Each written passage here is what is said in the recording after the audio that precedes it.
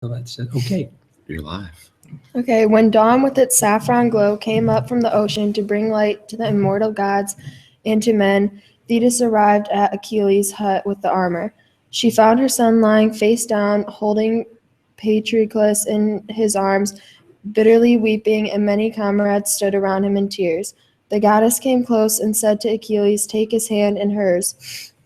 My child, we must let him lie here for all of our sorrow, since it is the will of gods that he was cut down. But take this armor fashioned for your hepatitis, more splendid than anything mortals have ever worn." With these words, Thetis set down the glorious armor in front of Achilles, and each of the pieces changed. All the Myrmidons trembled with awe, not one dared to look at it at all. All of them backed away, but the more Achilles kept looking, the more his rage at Hector grew, and his eyes burned as if they were flames, and his heart rejoiced to hold the gifts of hepatitis.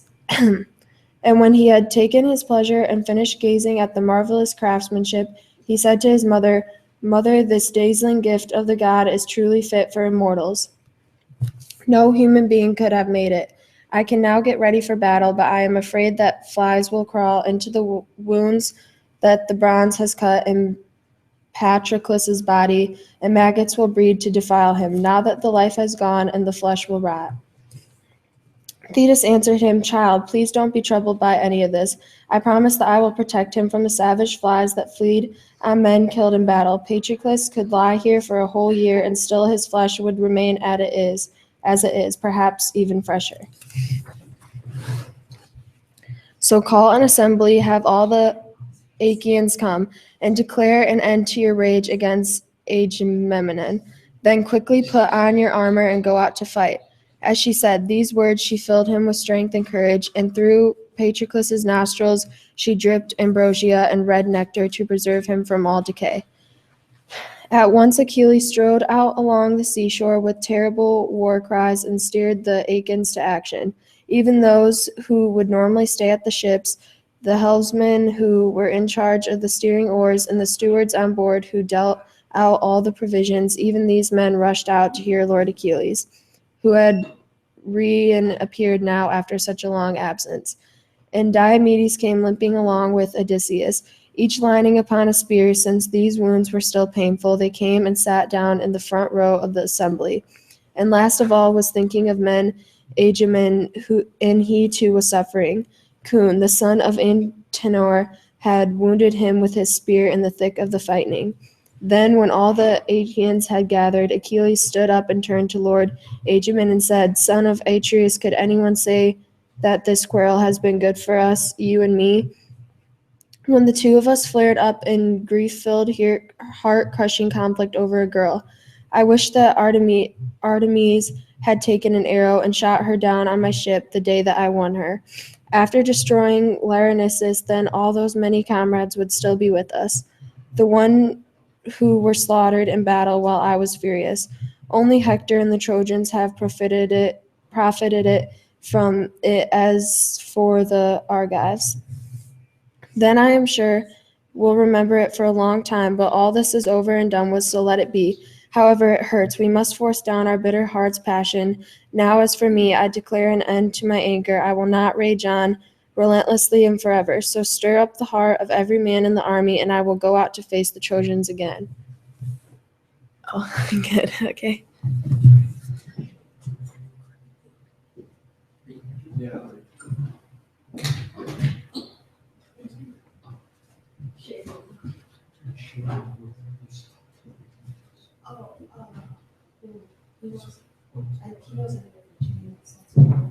Like, where did you finish? Oh, wow, we get to look at ourselves. Right here? Yeah, just say, "I will go out to face the Trojans again," and see if...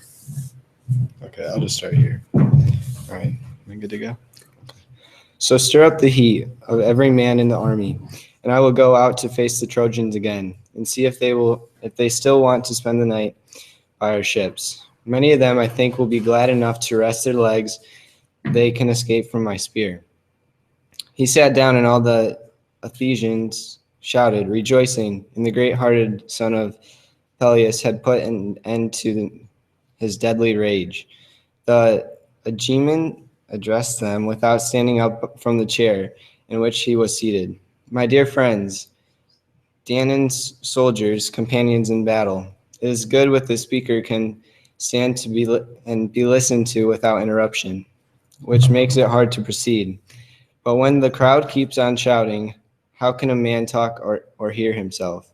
Even the clearest of speakers would be drowned out by all the deafening noises.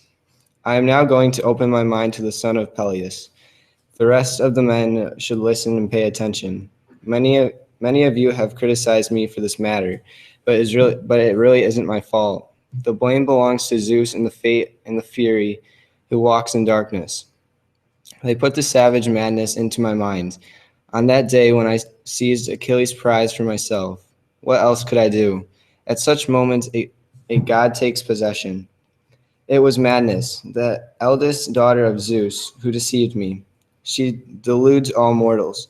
Her step in soft, and she doesn't walk on the ground, but hovers above the men's head, damaging them and ensnaring one after another. Even Lord Zeus, who they say is the greatest of gods, was deluded by her when Hera, through a mere female, tricked him with cunning wiles of sorry, I'm kind of butchering this, but was about to give birth to Hercules in the strong walled city of Thebes, and he boasts to all the gods. Listen to me, you god and you goddesses, while I speak to you what the heart in my breast commands. Today the goddess of childbirth will bring the light of a baby boy who has come from my very own loins. He will grow up to rule over all those who live around him. Then with cunning deceitfulness, Hera said, "Is that so? Well, often you don't do what you have promised." Okay. Does somebody else want to read?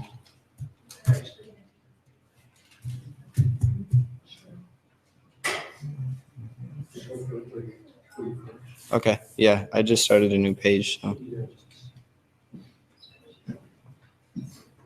I'm gonna swear to me now, so just the top of that.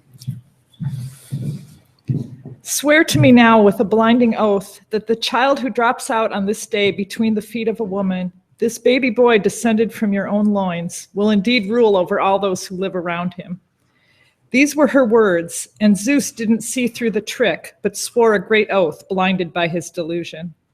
Then Hera flew down from the summit of Mount Olympus and quickly arrived in Argos, where, as she knew, the wife of Sthenelus, son of Perseus, was pregnant with a son, although she was just in her 7th month. But Hera brought him into the light prematurely and kept the spirits of childbirth away from Alcmena, and went back to Zeus to bring him the news herself. "Father Zeus, I have wonderful news to report. A great man has been born who will rule over all the Argives. Eurystheus, son of Sthenelus, son of Perseus, your great-grandson. So it is right that he should be king."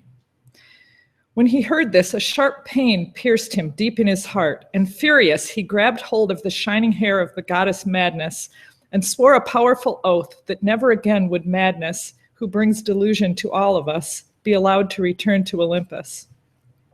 And he swung her around and hurled her down from the starry heavens, and soon she landed on earth among men. Afterwards, Zeus couldn't think of her without groaning. Whenever he saw his dear son as he performed some shameful labor Eurystheus had piled upon him. This is exactly how I have felt.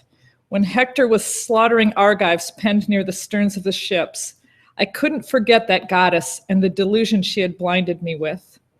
But since I was out of my mind when I did that thing, and Zeus took away my senses, I am willing to make amends and give you abundant compensation. So go ahead, lead out your men. I am ready to hand over all the gifts that Odysseus promised you in your hut before yesterday's fighting. Or if you like, though I know you are eager for battle, you can wait here while my attendants run to my camp and bring you the gifts, which will certainly please your heart.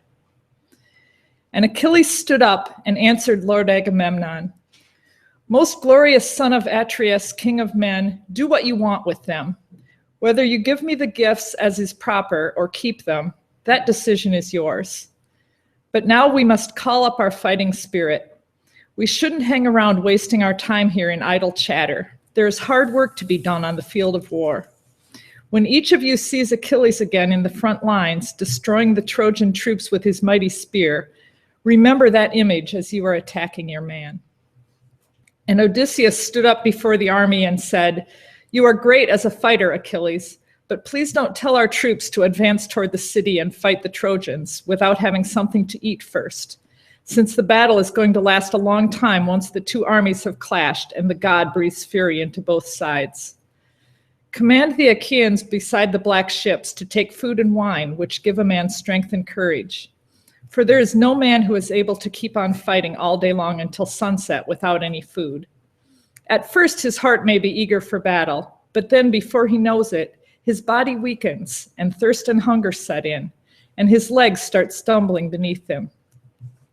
But when a man has his fill of roast meat and wine, he can fight the enemy all day long, and his heart beats high in his breast with confidence, and his body doesn't grow tired until the battle is over. So dismiss the men and command them to take a meal. As for the gifts, let Agamemnon present them here where we are, in the middle.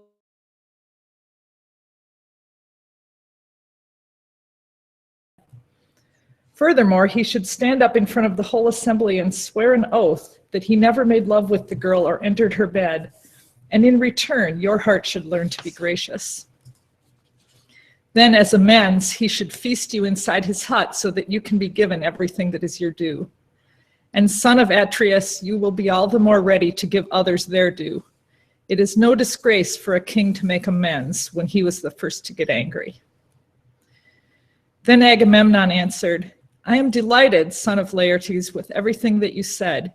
You have dealt completely and properly with each point. I am not only willing but eager to swear this oath, and will not swear falsely before the gods. But Achilles should stay here, however impatient he is to fight. And the others as well should stay here until the gifts arrive from my hut, and we offer a sacrifice to seal my great oath.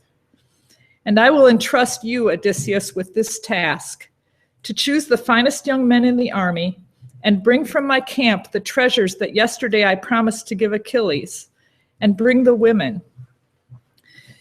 And let Talthybius quickly prepare a boar for me to kill in the presence of the whole army, for Zeus and for Helios, who beholds all things." Achilles stood up and answered Lord Agamemnon, "Most glorious son of Atreus, king of men, you ought to attend to these things at some other time, when there is a lull in the fighting and when my heart isn't so swollen with fury. But they are still lying out there on the wide plain, mangled, the men whom Hector cut down when Lord Zeus gave him the glory. And you two want us to eat now? I would command the Achaeans to go out and fight, unfed and hungry, until we avenge our shame. And after the sun sets, they can have a big meal. But as for me, not one bite of food or one sip of drink will pass down my throat as long as my dead companion lies in my hut, mangled by the sharp bronze, with his feet still pointed out toward the door and his comrades mourning around him. I cannot think about eating. All I can think of is slaughter and bloodshed and the loud groans of the dying." Odysseus answered, "Son of Peleus, Achilles, you are by far the bravest of the Achaeans, far greater than I am, far mightier with the spear. But my judgment might be a good deal sounder than yours. I am older than you are, and my experience is wider. So listen now to what I am going to tell you. Men soon grow tired of fighting, where the sharp blades reap bodies like stalks of grain and scatter them thickly upon the ground, though the gain is small when Lord Zeus has tipped his scales and decided which army will win. But an empty belly is no way to mourn the dead. Too many Achaeans day after day are falling. When would we ever come to an end of the fast? No, we must bury our comrades, bracing our hearts, and mourn on that one day. Those who are left alive must take thought of food and drink so that we can be strong and fight the enemy nonstop, hour after hour, as tough as the bronze that covers our bodies. But once the meal is done, you should all return to your ranks, and no man should hold back and wait for a summons to action. This is the summons to action, and there will be big trouble for anyone skulking behind near the ships. All our troops must assemble and move ahead together and loose the fury of war on the Trojans.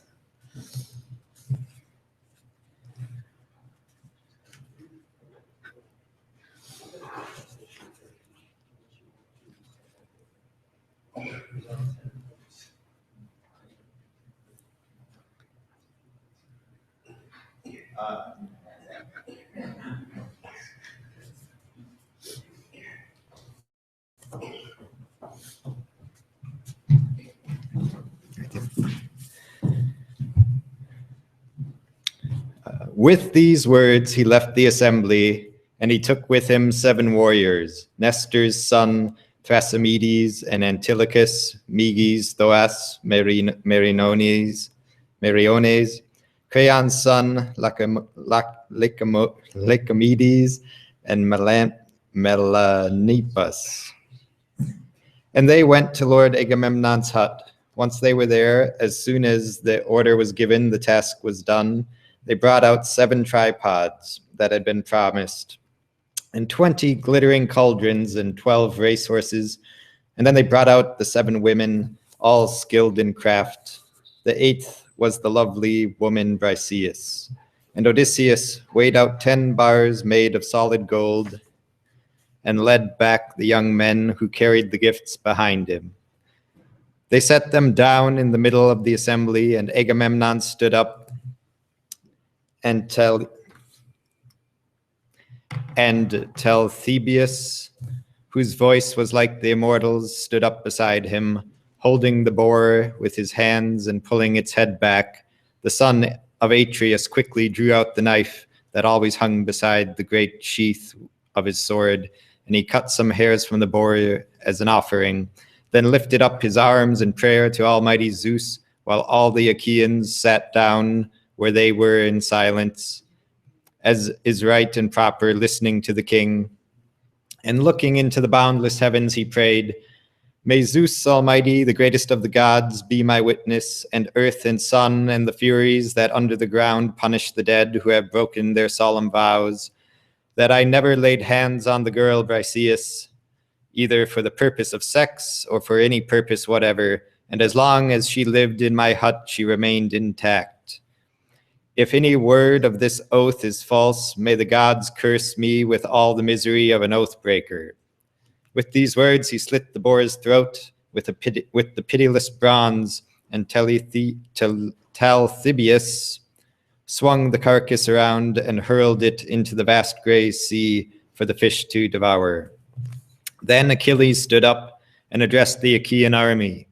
"Lord Zeus, how great is the madness you send to men, the son of Atreus, who never roused my heart to such a fierce anger or arrogantly would never have roused my heart to such a fierce anger or arrogantly insisted on taking the girl away from me, if somehow Zeus had not willed that many Achaeans should die. Now go eat your meal and gather strength for the battle." And after he said these words, he dismissed the assembly. The army scattered, and each man went to his camp. The Myrmidons took the splendid gifts for Achilles to his black ships and stored them inside the huts, and settled the women there, while his attendants took the horses and drove them off to his herd. But when Briseis, as lovely as Aphrodite, saw Lord Patroclus lying there dead, mangled by the sharp bronze, she threw herself onto his body with a loud scream, dug her nails into her skin, and tore her breast and her neck and her beautiful face that was like a goddess's, crying out in her anguish, "Patroclus, dearest of men, to my wretched heart, you were still alive when I was sent from this place, and now, when I have come back here, I find you dead.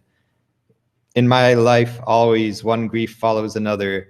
I saw the husband my father and mother gave me mangled by the sharp bronze in front of our city, and saw my 3 brothers whom my own mother bore and whom I loved cut down on the very same day. But when Lord Achilles killed my husband and plundered the city of the Minyes, you told me I shouldn't weep. You promised that you would make me the lawful wife of Achilles, and that you would take me back in your ships to the land of Phthia, and give me a wedding feast among the Myrmidons. So, my dearest Patroclus, I will never stop mourning your death. You were always kind. Thus she grieved, and the women joined in her wailing for Patroclus, and each one wept for her own private sorrows. Around Achilles, the senior commanders assembled and begged him to eat, but he refused with a groan. Friends, if you really care about me, don't ask me to eat or drink when this terrible grief has come. I will wait and fast and endure like this until sunset. With these words, he sent away the other commanders, but the two sons of Atreus stayed, along with Odysseus, Nestor, Idomeneus, and the old warrior Phoenix. They stood there and did what they could to comfort Achilles in his great anguish, but he would never find comfort until he entered the blood-dripping mouth of war. And as he remembered, he heaved a deep sigh and said, "How often have you, poor friend, my beloved comrade, quickly and deftly set out a meal in my hut when all the Achaeans were arming and getting ready to bring the war and its misery to the Trojans. But now I have no desire, as you lie here mangled for food or drink. So deep is my longing for you. Nothing worse could have happened, no greater sorrow, not even if I had heard the death of my father, who must now be shedding hot tears in faraway Phthia, missing his son, while I am here fighting the Trojans. For the sake of that woman Helen, who makes my flesh creep." Thus he mourned, and all the commanders joined him, each one remembering what he had left at home. When he saw them weeping, Lord Zeus was filled with pity, and immediately he turned to Athena and said, "My child, you have deserted your favorite human. Have you lost all interest in Lord Achilles? He sits there mourning his friend beside the black ships. The others have gone to their meal, but he will not eat. So drip nectar into his breast and ambrosia, so that no hunger will overcome him and weaken his body." This made Athena glad. She was eager to act, and like a long-winged sea hawk, with a loud shriek, she swooped down from heaven. Then while the Achaeans were arming for battle throughout the wide camp, she dripped nectar into his breast and ambrosia, so that no hunger would overcome him and weaken his body. Then she went back to the palace of Zeus, her father, and all the Achaeans swarmed from their huts and ships, as when snowflakes fly thick and fast as they fly from the heavens, driven on by the chill blast of the north wind. So thickly did the bright helmets and shields and spears and massive breastplates emerge from among the ships. Their gleam rose up to the sky, and the earth around them shone with the flash of bronze and shook with thunder of marching feet. And Achilles began to arm.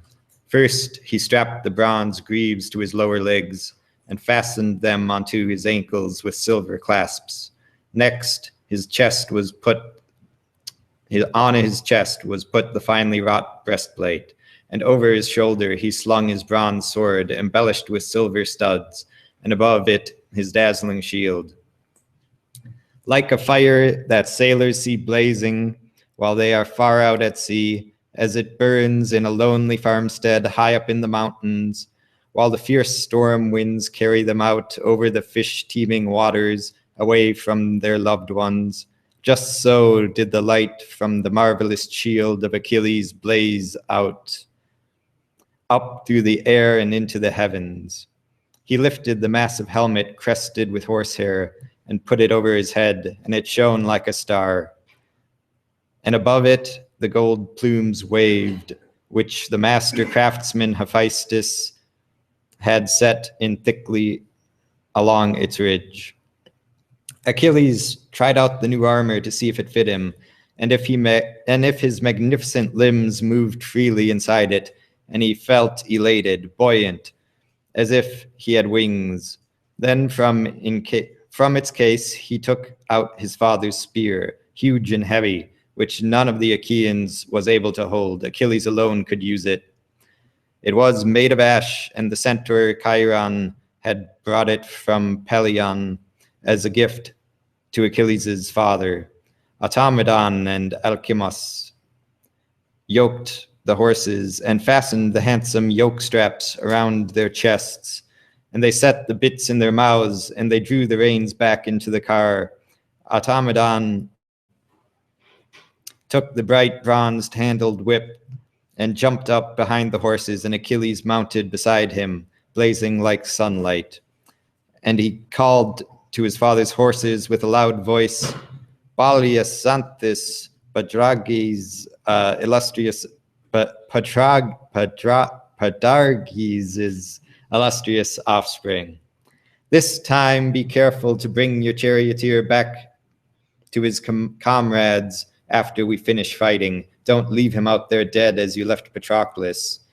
Then Xanthus spoke to him, bowing his graceful head, and his long, luxuriant mane trailed down from the yoke pad and touched the earth. Hera had given him human speech.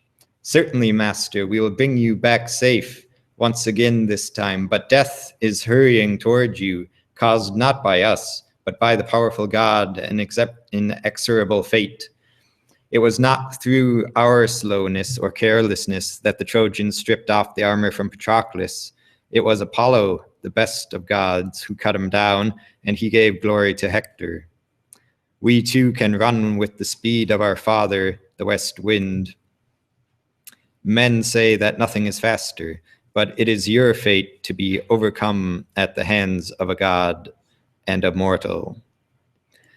As he said this, the Furies cut off his power to speak. Greatly troubled by these words, Achilles answered, Xanthus, there is no need to foretell my death. I know well enough that it is my fate to die here, far from my father and mother, but even so I will not stop killing until I have crammed the Trojans full with sorrow and sickened them of this war.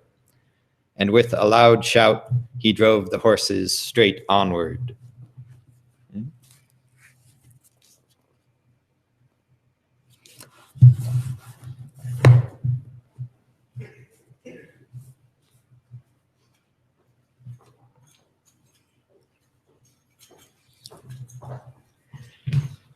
You get to start book 20. Then, son of Peleus, around you, beside the ships, the battle-ravenous Argives put on their armor, and so did the Trojans upon the rise of the plain. And high in Olympus, Zeus told Themis to summon all the gods, and she rushed out to do his bidding. None of the rivers stayed away except ocean, and none of the nymphs who dwell in the lovely groves, the springs, the limpid pools, and the grassy meadows. They all came to Zeus's palace and took their seats along the tall colonnades of bright polished marble expertly built by Hephaestus for Father Zeus. As they assembled inside the palace, Poseidon also heard the goddess's summons and came out of the sea. He sat down among them and said, Why have you summoned the gods, great lord of the lightning? Are you thinking about the Trojans and the Achaeans, since the fighting down there is about to burst into flames? Zeus answered, Shaker of the earth, you already know what I am thinking and why I call you together. I am concerned, so many of them will die. But now I will sit here at ease on a ridge of Olympus where I can watch to my heart's delight as you others go down to join the Trojan or Argive forces and help the side that you favor, whichever it is. If Achilles goes on to attack the Trojans like this, they won't be able to hold out against him, not even a little. They used to tremble whenever they saw him, and now that his fury is stirred up because of his comrade, I greatly fear that he will break through the wall and lay waste to the city before its appointed time. And the gods went down to the fighting on different sides. Hera went to the Argive ships with Athena and Poseidon and Hermes, who is the first of the gods in cunning of mind. Hephaestus went along too. He limped, but his thin legs bustled nimbly beneath him. And Ares went to the Trojans, as did Apollo, Leto, Artemis, Xanthus, and Aphrodite. As long as the gods kept away from the human fighters, the Achaeans won, since Achilles had reappeared at the head of their forces after such a long absence. Terror seized all the Trojans. They were appalled at the sight of Achilles marching to battle, blazing in his glorious armor, the peer of man-killing Ares. But when the Olympians mingled among the humans in strife, the inciter of armies rose in her strength. Athena cried out, now standing beside the trench, now shouting loudly along the thunderous seashore. And from the opposite side, like a black whirlwind, Ares cried out, urging the Trojans onward, now from the heights of the city, now as he ran toward Callicolone Hill by the Simois River. Thus did the blessed gods urge on both armies as the bitter conflict burst out among themselves. The Father of men and gods sent blood-chilling thunder down from on high, and beneath them Poseidon shook the boundless earth, and the lofty crests of the mountains, and all the foothills and peaks of Mount Ida trembled, and the Trojan city and the Achaeans' black ships, and in the underworld Hades, lord of the dead, was terrified, and he leaped from his dark throne, screaming, afraid that Poseidon would split the earth open above him, and the house of the dead be revealed to the sight of all, that ghastly place that even gods shudder to think of. So loud was the sound of immortals clashing in battle. Opposite Lord Poseidon, Apollo stood with his winged arrows. Ares was faced by Athena and Hera by Artemis, sister of Lord Apollo, goddess of the loud hunt. Against Leto stood Hermes, and against Hephaestus stood the great, deep-swirling river that the gods call Xanthus, and the human beings Scamander. Thus gods clashed against gods. In the meantime, Achilles burned in his heart to face Hector and feed his blood to the fierce god of war. But Apollo instead sent Aeneas. He spoke with the voice of Lycaon, a son of Priam. Aeneas, counselor of the Trojans, what has become of the brave words you uttered when you drank wine with the princes of Troy, when you boasted that you would soon go out to face Lord Achilles in single combat? Aeneas answered, Lycaon, why do you urge me to fight Achilles when I have no heart to do it? This would not be the first time that I have faced him. Once before now, he drove me away with his spear from Mount Ida, that time when he came to attack our cattle and plundered Lyrnessus and Pedasus, but Zeus saved me, sending me strength and charging my legs with great speed. Otherwise, I would surely have been cut down by Achilles and by Athena, who went before him and protected him and urged him to slaughter us all, Leges and Trojans alike, with his mighty spear. Fighting Achilles means certain death for a mortal. There is always some god at his side to ward off destruction, and even without that, his straight-flying spear doesn't stop until it has passed through human flesh. But if ever a god were to make the fight equal, he wouldn't win so easily, though he thinks he is made of bronze. Apollo answered, if that is true, you should pray to the deathless gods. Men say that you are the son of Aphrodite, he of a lesser goddess, your mother's father is Zeus, while Thetis' father is the old man of the sea. So go, attack him, and don't allow his taunts or his threats to stop you. With this, he breathed a great power into Aeneas, who then strode forward, armored in fiery bronze. And right away, Hera noticed Anchises' son moving fast through the crowd as he hunted Achilles. And immediately she said to the other immortals, Poseidon, Athena, both of you help me decide how this affair should proceed and what we should do. Aeneas is moving fast to attack Achilles at Apollo's urging, so we must now turn him back, or one of us three must stand at Achilles' side and give him strength and not let his courage fail him. He should know that he is loved by the greatest of gods, while those who have saved the Trojans from total disaster are weaklings, nobodies. We have come down from Olympus to protect Achilles from all harm, at least for today. Later on, he must endure what destiny spun for him with her thread on the day that his mother bore him. But if he is never told about our protection, he will be frightened when some god meets him. The true form of a god can terrify even the bravest mortal. Poseidon answered, Hera, there is no need to let your anxiety cloud your good sense. For myself, I would not want gods to clash against gods in combat. Instead, we should all move off to one side and sit down where we can watch and leave this war to the humans. Of course, if Apollo or Ares should join the fighting and hinder Achilles in any way, then we too would rush in immediately and fight to defend him. Soon, I think, they would flee from the field of battle and return to Olympus, overwhelmed by our might. With these words, the god with the dark blue hair proceeded to the mound of heaped-up earth that the Trojans had built for Heracles, with Athena's help, as a way to shelter him and protect him when the sea monster came out of the waves and drove him up toward the plain. There Poseidon sat with Athena and Hera, and they covered themselves with impenetrable mist, while the gods on the other side sat at Callicolone around you, Apollo and Ares, destroyer of cities. Somebody go?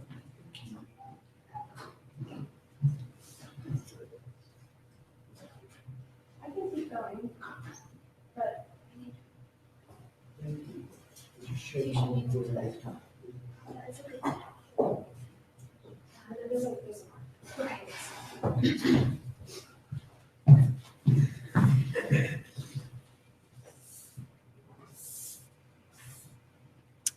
There's no mark, so I'll start at 141.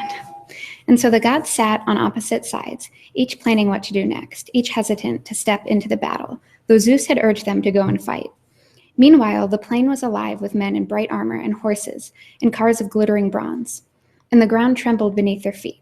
And before the battalions clashed with each other, two of the greatest heroes entered the open space between the two armies, the son of Anchises, Aeneas, and godlike Achilles.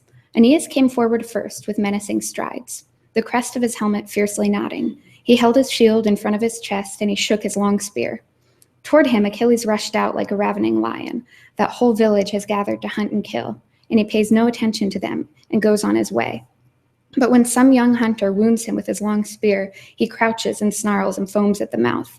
And from deep in his powerful chest he roars, and he lashes his tail from side to side, over his ribs and his flanks, to work himself up. And with ferocious glare he charges straight at them, determined to kill a man or himself be killed as he enters in the front line of battle. Just so Achilles, aroused by his boundless fury and his courageous heart, strode out toward Aeneas.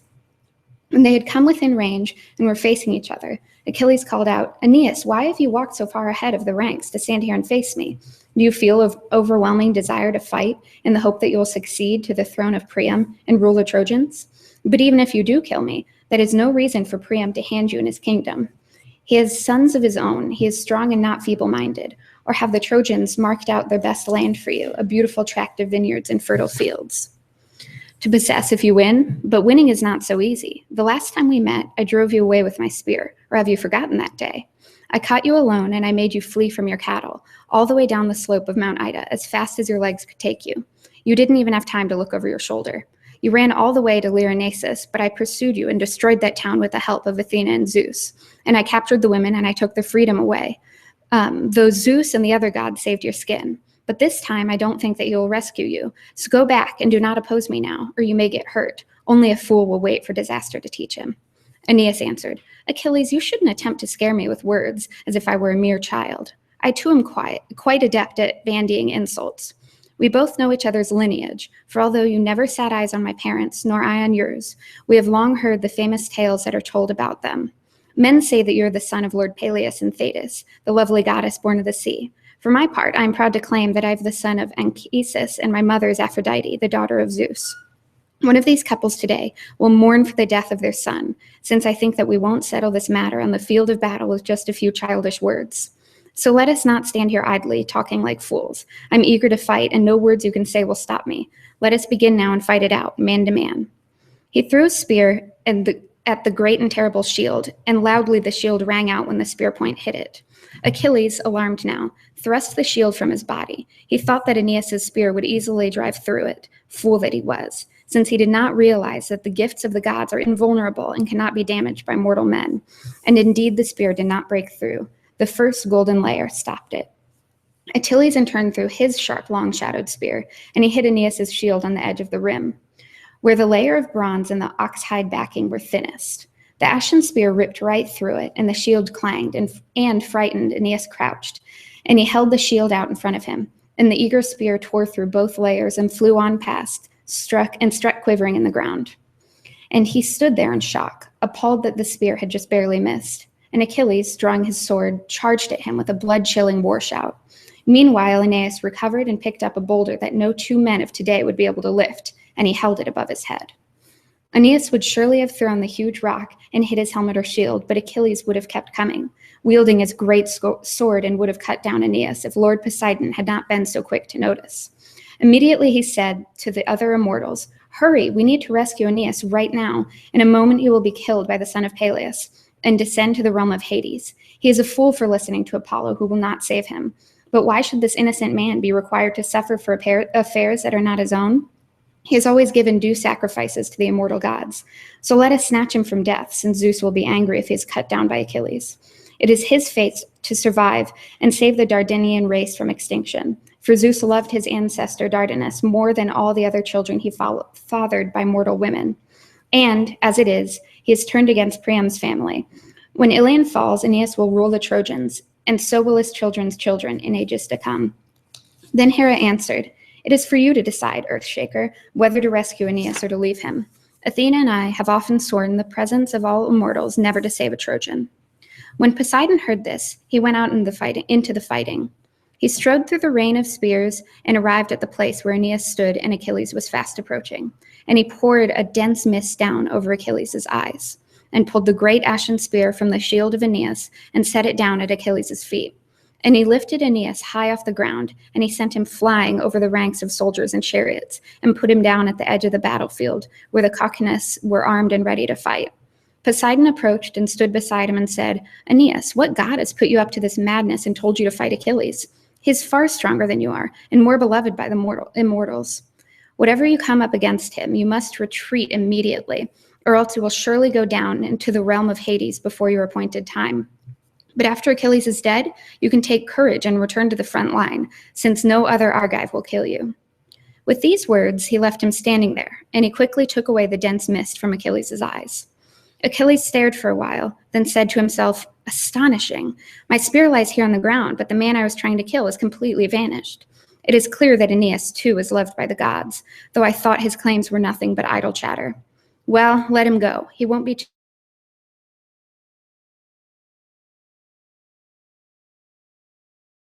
Then I will see what harm I can do when I face the rest of the Trojans." And he ran back into the ranks and urged on the men, "Forward, Achaeans! Don't stand here waiting. Charge at the Trojans now and fight them with all your fury. As strong as I am, it is hard for me by myself to take on so many men and defeat them all. Not even immortal gods like Athena or Ares could single-handedly win a great battle like this.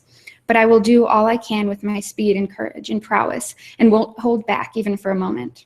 I will charge straight ahead through their front lines, and any Trojan who comes within range of my spear will be sorry he did." As he was speaking, Hector urged on to his troops, "Take heart, you Trojans, and have no fear of Achilles. I too could face the immortal gods if the fight were of words alone, but spears are a different matter. Believe me, Achilles will never accomplish all that he says he will, for even the greatest man accomplishes some things, while others he leaves unfinished. Now I will take him on, though his hands are like fire, and his courage like a gleaming iron." All these words to the Trojans lifted their spears to attack. At these words, the Trojans lifted their spears to attack, and a thunder of war cries arose as the two sides clashed.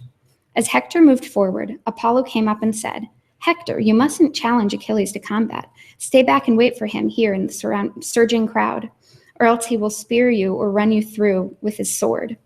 And quickly Hector retreated into the ranks, seized with fear as he heard what the god was saying. But Achilles, exalted, charged ahead with a fierce war cry.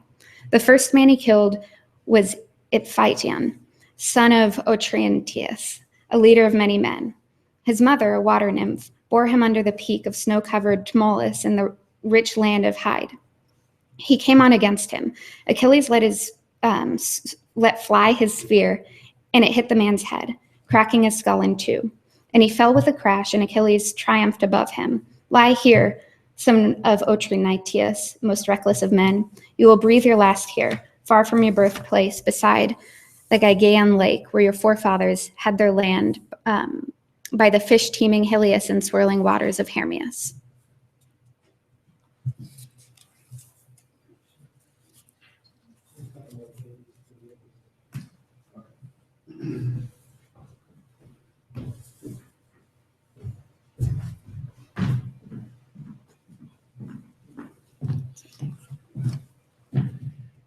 As he triumphed, darkness covered Iphition's eyes, and Danaan's chariot's wheel rims cut him into pieces. Next, Achilles charged Damian and her son, a courageous defensive fighter. The spear hit his temple and drove through his bronze-cheeked helmet, which could not withstand the force of it. and the spear point tore right through it and right through the bone. And his brain splattered inside the bronze, and he fell in the dirt.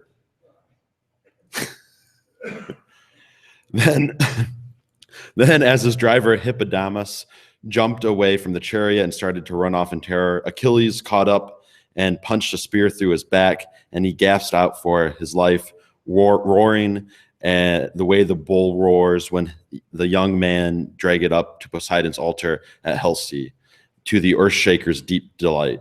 Just so he did roar, the proud spirit left his bones. Next, Achilles went after a son of Priam, Polydorus. His father had never allowed him to fight since he was the youngest son and the one he loved best. Now he was foolishly showing off his great speed by dashing through the front ranks, which cost him his life. As he passed, Achilles threw his long spear and hit him in the mid-back, at the place where the golden belt clasps were fastened and where the breastplate was doubled over. And the spear point drove into his flesh and out through his navel. And he fell to his knees, screaming, and darkness embraced him, and he sank down, trying to hold his guts with his hands. When Hector saw Apollodorus, his younger brother, sink to the ground, clutching his own intestines, a mist speared over his eyes, and he could no longer bear to keep at a distance. He charged at Achilles like a bright flame, shaking his spear. At that very moment, Achilles saw him. He rushed out and said to himself, "Here's the man who wounded my heart most deeply when he killed my beloved friend. There will be no more cowering from each other among the crowd." And with an angry scowl, he said to Hector, "Come closer to me, the sooner to meet your death." Then, with no hint of fear, Hector responded, "Son of Peleus, Achilles, you shouldn't attempt to scare me with words as if I were a mere child. I too am quite adept at bandying insults. I know how mighty you are and that I am much weaker, yet these things lie in the hands of the gods. Although I am the lesser man, I might still take your life with a throw of my spear. It is as sharp as yours." And drawing back his spear, he hurled it. But with the lightest puff of her breath, Athena turned it away, and it came back and landed at Hector's feet. And Achilles charged with blood-chilling shout in a frenzy to kill. But Apollo swept Hector away from the battle with ease, as a god can do, shrouding him in dense mist. 3 times Achilles charged at him in his fury. 3 times he lugged and hit nothing but empty air. Then with a terrible war cry, he shouted at Hector, "Once again you have escaped, you cowardly dog. Though death came close, but your precious Apollo saved you. Do you pray to him very sweetly before you dare to walk out amid the hum of our hustling missiles? I will make sure to finish you off next time I meet you, if I too have a god helping me. But for now, I will see what other Trojans I can bring down." With these words, he charged and stabbed Drypus through the neck with a thrust of his spear, and Dryos crashed at his feet, and he left him as he hurled a spear at Demachus, the son of Philetor, a huge and powerful man. The spear hit his knee and brought him down, and Achilles ran over and stabbed him with his great sword. Then he charged at Longinus and Dardanus, son of Bias, and he knocked them both both from their chariot to the ground, one with his spear and another with a powerful sword slash. Then Tros, the son of Alastor, ran up to clasp his knees and beg him to spare his life and to take him prisoner and ransom him and not kill him and have pity on him because they were both the same age. Fool that he was. He did not know that Achilles would never listen because he was not sweet-tempered or soft-hearted, the man of the fiercest passions. As Tros was trying to clasp his knees and beg him for mercy, Achilles plunged his sword towards his liver, and the liver slid out through the gaping wound, and the blood poured out all over his belly and soaked his lap. And darkness covered his eyes as the spirit left him. And Achilles ran up to Mulius, his brown spear point punctured one ear and came straight through the other. As he stabbed Echolus, Agner's son, in the head with his sword, and the whole blade grew warm with his blood, and death took hold of him, veiling his eyes in a purple mist. Achilles then stabbed Deucalion's arm with his mighty spear in the place where the tendons join at the elbow. Deculion stood there, his heavy arm useless beside him, seeing his death approach, and Achilles sliced through the neck with a sword. And the head flew off in its helmet and landed a distance away, and the marrow spurted out through his spinal cord as he lay in the dust. Achilles next went after Rigmus, Prius' son, a Thracian. He threw, and the spear drove into his belly, and he crashed down from his chariot onto the ground. And as his charioteer, Artorius, was turning the horse around, Achilles rushed in and stabbed him, piercing his back with his spear, and knocked him over the rail as the horses panicked and bolt. As a ravaging fire rages through the parched valleys and the mountains, and the dense wooded forest burns as the wind whips the flames and everywhere whirls them around, just so Achilles ran everywhere in a frenzy as he killed as he went.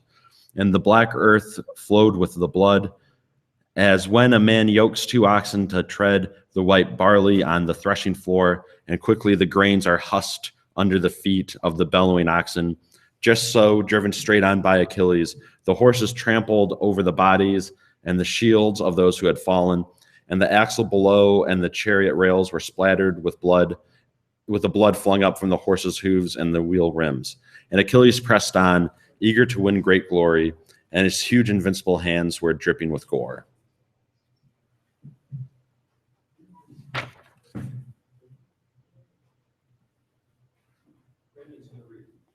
Great. Book 21.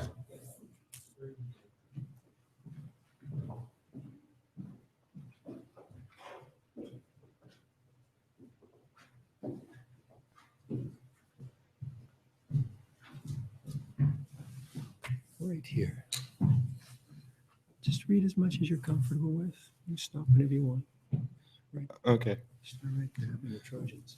When the Trojans came to the ford of the swirling Xanthus, Achilles proceeded to cut their army in two. One part he forced towards the city across the plain where the Argives themselves had been pushed back the day before. When Hector was raging, there they stampeded, and Hera spread a defense mist before them to hold them back. The rest were forced to the edge of the fast-flowing river, and they flung themselves in with loud splashes, and the high banks echoed on every side with the sound of men screaming as they thrashed around and struggled to stay afloat, as when locusts rise in a swarm and fly to a river to escape a fire that has suddenly broken out and keeps rolling on and chasing them till they plunge into the water. Just so, in front of Achilles, a huge mass of horses and men filled the swift currents of the deep swirling Xanthus, struggling in utter confusion. Achilles left his spear on the river bank, leaning against a tamarisk. Then, in a frenzy, he jumped in with his naked sword, and with butchery in his heart, he laid about him, slashing in all directions. And hideous screams arose from the men being hacked and maimed and killed, and the water was red with blood, like shoals of fish that dart away, fleeing the huge jaws of a dolphin, and crowd into every nook of some sheltered harbor, terrified for their lives. Just so did the Trojans cower beneath the steep banks of the terrible river. And when his arms had grown weary from all the slashing, Achilles chose 12 young men and took them out of the river alive. As the blood price of Patroclus's death, he drove them onto dry land, dazed with terror like fawns, and he tied their hands behind their backs with the leather belts they were wearing around their tunics, and gave them to his companions to take to the Myrmidon ships. Then he charged down to the banks of the Xanthus, still in a frenzy to the slaughter.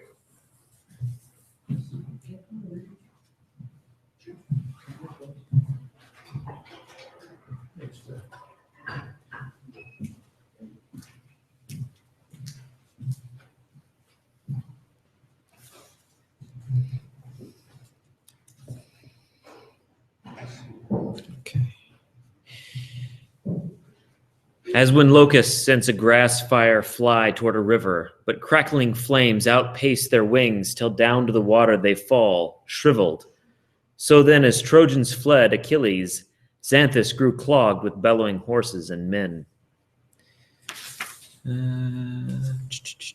Oh, wait, further back. Okay, here we go. Achilles met one of Dardan Priam's sons, Lycaon, fleeing the river. Once before,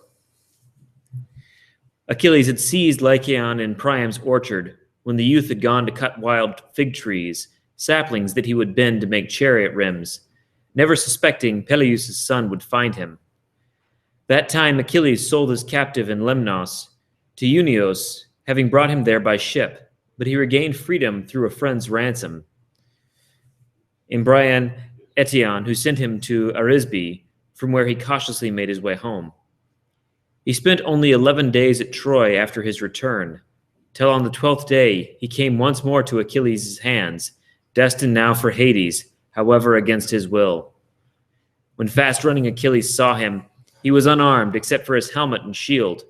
He had thrown his spear aside to make it easier to flee the stream whose current had tired his legs. Achilles, startled, silently told himself, "What is this? Quite a wonder my eyes see now. It seems the spirited Trojans I thought dead may leave the misty gloom and rise again as this one comes today. He escaped his fate once when I sold him, again when he returned, eluding the sea's depths to where so many lie. No matter. This time I will let him taste my spear's point, so I may see for myself whether he goes his way or remains beneath the earth, who hold fast the mightiest men." So the Greek mused as Lycaon crept up, determined to clasp Achilles' knees in hopes he could avoid grim fate, ruin, and death. Achilles lifted and poised his long spear.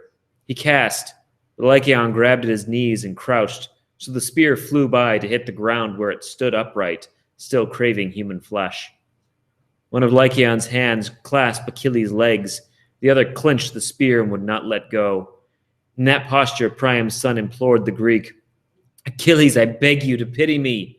I face you as a supplicant, owed respect because you and I shared Demeter's grain the day you seized me in the orchard rows, then took me far from father and friends to sell, in Lemnos, my price 100 oxen's worth. I bought freedom for 3 times that, and this day is only the 12th since I returned home, weary from trials. Now you have me again. Such is my dismal fate. Zeus must loathe me, or this would not happen. My mother, Laothoe, gave me a brief life. She is Alte's daughter, and he rules the war-addicted Leleges from his hall in Pedasus on Satniosis. Priam kept her among his many wives, and she bore him 2 sons for you to stalk. One you already killed today, the warrior Polydorus, a victim of your spear. Now you may kill me. I have little hope to escape your hands, since gods drew me to you. But pray consider what I ask you now. Spare me. I come from a different womb than Hector, who killed your comrade, both gentle and strong."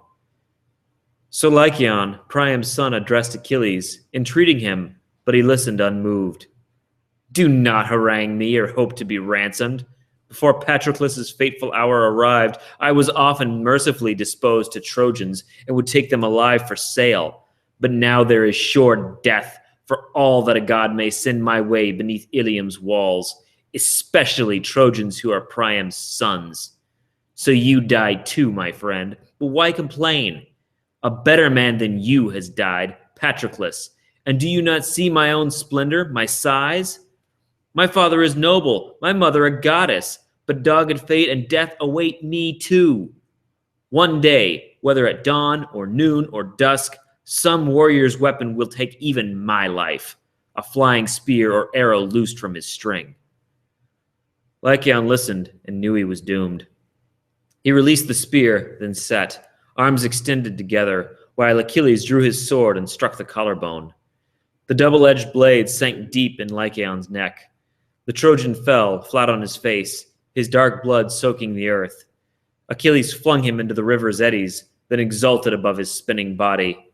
Drift away, and fishes will lick the blood around your wound, but your mother will never mourn you laid on a bier. Instead, Scamandar will whirl you along to the sea's deep folds. There, as you float the waves, a fish may rise to sample Lycaon's glistening fat. Perish while we approach the citadel, Trojans in flight, I dealing death behind. Scamander's flashing eddies will not come to your aid, despite the bulls you sacrificed and the living horses you gave his pools. Every Trojan I meet shall fare as you did, till I avenge Patroclus and all the Greeks you killed by the ships, while I refuse to fight. Achilles' arrogant boast angered the river, and Xanthus pondered how he could stop the killing, spare Trojan's ruin at Achilles' hands. Peleus' son retrieved his long-handled spear and, slaughter in mind, charged Asteropaeus, son of Pelagon, son of wide-flowing Axius, and Paraboa, Acasimenius' daughter, who mated with the deep meandering river.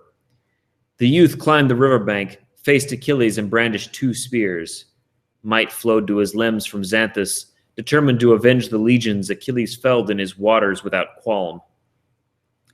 After the pair of men had moved close together, peerless runner Achilles was first to speak.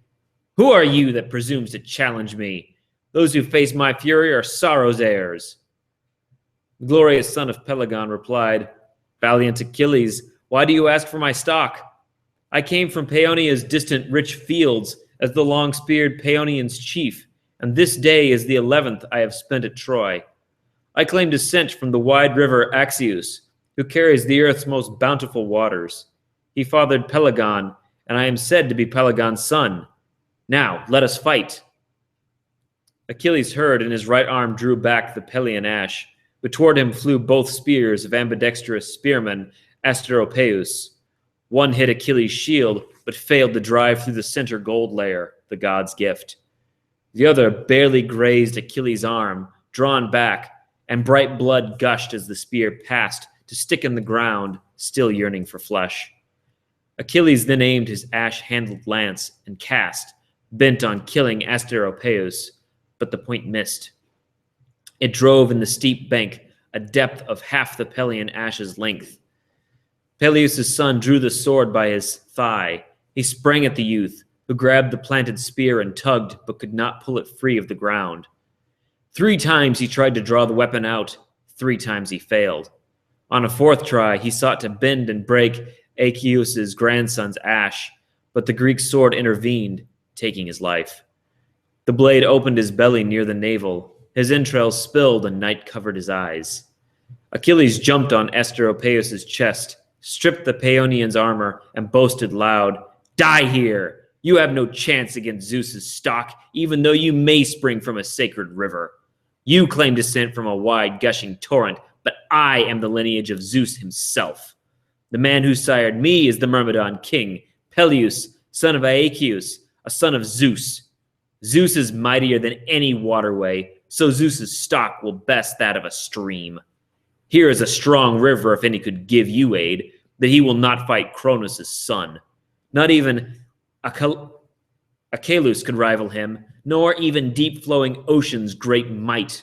from where all the rivers and all the seas and all the springs and deep wells draw their waters. Yet he too cowers at the thunderbolts that Zeus can send rumbling down the sky. Go.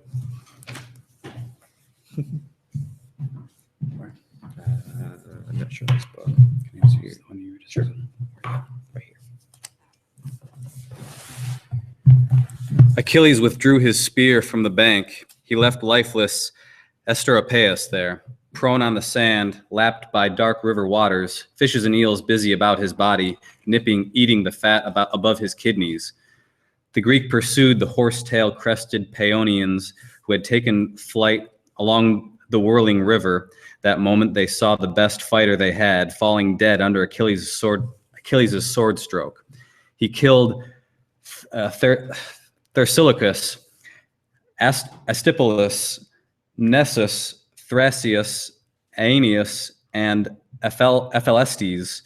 Achilles would have continued the slaughter, but the deep whirling river angrily cried. A human voice brought from bottomless whirls. Achilles, mightiest and deadliest of warriors, the gods never fail to back you, but if Cronus' son will let you kill all Trojans, first drive them away from me to the plain. You have filled my sacred water with bodies till I cannot empty into the sea. Choked as I am by corpses you have felled. Now go and let me be, captain of armies. Fast-running Achilles answered the river. I would do as you asked, esteemed Scamander, but I cannot curtail my slaughter of Trojans before I reach their city, challenge Hector, and prove whether I kill him or he kills me. Achilles charged Trojans like a madman, and deep eddying Xanthus reproached Apollo. Silver-bowed son of Zeus, whose will you choose to flout, you know he told you time and again to stand beside the Trojans until the hour of twilight, shadowy fields, evening star. Achilles jumped into the swirling current beneath the bank, but Xanthus quickened his flow. He rose, twisting his streams to gather bodies. The throngs Achilles slew and left in the water. He bellowed like a bull and hurled corpses on land, but safeguarded men still alive, hidden in great spiral eddies' depths. He reared and dashed Achilles' monstrous waves, then drove against his shield until his feet lost touch with earth. Achilles grabbed an elm, lofty, broad, but Xanthus uprooted the tree, ripping away the bank, blocking his current with dense branches and leaves that formed a dam until they fell in. Achilles escaped the channel and started across the plain at a fast clip, terrified, but the river god bore down, a dark, watery wall, determined to stop Achilles' single-handed ruin of Troy. The son of Peleus jumped a spear throw ahead, as quick as a hunting black eagle's dive, the most powerful, fastest bird that flies. Achilles leapt that fast, causing his breastplate to clatter and clang. He veered, swerved on the plain, feet flying, but Xanthus followed, roaring louder. As when a ditch digger directs a spring's trickle toward his thirsty orchards or parched gardens, using a spade to dig debris from his trench, and as the flow increases, impediments all wash away till the stream gurgles, then runs down a steep slope where he barely keeps ahead. So then the waves constantly pressed Achilles, quick though he was, for gods are faster than men. Often Achilles halted his flying legs and tried to take a stand, a means to test whether the gods above would still ignore him. Each time the river's heavy fist-like waves beat his back. He jumped as high as he could, desperate now, but Xanthus weakened his knees with steady pressure and undercut his feet. The hero scanned the skies and called distressed. O Zeus, since no immortal god will pity me or turn his river back, I will succumb, and no heaven dweller is more to blame than my mother Thetis, who led me astray. She told me I would die beneath Troy's walls, struck by one of Apollo's fatal arrows. Hector, the finest Trojan, ought to kill me, so that a brave man is both killer and killed. But no, my lot instead is a wretched death, sunk in a torrent like a swineherd boy, swept from his feet while crossing a winter river. Poseidon and Athena heard, and flashed to Achilles' side, disguised as mortal men. They had his hands in theirs and made a pledge, the earth shaker Poseidon as spokesman. Son of Peleus, you need not be concerned, as we are two immortals come to help you, Pallas Athena and I with Zeus's blessing. No, a watery death is not your fate, for Xanthus will soon retreat, as you shall see. You may credit this solemn pledge we make. Your indiscriminate slaughter will not slow until you herd every surviving Trojan into Ilium's walls, take Hector's life away, and bring to the Greek ships the glory you win. The two then rejoined their fellow immortals. Achilles, cheered by heaven's assurance, raced through the plain, now awash with turbulent water and numberless slaughtered Trojan youths, still armed, their corpses bobbing. Achilles' leg rose above the flood which no longer could hold him, against the new power Athena infused. Unrelenting Scamander grew all the more enraged at Peleus' son and crested his waves higher than ever while calling Simois. Beloved brother, the two of us should check this mortal strength, or soon Priam's proud city will fall, since no Trojan will stand and fight. So you must help me at once. Take a draught from your headwaters till all your channels swell, then raise towering waves, violent, packed with logs and men, as a means to stop this wild man who now holds sway, raging like a god. I vow that neither his size nor might will serve him, nor his grand armor, when slime covers him in my bed where I will weigh his prostrate body with sand and tons of gravel that I have brought. So much the Greeks will never find his bones to gather after I finish burying them. They may erect a marker, but a mound will be useless for his funeral rites. Xanthus then coiled himself. He lashed Achilles with thundering water, corpses and gore. The Zeus-poured river raised its purple waves to the sky, then crashed them on Peleus' son till Hera intervened after she grew worried that the river might sweep the mortal away. She called upon her loyal son, Hephaestus. Arise, my crooked-footed son, since you were paired to do battle with swirling Xanthus. Go stop him now. Unleash your limitless flames to fly before the west and southerly winds that I will arouse and send storming shoreward, so you may consume armored Trojan corpses with gales of your hot fire. Burn off trees that line his banks. Spread fire on him. Do not allow his threats or flattering words to stop you. Do not slow your fury.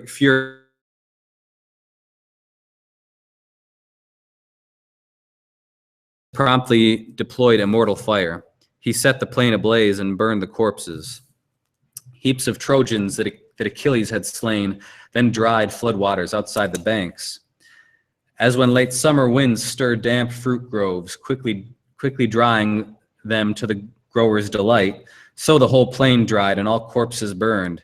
Hephaestus turned his fire at the river's channel and burned the willows, the tamarisk, the elms. He burned the rushes, clover, and fragrant grass that carpeted the banks of Xanthus' streams. Fish and eels that swam the deeper eddies wearied as currents tossed them first one way, then another, under force of Hephaestus' ceaseless blasts. The river spoke, a fire-weakened voice. Hephaestus, none of us gods can rival you. I cannot battle your blistering fire. Desist, Trojans be damned, and let Achilles capture Ilium. Why should I fight for their sakes? He spoke through flames, his currents boiling away, as when a cauldron seethes over lively flames, melting fat of a lavishly fed hog. The dry wood added sets the fat a bubble, and then flame scorched Xanthus' face, boiled his waters. In time, Hephaestus' constant fiery bursts left the river unable to flow, but Hera softened when she heard Xanthus imploring her. Hera, why does your son beset me so? Surely I am no more to be condemned than are other immortals who aid the Trojans. Yet I shall stop if that is what it takes for you to call him off, and I will swear never to slow impending Trojan doom, not even when Ilium burns in ruinous fire, that war-loving Achaean sons will fight. The white-armed goddess Hera heard the river, and she commanded her beloved son, "Draw back, Hephaestus, my child. It is not fit to hound a deathless god for mortal's sake." Hephaestus obeyed, stilled his Olympian blade, let the sparkling streams and eddies return. Afterwards, Xanthus and Hephaestus withdrew, reluctantly accepting Hera's will, but strife broke out among fellow immortals whose sympathies were split between the armies. They clashed like thunder. The earth groaned beneath. The skies resounded above. Zeus observed, seated on high Olympus, and his heart warmed, delighted that the gods had locked in contest. The first immortal to make a move was Ares, the shield piercer, who leapt toward Athena. He waved his spear and insulted the goddess. How could you goad us to war again? Dog fly, your chest is swollen, your boldness overthrown. Do you recall the time you urged Diomedes to strike me, brazenly steered his spear yourself, drove it straight at me, and wounded my flesh?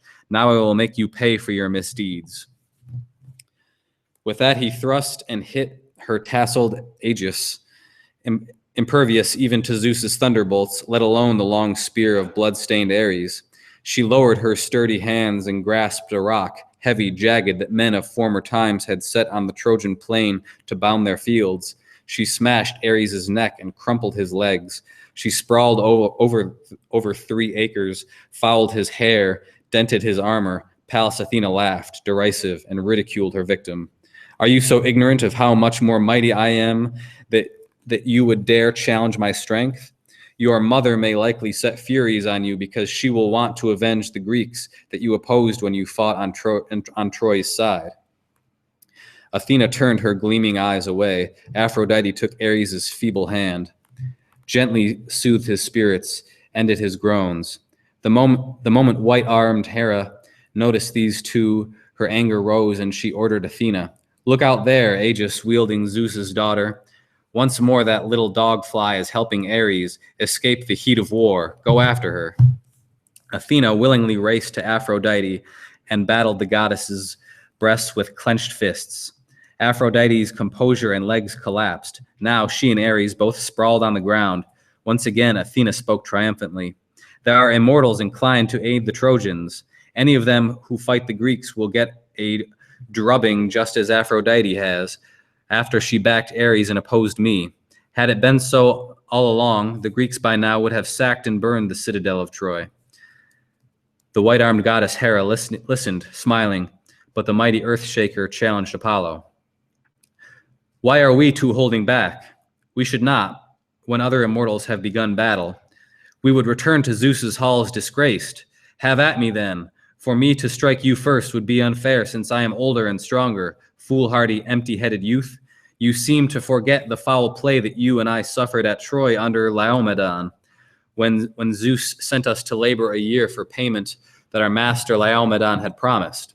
I constructed the wall around the city, solid and tall, to keep Trojans secure, while you, Phoebus, tended curly-horned cows in Ida's hills, her shady wooded vales.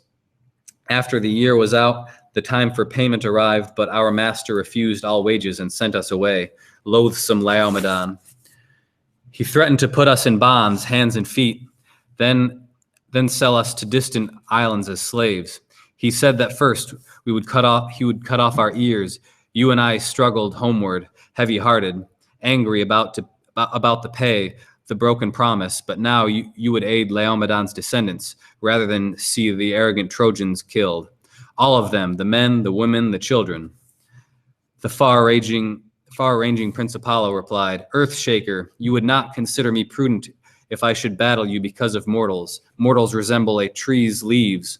Sometimes they absorb the earth's bounty, bustling with life. Other times they weaken and die. Henceforth, we should forbear and let them settle their fates."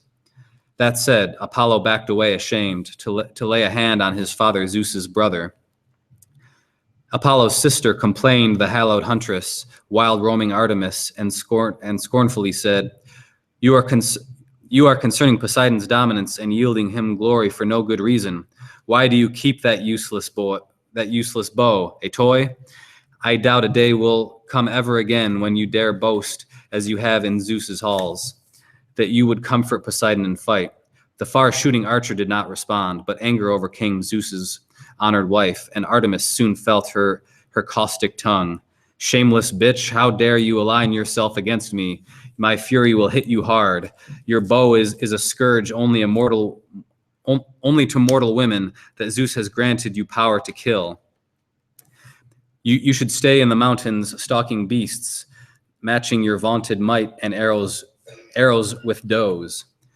Your taste for fight will fade as soon as you learn how much mightier is the goddess you have angered.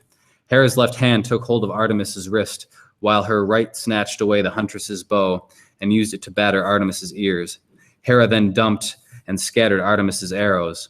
Artemis fled Hera's wrath like a dove that flies into a cave, a hawk pursuing, but the dove is not destined to escape. So tearful Artemis ran without her bow.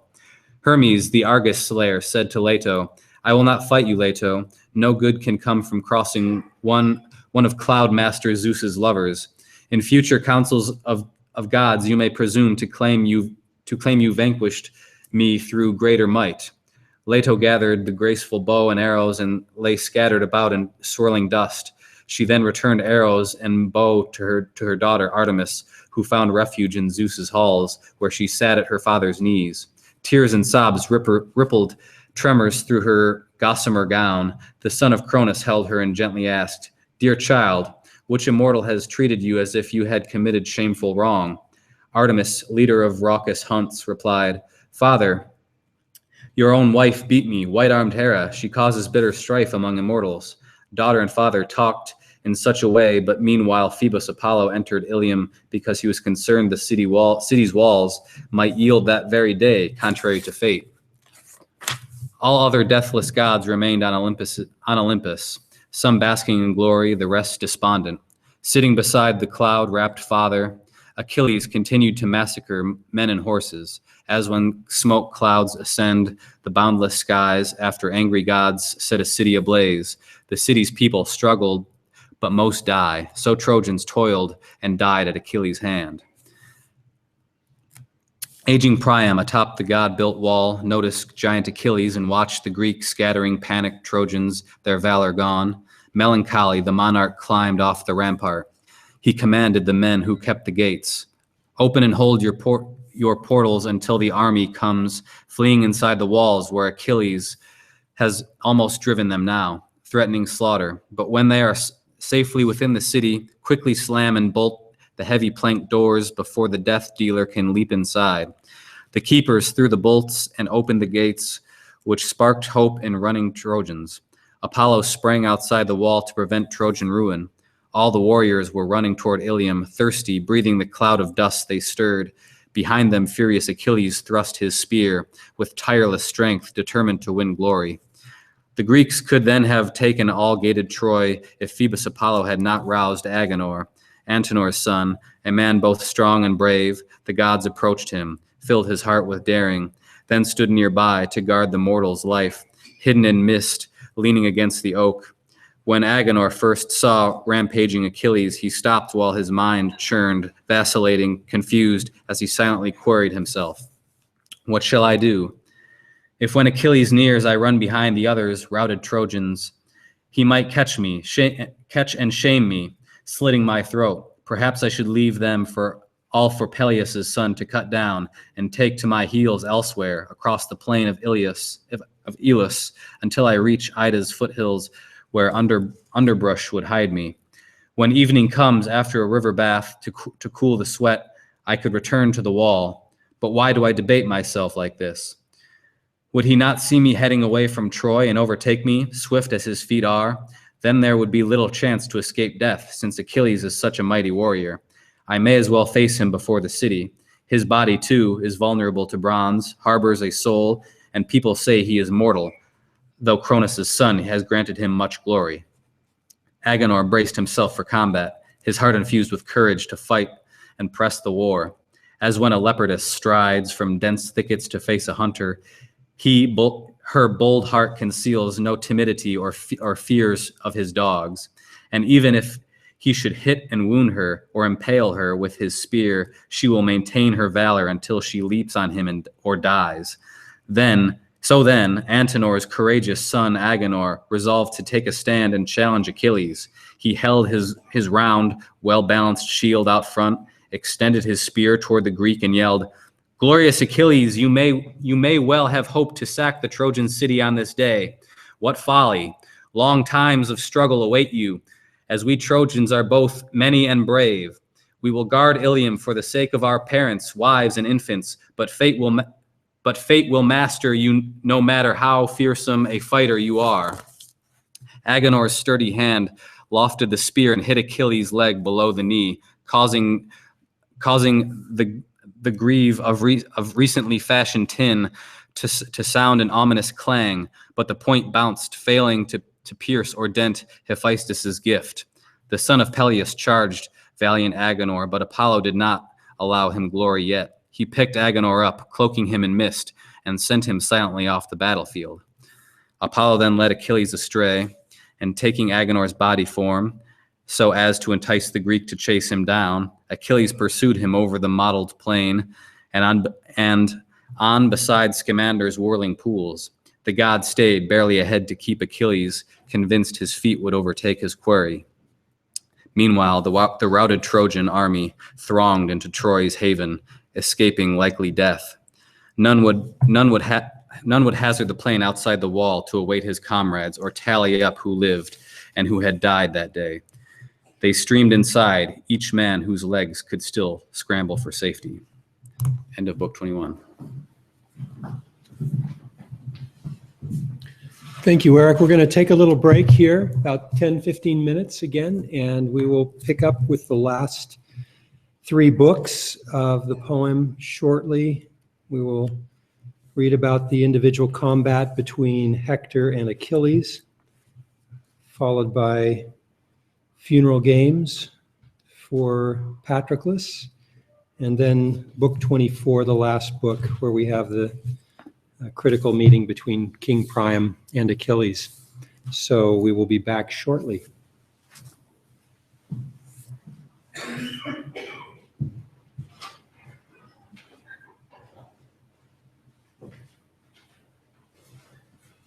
There's food in the lobby. Please. Yes. John.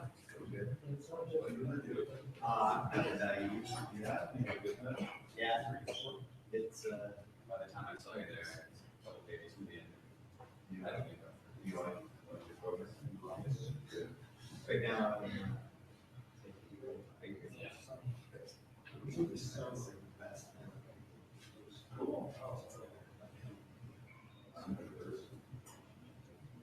no, 12. No, he's extremely tedious with his style. It's the worst class. Yeah. I actually started. No, I bet it's very hard. Yeah. They have inflected prepositions. That's what they call them. It's really just pronouns that have attached prepositions. And then it's basically inflection. Baseline. And they use it a lot.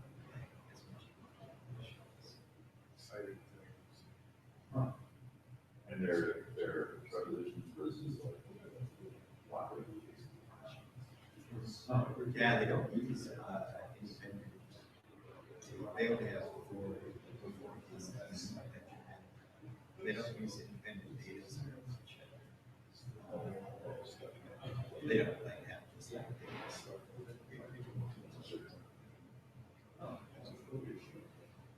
Yeah, it's hard for them because the verbs are the verbs change. They're no, but they change their form dramatically based on case number. Like you don't even know the initial letter is not even close to the same. Oh. Wow. The stories are lots of fun. Good. It's all about drug practicing, going and killing people with spears. Is that a great They had a pig that they were fighting over who gets to carve it in one story. And it was a boasting contest, basically, for most of the story. And then one guy comes in, and he's like the equal of the guy who's been with those. And they have a little bit of a poetic competition. And then the guy who had been winning, his name's Ken, was like, oh, okay, Colin, he's the guy's chump. You are my equal, I'll sit down. And then Ken says, but if my brother so-and-so was here, he could take up the challenge. And then Colin's like, yes, it's a shame he's not here. And then he takes his brother's head off his belt and throws it into his face. Wow, that's all right. That's macho. Yeah, it's kind of the most over-the-top macho stuff I've ever read. Wow. But it's fun. That is great. Are you teaching too, or are you? No, not this year. Next year. Good. Well, it's nice to see you. Yeah. So you just down for the weekend, or? Yeah. It's like 4.5 hours. Cool.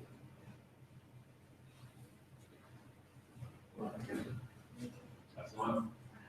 Oh, I'm good. Yeah, I got some here. Yeah, kind of. I don't think it'll be that long. Yeah. We could go eat somewhere fast.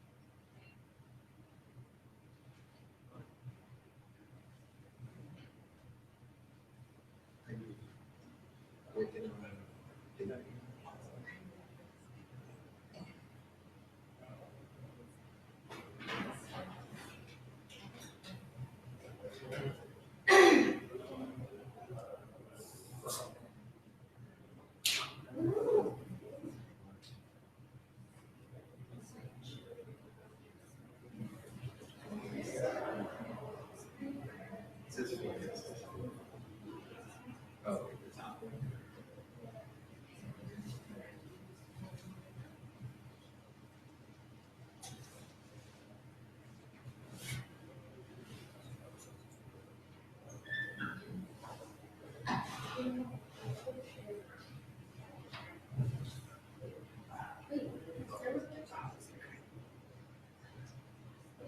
These chairs. Yeah.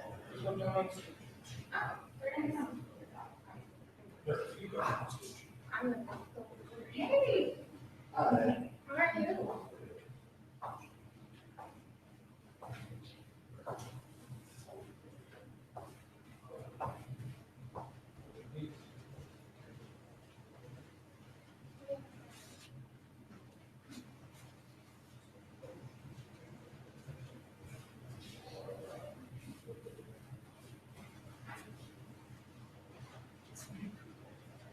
The pumps and stuff. It's a bunch of new food. All fresh. Recently shorn. I can't remember. Yeah, I'm sure.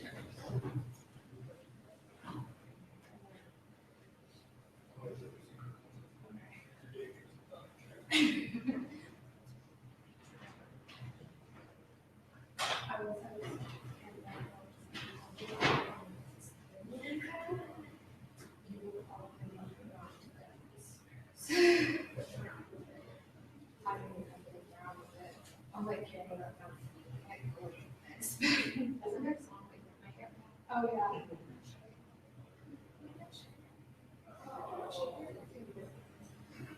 That's right. I made that song.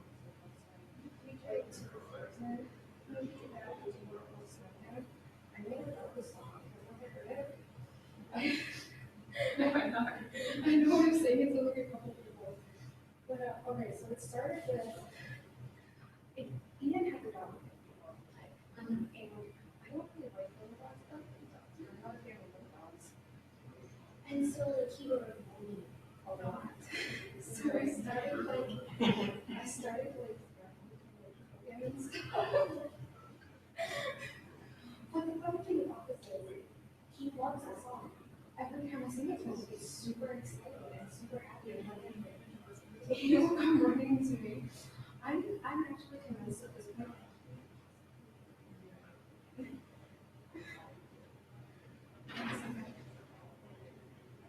You saw the combo.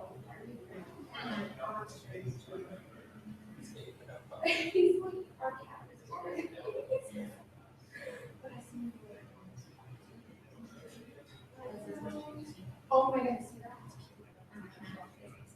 he's so cute.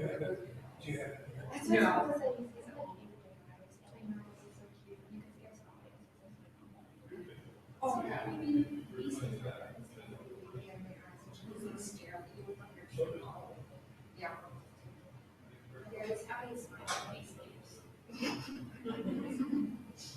I will show you the greatest video of how other it's the only thing I've ever posted online. It's a no, maybe that's not exactly.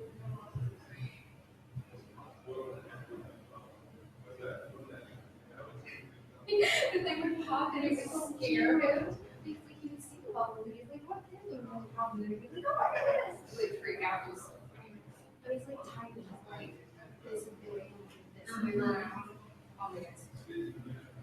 And he looks like kind of like the baby or something. Kind of like the longish. Yeah, it's so cute.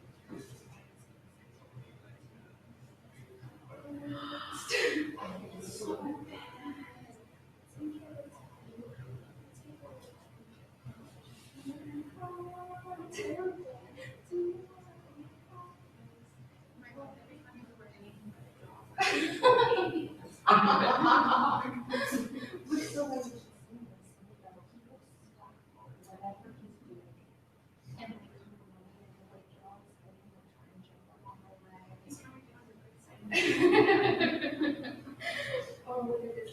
He's really grown on. Like, so making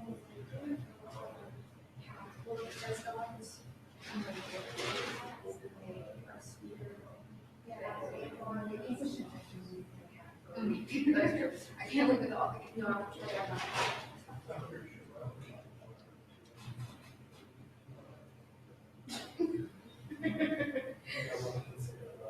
Yep. I like seeing dogs.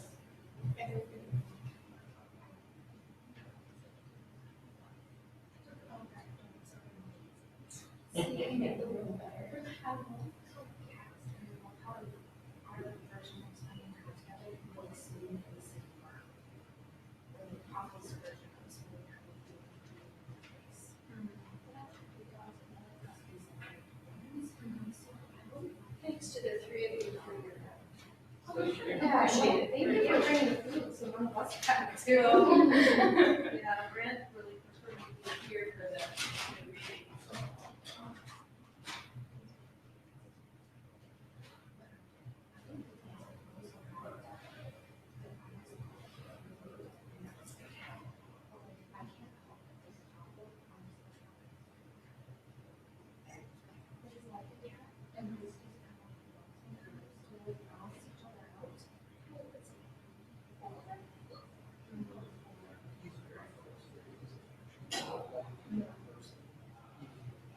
Yes.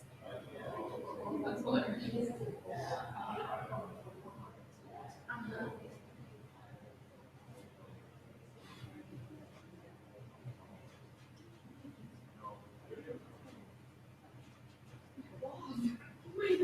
Yeah, that would be permanent. Look. Like, I was not meaning to end up permanently somewhere for saying that. Oh no, all the things I say. That's what we need to remember.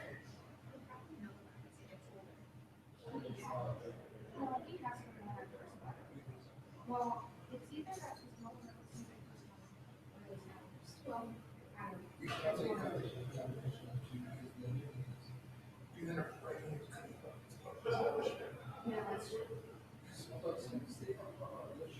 I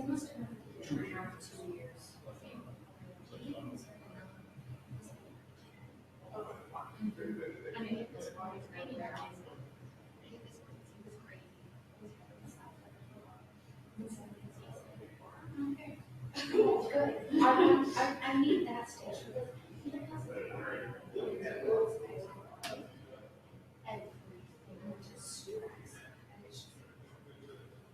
I know.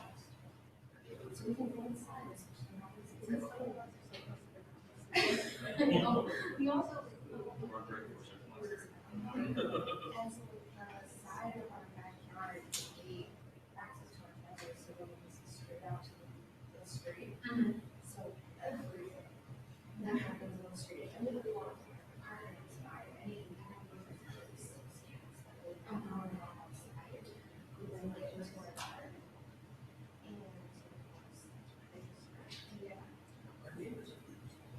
Yeah. No, just he was.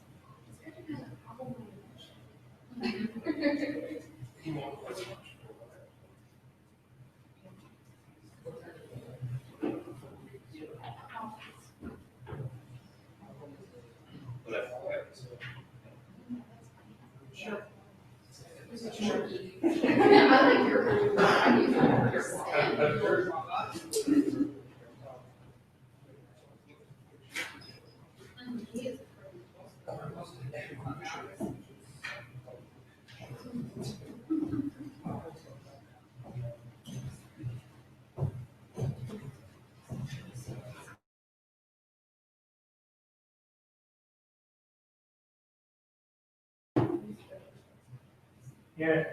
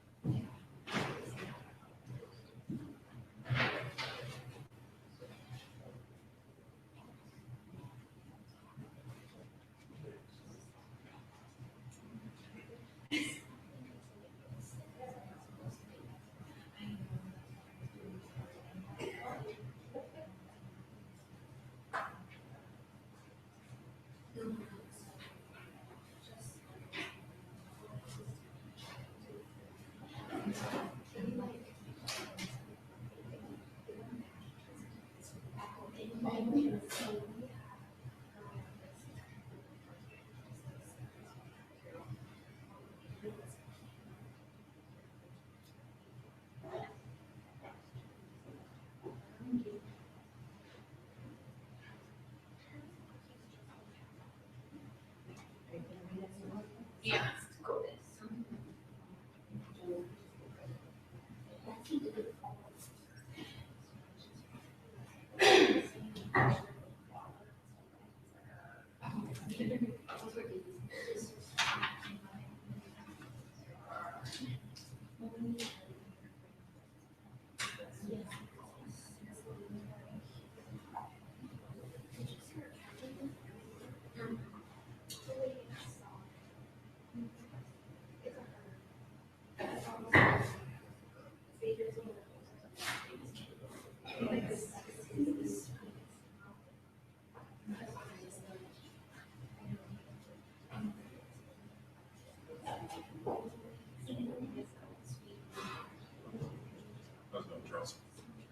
This food is so good. You know, when I tried to eat the meat. Yeah. We had some of it. Sure. I'll stay away. I think a little bit. You kind of already stick out, yeah, it's okay. Short pills. It's okay.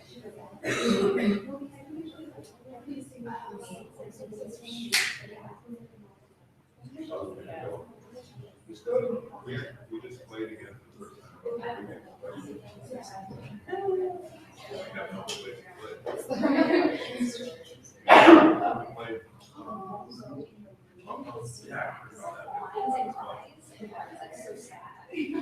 Oh, I love that.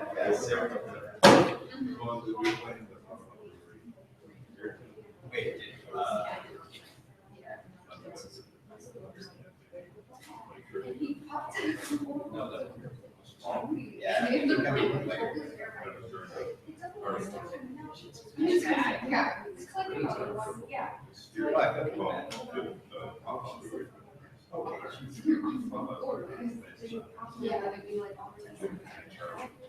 I know.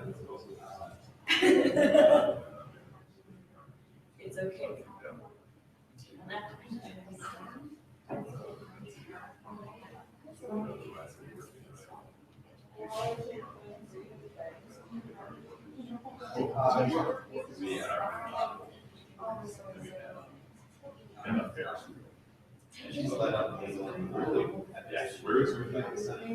It was at oh, that's right. Yeah, yeah, I think it was. She's like, so the Ferris wheel's out there. I've been taking worse, so I can force them. The day I'm waiting right on the Ferris wheel. And you're going over the line and all of a sudden the guys disappear. The other half hour, well, they're competitors. So you get ready to last half hour. It was ridiculous. Yes. They're a little tired. It was a two-man show. I wrote it, it was kind of scary. Pretty sure they both timeline with, sun and stuff. That's what like it's about 10 years ago. No, they were. And I told it double to part of it. So like, you had to. Don't take pictures. Sarah pointed out that there's someone who's like the generations. Like they were on that argument over this case. They're also supposed to, they die. They're supposed to be. We don't do it at the office, but if you're at, That's like, I think that's what people see. So you guys are giving these, Yeah. so look, you wanted to. That's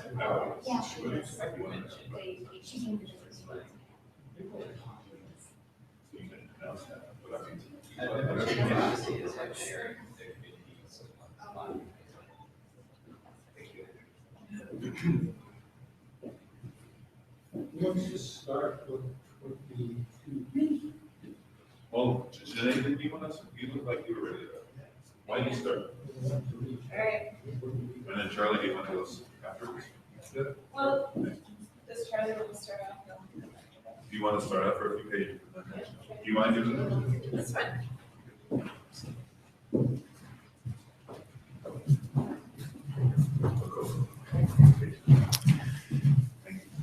We'll begin Book 22 with Charlie Kutzko will be our reader. So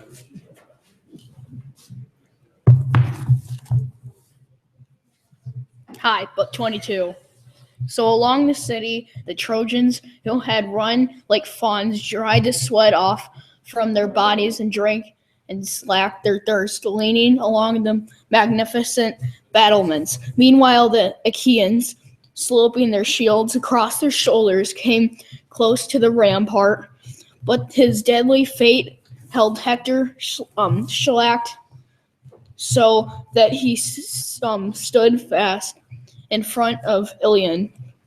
And the sky gates now Phoebus Apollo spoke aloud to Pelion.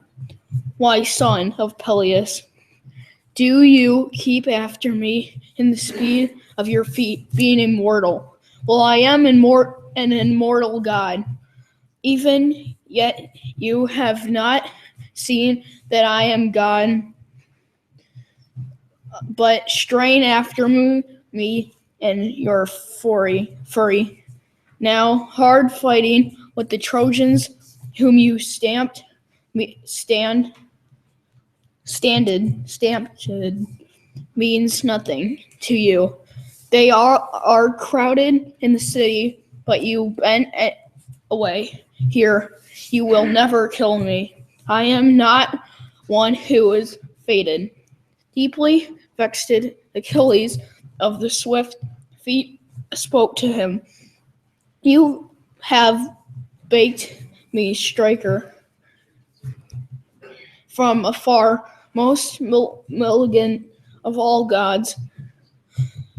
When you turned me here away from the rampart, else many Trojans would have caught the soil in their teeth before they got back to Ilion. Now you have robbed me of great glory and rescued these people lightly, since you have not rebuked to fear hereafter. Else I would punish you, if only the strength were in me. He spoke and stalked away against the city, and with high thoughts in mind and tearing speed like a racehorse with his chariot, who runs lightly as he pulls the chariot over the flat land. Such was action of Achilles in feet and quick knees.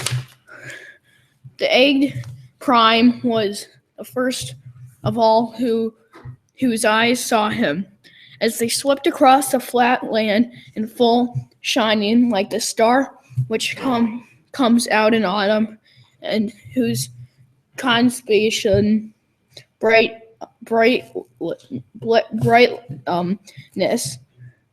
far outshines the stars that are numbered in the nights darkening.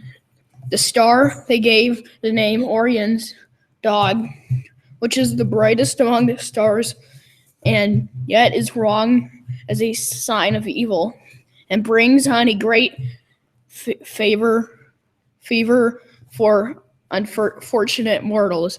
Such was the flare of the bronze that grit his chest in his running. The old man groaned aloud, and with both hands high uplifted, beat in his head and groaned, made and spoke supplicating. His beloved son, who there still in front of the gateway stood fast in determined fury to fight with Achilles.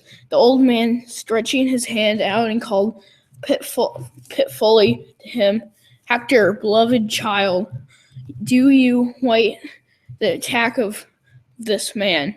Alone away from the others, you might encounter your destiny.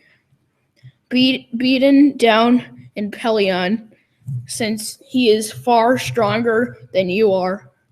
A hard man, I wish he were as beloved of the immortal, as loved by me. Soon he will lay dead, and the dogs and the vultures will eat him, and bitter sorrow will so be taken from my heart. He has made me the scolet of my sons, who were brave and many. He killed them or sold them away among the far-lying islands.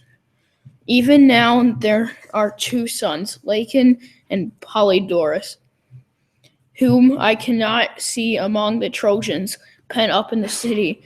Son Leto, princess among women, bore to me. But if these are alive somewhere in the army, then I can set them free for bronze and gold. It is there inside, since if aged and renewed, gave much with his daughter. But if they are dead already and gone down to the house of Hades, and it is sorrow to our hearts who bore them, myself and their mother, but to the rest of the people, sorrow will be fleeting. Beside their sorrow for you, if you go down before Achilles, come on then, inside the wall, my child, so that you can rescue the Trojans and the woman of Troy. Neither win the high glory for Peleus' son, and yourself be robbed of your very life. Oh, take pity on me, the unfortunate, still alive, still silent, but all ill-starred, whom the father Kronos, son of the threshold of old age, will blast with hard fate. After I have looked upon evils and seen my sons destroyed and my daughters dragged away captive, and the chambers of marriage wrecked, and innocent children taken and dashed to the ground, hatefulness of war and wives of sons dragged off by cuirassed hand of Achaeans, and myself last of all, my dogs in front of the doorway will rip me raw. After some men with stroke of my sharp bronze spear or spear cast has torn the life out of my body, those dogs I raised in the halls to be at my table to guard my gates. Who will I lap my blood? It's in the savory of their anger, and then lie down in my courts for a young man all desires, when he is cut down in the battle and torn with the sharp bronze and lies there dead. And though dead is dead still, all that shows him is beautiful. But when an old man is dead and down, and dogs mullet, the gray head and gray beard and parts that are secret, this for all is mortally is the sight most pitiful. So the old man spoke, and in his hands, seizing the gray hairs, tore them from his head, but could not move the spirit in Hector. And side by side with him, his mother in tears was mourning and laid the fold of her blossom bare, and with one hand held out a breast and wept her tears from him, and called to him in winged words, Hector, my child, look upon these and obey and take pity on me. If I gave you the breast to quiet your sorrow, remember all these things, dear child, and from inside the wall beat off grim man.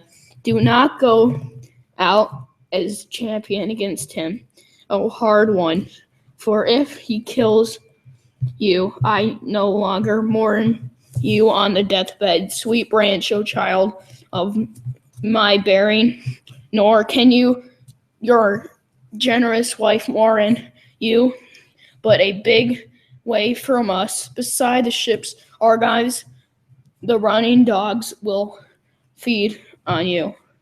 So these two in tears and with much supply called out to their dear son, but could not move the spirited Hector, but awaited Achilles as he came on gigantic, but as a snake waits for a man by his hole in the mountains, glutted with evil poison and fell venom has got inside him, and coiled about the hole, he stares malignant. So Hector would not give ground, but keep unquiet the fury within him, and sloped his shining shield against the jut of his basin. Deeply troubled, he spoke to his own great-hearted spirit. Ah me, if I go now inside the wall and the gateway, Polydams will be first to put a reproach upon me, since he tried to make me lead the Trojans inside the city on accursed night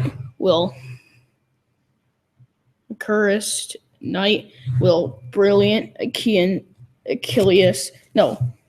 Achilles rose up, and I would not obey him, but that would have been far better. Now, since my own reckless, I have ruined my people. I feel shame before the Trojans and the Trojan woman or trailing robes that someone who is less of a man than I will say of me. Hector believed in his own strength and ruined his people. Thus they will speak. And as far for me, it will be much better at the time to go against Achilles and slay him and come back, or else be killed by him, glory in front of the city. Or if again I sat down my shield massive in the middle, and my pounder's helm, and lean by my spear up against the rampart, and go out as I am to meet Achilles the blameless, and promise to give back Helen, and with her all the possessions, all those things that once in the hollow ships Alexandorus brought back to Troy, and these were the beginning of the quarrel, to give these to Adarus, sons to take away, and for the Achaeans also to divide up all that is hidden within the city, and take on oath thereafter for the Trojans in conclave not to hide anything away, but distribute all of it, as much as the lovely Kittiadel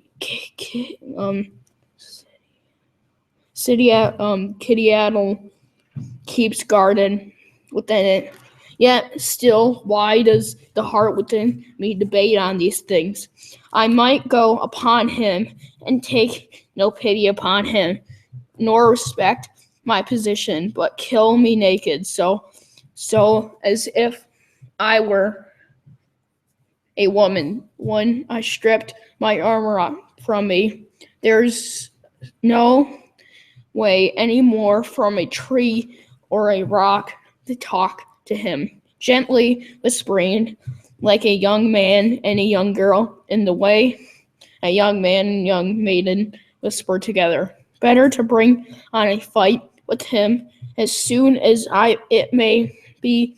We shall see to which one the Olympian grants the glory.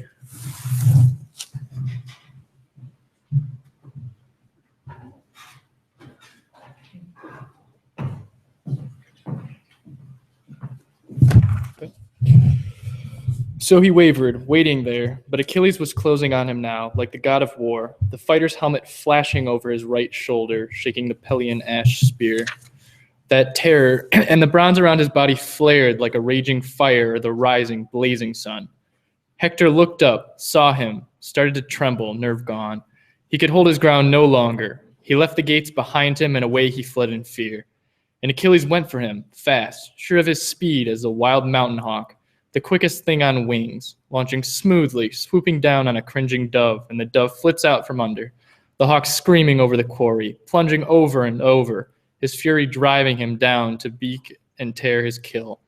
So Achilles flew at him, breakneck on in fury, with Hector fleeing along the walls of Troy, fast as his legs would go. On and on they raced, passing the lookout point, passing the wild fig tree, tossed by the wind, always out from under the ramparts. Down the wagon trail they careered until they reached the clear running springs, where whirling Scamander rises from its double wellspring bubbling strong. And one runs hot and the steam goes up around it, drifting thick as if fire burned at its core. But the other, even in summer, gushes cold as hail or freezing snow, or waters chilled to ice. And here, close to the spring, lie washing pools, scooped out in the hollow rocks and broad and smooth, where the wives of Troy and all their lovely daughters would wash their glistening robes in the old days. The days of peace before the sons of Achaia came. Past these they raced, one escaping, one in pursuit. And the one who fled was great, but the one pursuing greater, even greater. Their pace mounting in speed, since both men strove, not for a sacrificial beast or oxhide trophy, prizes runners fight for, no. They raced for the life of Hector's breaker of horses. Like powerful stallions sweeping round the posts for trophies, galloping full stretch with some fine prize at stake, a tripod, say, or woman offered up at funeral games for some brave hero fallen. So the two of them whirled 3 times around the city of Priam, sprinting at top speed while all the gods gazed down. And the father of men and gods broke forth among them now. Unbearable, a man I love, hunted round his own city walls and right before my eyes.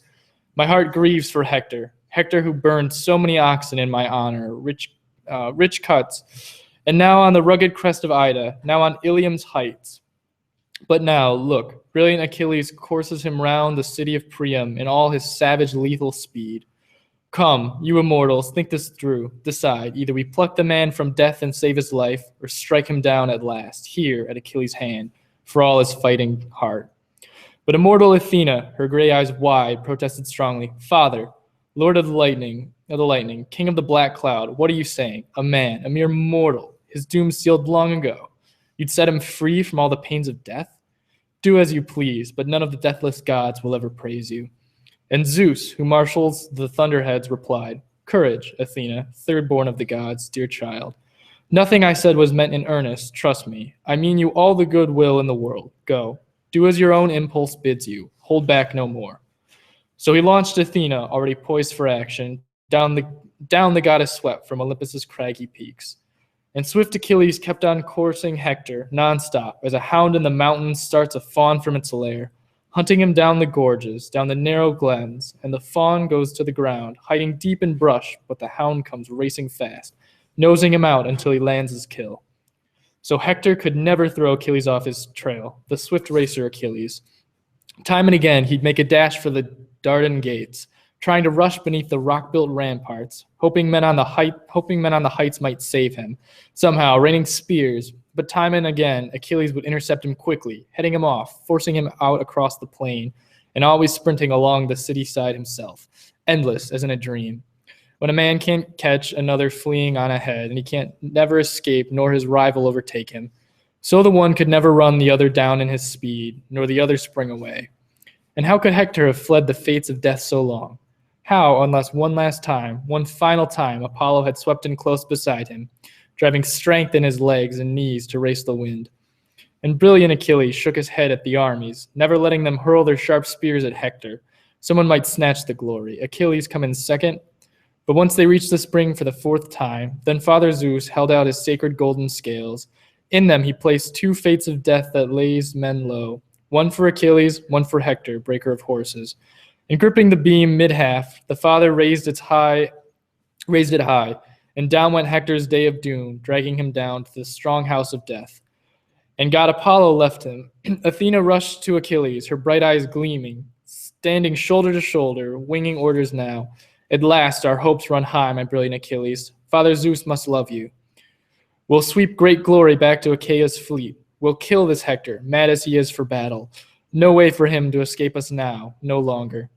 Not even if Phoebus, the distant deadly archer, goes through torments, pleading for Hector's life, groveling over and over before our storming father Zeus. But you hold your ground and catch your breath, while I run Hector down and persuade the man to fight you face to face.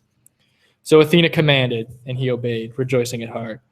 Achilles stopped, leaning against his ashen spear shaft, barbed in bronze, and Athena left him there, caught up with Hector at once, and taking the build and vibrant voice of Deiphobus, stood shoulder to shoulder with him, winging orders. Dear brother, now brutally swift Achilles hunts you, coursing you round the city of Priam in all his lethal speed. Come, let us stand our ground together, beat him back. Deiphobus, Hector, his helmet flashing, called out to her, Dearest of all brothers, all these warring years of all the sons that Priam and Hecuba produced. Now I'm determined to praise you all the more, you who dared, seeing me in these straits, to venture out from the walls all for my sake, while the others stay inside and cling to safety. The goddess answered quickly, her eyes blazing, True, dear brother, how your father and mother both implored me time and again, clutching my knees, and the comrades round me begging me to stay. Such was the fear that broke them, man for man. But the heart within me broke with grief for you. Now headlong on and fight. No let up, no lance spared. So now we'll see if Achilles kills us both and hauls our bloody armor back to the beach ships, or he goes down in pain beneath your spear. Athena luring him on with all her immortal cunning, and now, at last, as the two came closing for the kill, it was tall Hector, helmet flashing, who led off. No more running from you in fear, Achilles, not as before. 3 times I fled around the great city of Priam. I lacked courage then to stand your onslaught. Now my spirit stirs me to meet you face to face. Now kill or be killed. Come, we'll swear to the gods, the highest witnesses. The gods will oversee our binding pacts. I swear I will never mutilate you, merciless as you are, if Zeus allows me to last it out and tear your life away. But once I've stripped your glorious armor, Achilles, I will give your body back to your loyal comrades. Swear you'll do the same? A swift, dark glance, and the headstrong runner answered, Hector, stop. You unforgivable, you don't talk to me of pacts. There are no binding oaths between men and lions. Wolves and lambs can enjoy no meeting of the minds. They are all bent on hating each other to the death. So with you and me, no love between us, no truce till one of us or the other falls and gluts with blood. Ares, who hacks at men behind his rawhide shield. Come, call up whatever courage you can muster, life or death. Now prove yourself a spearman, a daring man of war. No more escape for you. Athena will kill you with my spear in just a moment. Now you'll pay at a stroke for all my comrades' grief, all you killed in the fury of your spear. With that shaft poised, he hurled, and his spear's long shadow flew, but seeing it coming, glorious Hector ducked away, crouching down, watching the bronze tip fly past and stab the earth.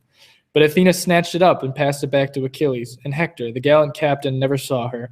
He sounded out a challenge to Peleus' princely son. You missed, look, the great godlike Achilles. So you knew nothing at all from Zeus about my...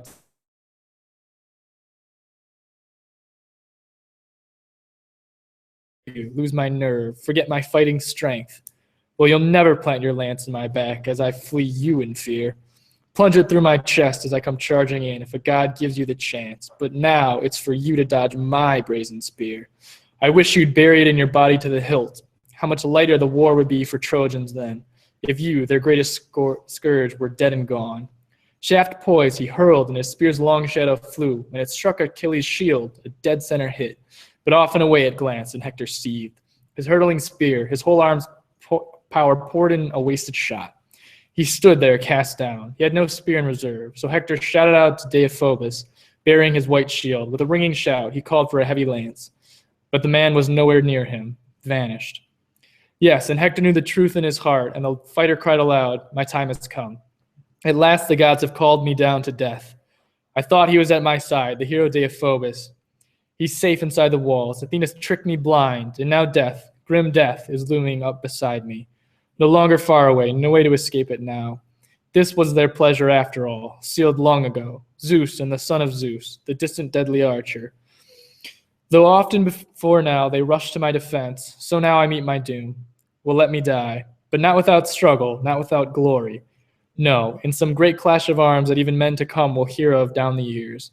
And on that resolve, he drew the whetted sword that hung at his side, tempered, massive, and gathering all his force, he swooped like a soaring eagle, launching down from the dark clouds to earth to snatch some helpless lamb or trembling hare.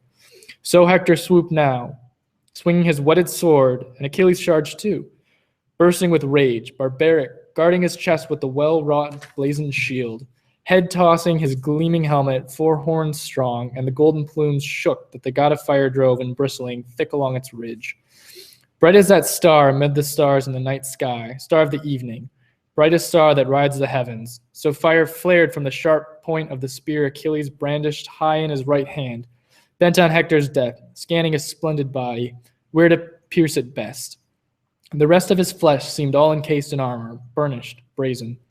Achilles' armor that Hector stripped from strong Patroclus when he killed him, true. True, but one spot lay exposed, where the collarbone lifts the neck off the shoulders, the open throat, where the end of life comes quickest. There, as Hector charged in fury, brilliant Achilles drove his spear, and the point went stabbing clean through the tender neck. But the heavy bronze weapon failed to slash the windpipe. Hector could still gasp out some words, some last reply. He crashed in the dust. Godlike Achilles gloried over him. Hector, surely you thought when you stripped Patroclus' armor that you would be safe. Never a fear of me. Far from the fighting as I was, you fool. Left behind there, down by the beach ships, his great avenger waited, a greater man by far. That man was I, and I smashed your strength. And you, the dogs and birds will maul you, shame your corpse, while Achaeans bury my dear friend in glory. Struggling for breath, Hector, his helmet flashing, said, I beg you by your life, your parents, don't let the dogs devour me by the Argives' ship. Wait, take the princely ransom of bronze and gold, the gifts my father and noble mother will give you, but give my body to friends to carry home again, so Trojan men and Trojan women can do me honor with fitting rites of fire once I am dead. Staring grimly, the proud runner Achilles answered, beg no more, you fawning dog. Begging me by my parents?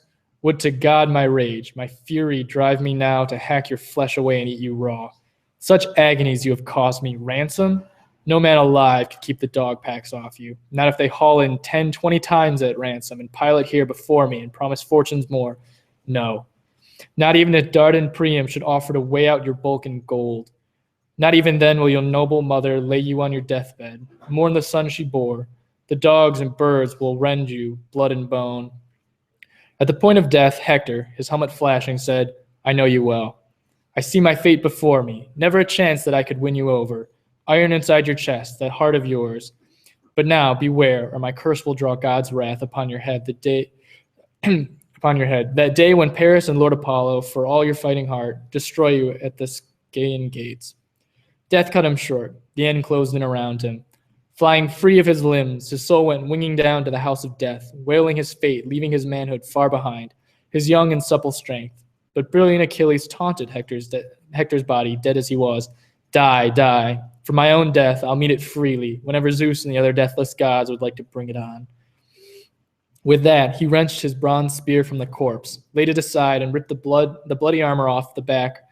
And the other sons of Achaea, running up around him, crowded closer, all of them gazing, wonderstruck, at the build and marvelous lithe beauty of Hector.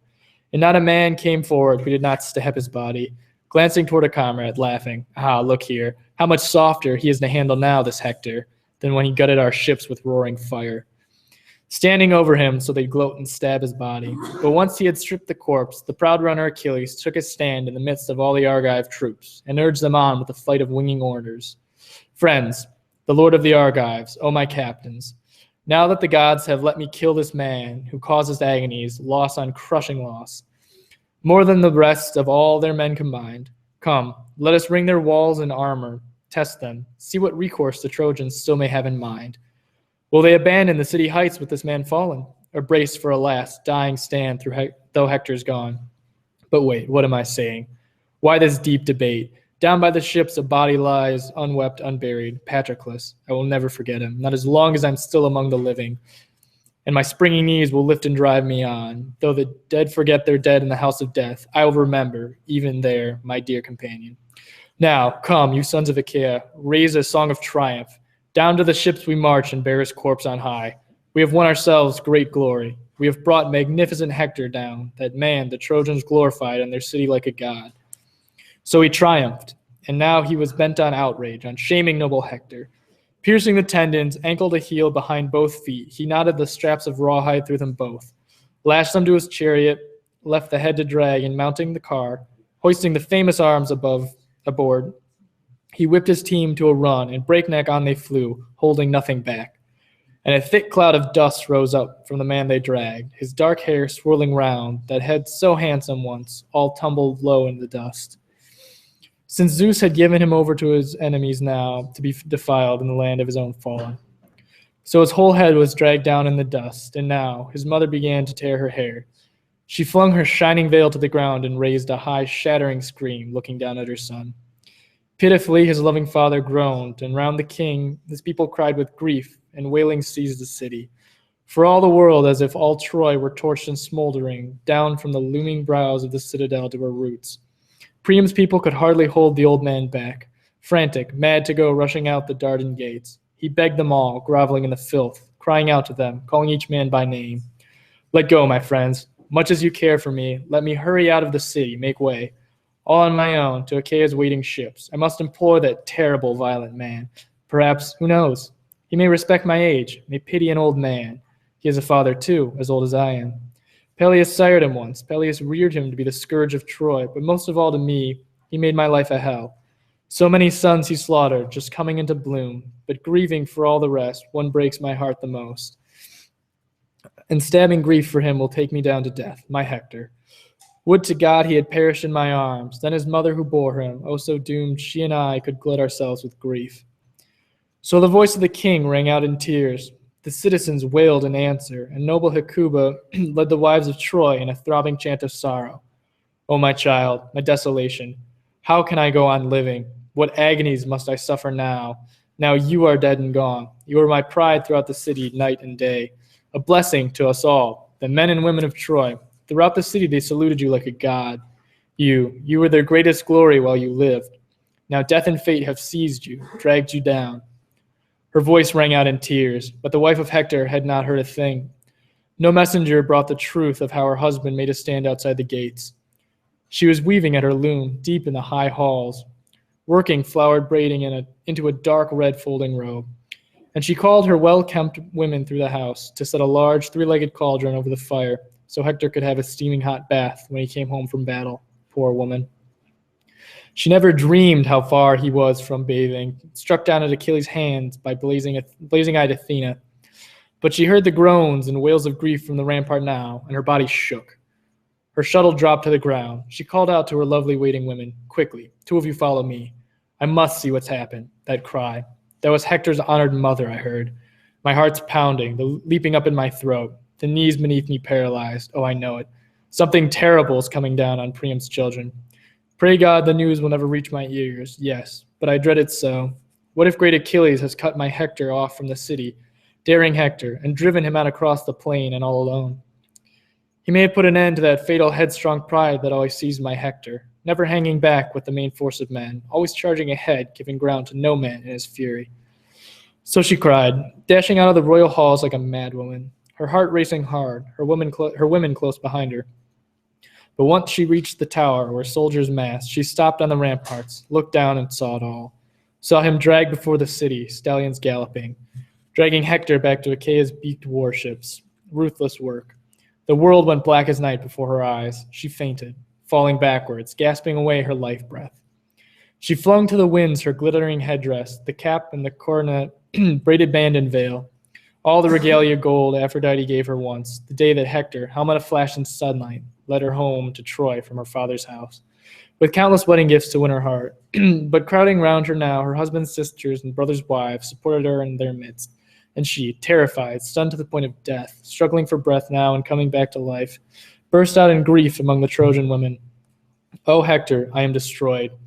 Both born to the same fate after all, you at Troy in the halls of King Priam, I at Thebes under the timberline of Placus, Aetion's house. He raised me as a child, that man of doom, his daughter just as doomed. Would to God he'd never fathered me. Now you go down to the house of death, the dark depths of the earth, and leave me here to waste away in grief, a widow lost in the royal halls. And the boy, only a baby, the son we bore together, you and I so doomed. Hector, what help are you to him now you are dead? What help is he to you? Think even if he escapes the wrenching horrors of war against the Argives, pain and labor will plague him all his days to come. Strangers will mark his lands off, stealing his estates, the day that orphans a youngster cuts him off from friends, and he hangs his head low, humiliated in every way, his cheeks stained with tears and pressed by hunger. The boy goes up to his father's old companions, tugging at one man's cloak, another's tunic, and some will pity him, true, and one will give him a little cup to drink, enough to wet his lips, not to quench his thirst. But then some bully with both parents living beats him from the banquet, fists and abuses flying. You, get out. You've got no father feasting with us here. And the boy, sobbing, trails home to his widowed mother, Astyanax. And years ago, propped up on his father's knee, he would only eat the marrow, the richest cuts of lamb. And then sleep came on him, and he had quit his play. Cradled warm in his nurse's arms, he drowsed off, snug in a soft bed, his heart brimmed with joy. Now what's suffering, now he's lost his father. Astyanax, the lord of the city, so the Trojans called him, because it was you, Hector, you and you alone, who shielded the gates and the long walls of Troy. But now, by the beaked ships, far from your parents, glistening worms will wriggle through your flesh, once the dogs have had their fill of your naked corpse. Though we have such stores of clothing laid up in the halls, fine things, a joy to the eye, the work of women's hands. Now, by God, I'll burn them all, blazing to the skies. No use to you now, they'll never shroud your body, but they will be your glory, burned by the Trojan men and women in your honor. Her voice rang out in tears, and the women wailed in answer.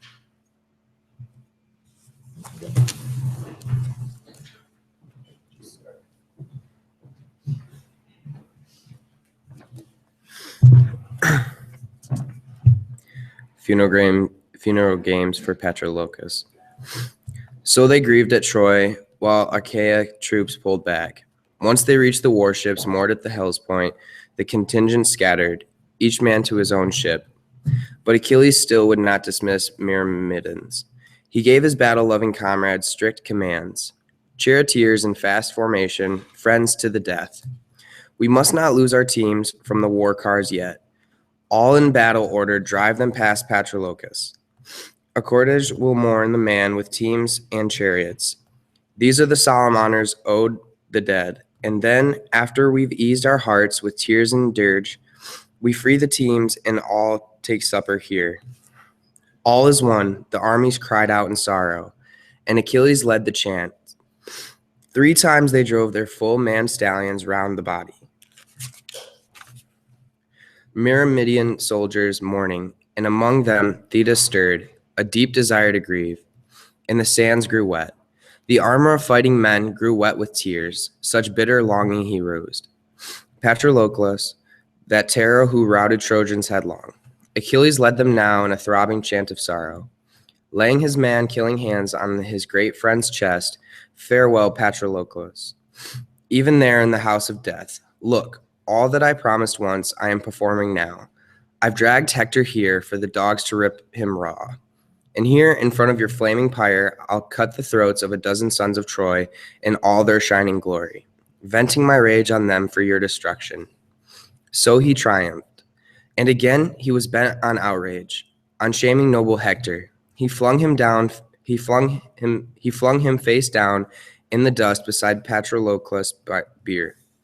And down to the last unit all eased off their armor, fine burnished bronze, and released their naming teams, and took their seats by the swift-running Achilles ship, Myrmidons in their thousands.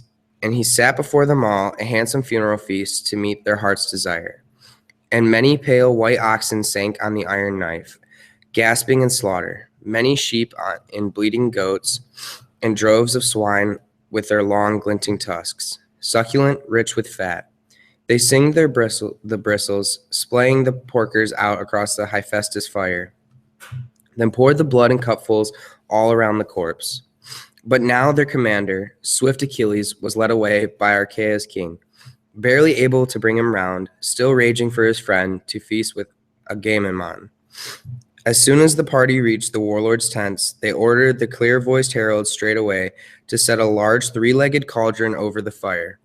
Still in hopes of inducting Peleus' royal son to wash the clotted bloodstains from his body, he spurned their offer firmly, even swore an oath. No, no, by Zeus, by the highest, greatest God. It's a sacrilege for a single drop to touch my head, till I place Patroclus on his pyre and heap his mound and cut my hair for him. For a second of grief, this harsh will never touch my heart while I am still among the living. But now let us consent to the feasting that I loathe.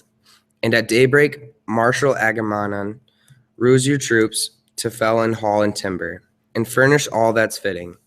All the dead man needs for his journey down the western dark.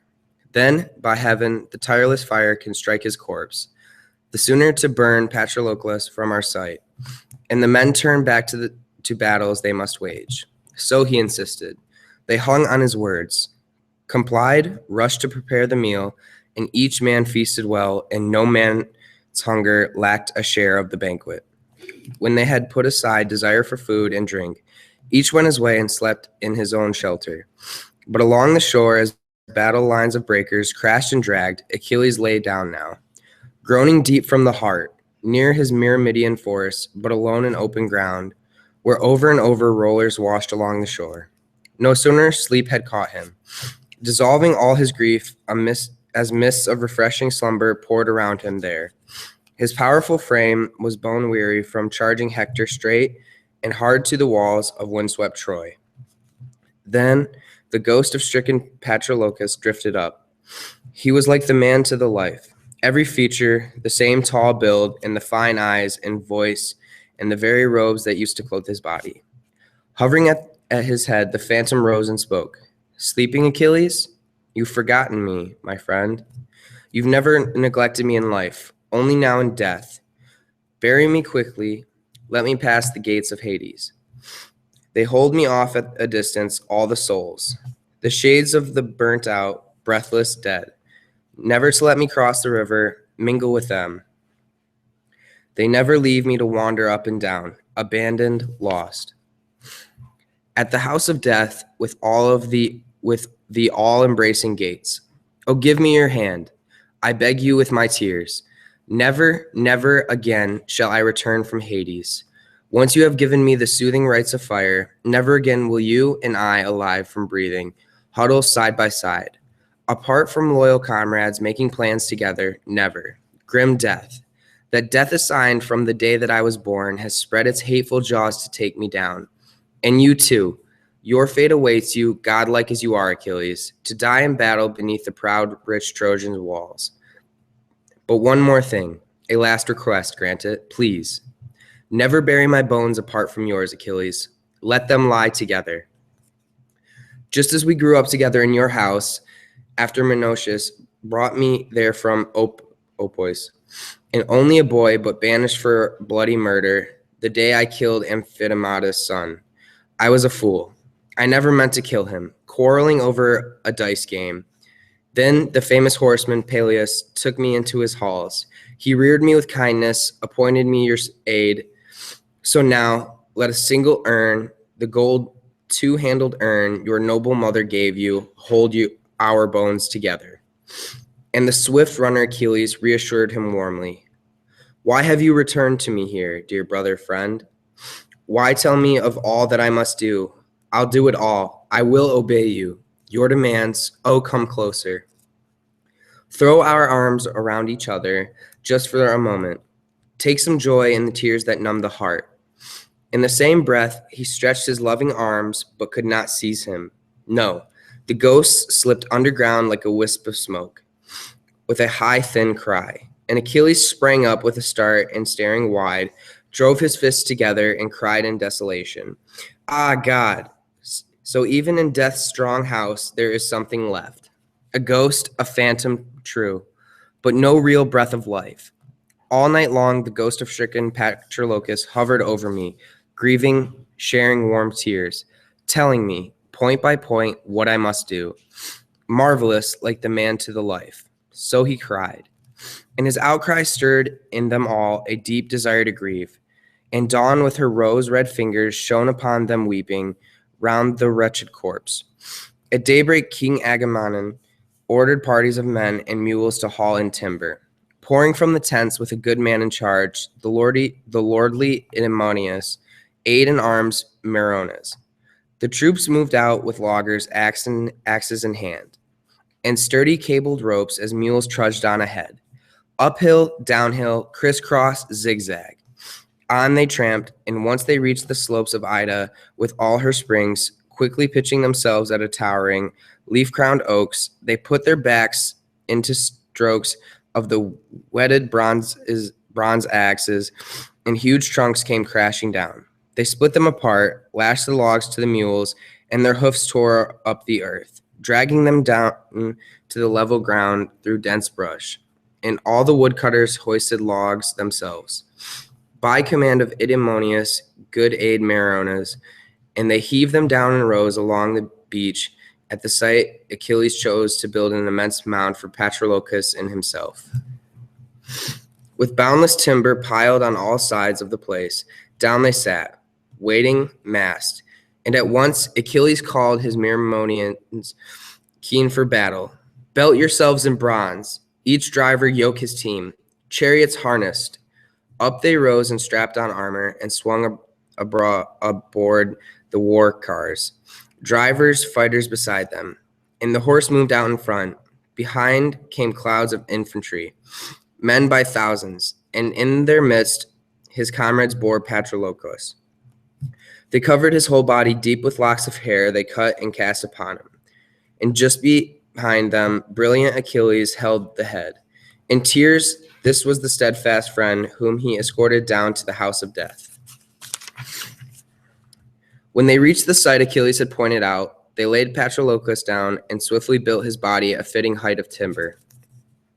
And now the great runner remembered one more duty. Stepping back from the pyre, he cut the red gold lock he let grow long as a gift to the river god Sphrixus. And scanning the wine-dark sea, he prayed in anguish, Sphrixus, all in vain, my father Pelops vowed to you that there, once I had journeyed home to my own dear fatherland, I'd cut this lock for you and offer splendid victims. Dedicate 50 young ungelded rams to your springs, there at the spot where your grove and smoking altar stand. So the old king vowed, but you've destroyed his hopes. Now, since I shall not return to my fatherland, I'd give my friend this lock, and let the hero Patroclus bear it on his way. With that, Achilles placed the lock in his comrade's hands and stirred in the men again a deep desire to grieve. And now the sunlight would have set upon their tears. If Achilles had not returned to the Agamemnon quickly, Atrides, you are the first the armies will obey. Even of sorrow men can have their fill. So now dismiss them from the pyre. Have them prepare an evening meal. We are the closest to the dead. We'll see to all things here. But I'd like the leading captains to remain. Hearing his wish, the lord of men Agamemnon dismissed the troops at once to the balanced ships. But the chief mourners stayed in place, piled timber and built a pyre 100 feet in length and breadth, and aloft it laid the corpse with heavy, aching hearts. And droves of fat sheep and shambling crook-horned cattle they led before the pyre, skinned and dressed them well. And the great-hearted Achilles, flensing fat from all, wrapped the corpse with folds of it, head to foot, then heaped the flayed carcass round Patroclus. He set 2-handled jars of honey and oil beside him, leaned them against the bier, and then with wild zeal slung the bodies of 4 massive stallions onto the pyre and gave a retching groan. And the dead lord Patroclus had fed 9 dogs at a table. He slit the throats of 2, threw them onto the pyre, and then a dozen brave sons of the proud Trojans he hacked to pieces with his bronze. Achilles' mighty heart was erupting now with slaughter. He loosed the iron rage of fire to consume them all, and cried out, calling his dear friend by name, "Farewell, Patroclus. Even there in the house of death, all that I promised once, I have performed at last. Here are 12 brave sons of the proud Trojans. All the fire that feeds on you devours them, all but not Hector, the royal son of Priam. Hector I will not give to the hungry flames. Wild dogs will bolt his flesh." So he threatened, but the dogs were not about to feed on Hector. Aphrodite, daughter of Zeus, beat off the packs, day and night anointing Hector's body with oil, ambrosial oils of roses. So Achilles could not rip the prince's skin, so he dragged him back and forth, and round him Phoebus Apollo brought a dark cloud down from high sky to the plain to shroud the entire space where Hector's body lay. Before the sun's white fury could sear away his flesh, his limbs, and sinews. But the pyre of dead Patroclus was not burning, and the swift runner Achilles thought of what to do. Stepping back from the pyre, he prayed to the two winds, Zephyr and Boreas. West and north promised splendid victims, and pouring down generous brimming cups from a golden goblet, begged them to come. So the wood might burst into flame, and the dead burn down to ash with all good speed. And Iris, hearing his prayers, rushed the message on to the winds that gathered now in stormy Zephyr halls to share his brawling banquet. Iris swept to a stop, and once they saw her poised at the stone threshold, all sprang up. Each urged her to sit beside him, but she refused, pressing on with her message. No time for sitting now. No, I must return. To the ocean's running stream, the Ethiopians' land. They are making a splendid sacrifice to the gods. I must not miss my share of the sacred feast. But I bring Achilles' prayers. He begs you to come at once. Boreas, blustering Zephyr. He promises splendid victims. Come with a strong blast and light the pyre where Patroclus lies in state, and all the Argive armies mourn around him. Message delivered. Off she sped as the winds rose, with a superhuman roar, stampeding clouds before them, suddenly reaching the open sea in gale force. Whipping whitecaps under a shrilling killer squall, they raised the good-rich soil of Troy and struck the pyre, and a huge inhuman blaze went howling up the skies. All night long they hurled the flames, mast on the pyre, blast on screaming blast, and all night long the swift Achilles, lifting a two-handled cup, dipped wine from a golden bowl and poured it down on the ground and drenched the earth, calling out to the ghost of stricken, gaunt Patroclus. As a father weeps when he burns his son's bones, dead on his wedding day, and his death has plunged his parents in despair. So Achilles wept as he burned his dear friend's bones, dragging himself around the pyre, choked with sobs. At that hour, the morning star comes rising up to herald a new day on earth. And riding in its wake, the dawn flings out her golden robe across the sea.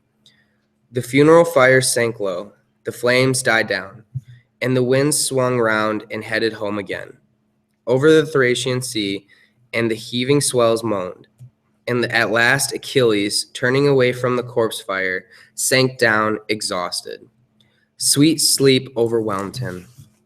But Agamemnon's followers grouped together now, and as they approached Achilles, the din and trampling of their feet awoke him. He sat up with a start and made his wishes known. Atrides, chiefs of Achaea's united forces, first put out the fires with glistening wine, wherever the flames still burn in all their fury. Then let us collect the bones of Menoetius' son Patroclus. Pick them out with care, but they cannot be mistaken.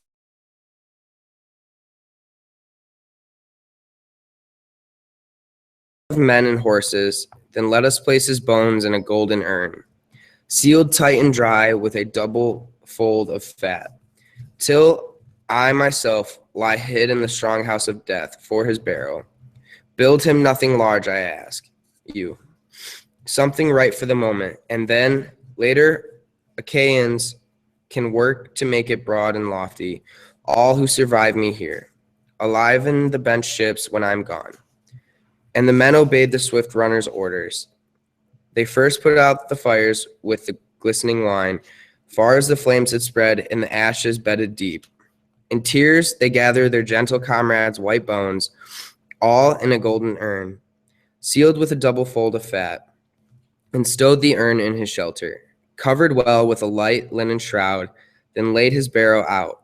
Around the pyre they painted a ring of stone rivets, piled the loose earth high in a mound above the ring, and once they heaped, the barrow turned to leave. But Achilles held the armies on the spot. He had them sit in a great and growing circle, now for funeral games, and brought from his ships the trophies for the contest, cauldrons and tripods, stallions, mules, and cattle with massive heads, women sashed in lovely and gleaming gray iron. First, for the fastest charioteers, he set out glittering prizes. A woman to lead the way, flawless, skilled in crafts, and a 2-eared tripod, 22 measures deep, all that for the first prize. Then, for the runner-up, he brought forth a mare, unbroken, 6 years old, with a mule foal in her womb. For the third, he produced a fine 4-measure cauldron, never scorched by flames, its sheen as bright as new. For the fourth, he set out 2 gold bars. For the fifth, untouched by fire as well, a good 2-handled jar. And he rose up tall and challenged all of the Argives, Atrides, Achaeans at arms. Let the games begin. The trophies lie afield. They await their charioteers. If we held our games now in another hero's honor, surely I'd walk off to my tent with first prize. You know how my team outstrips all other speed. Immortal horses they are. Poseidon gave them himself to my father Peleus. Peleus passed them on to me. But I and our fast stallions will not race today. So strong his fame, the charioteers they've lost. So kind, always washing them down with fresh water, sleeking their long manes with smooth olive oil. No wonder they stand here, mourning. Look, trailing those very manes along the ground, they both refuse to move. Saddled down with grief, but all the rest of you, come, all Achaeans in camp who trust to your teams and bolted chariots, take your places now. Achilles' call rang out, and it brought the fastest drivers crowding forward. The first by far, Eumelus, lord of men, sprang up. Admetus' prized son, who excelled in horsemanship, and following him Tydeus, powerful Diomedes. Yoking the breed of Tros, he wrested from the Aeneas. Just the other day, when Apollo saved their master, then Atreus' son Menelaus, the red-haired captain, born of the gods, leading under the yoke of his racers, Blaze, Agamemnon's mare, and his own stallion, Brightfoot. Anchises' son Ephialus gave Agamemnon Blaze, a gift that brought him off from the king's armies, bound for windy Troy. He'd stay right where he was, a happy man, since Zeus had given him vast wealth, and he lived in style on Sicyon's broad dancing rings. He was the mare Atrides harnessed, champing for the race, and forth to the yoke to his full main team, Antilochus, the splendid son of Nestor, the high, old-hearted king, Lord Nellus' offspring. A team of Pylian purebreeds drew his chariot. His father stood at his side, lending sound advice to the boy's own good sense. Young as you are, Antilochus, how the gods have loved you. Zeus and Poseidon have taught you horsemanship, every sort, so there's no great need for me to set you straight. Well, you know how to double round the post, but you've got the slowest nags, a handicap, I'd say. Yet even if the other teams are faster, look at their drivers. There's not a trick in their whips that you don't have at hand. So plan your attack, my friend. Muster all your skills or watch the prize slip by. It's skill, not brawn, that makes the finest woodsman by skill. 2, the captain holds his ship on course, scudding the wine-dark sea through rocked by gales. By skill alone, charioteer outraces charioteer. The average driver, leaving all to team and car, recklessly makes his turn, veering left and right. His pair swerving over the course, he can't control them. But the cunning driver, even handling slower horses, always watches the post, turns it close, never loses the first chance to relax his reins and stretch his pair, but he holds them tight till then. Eyes on the leader now, they turn itself, it's clear. You cannot miss it. There's a dead tree stump standing 6 feet high. It's oak or pine, not rotted through by the rains, and is propped by 2 white stones on either side. That's your halfway mark where the home stretch starts, and there's plenty of good smooth racing room around it. It's either the grave mourned of a man dead long ago, or men who lived before us set it up as a goal. Now, in any event, swift Achilles makes it his turning post, and you must hug it close as you haul your team and chariot round, but in your sight-strung car. You lean to your left yourself just a bit as you whip your right-hand horse hard. Shut him on, slacken your grip, and give him rein. But make your left horse hug that post so close the hub of your well-turned wheel will almost seem to scrape the rock. Just careful not to graze it. You'll maim your team. You'll smash your car to pieces, a joy to your rivals. Rank disgrace to yourself. So keep your head, my boy. Be on the lookout, trail the field out, but pass them all at the post. No one can catch you then or overtake you with a surge knot if the man behind you were driving huge Arion. Adrastus, lightning stallion sired by the gods, or Lamadian's team, the greatest bred in Troy.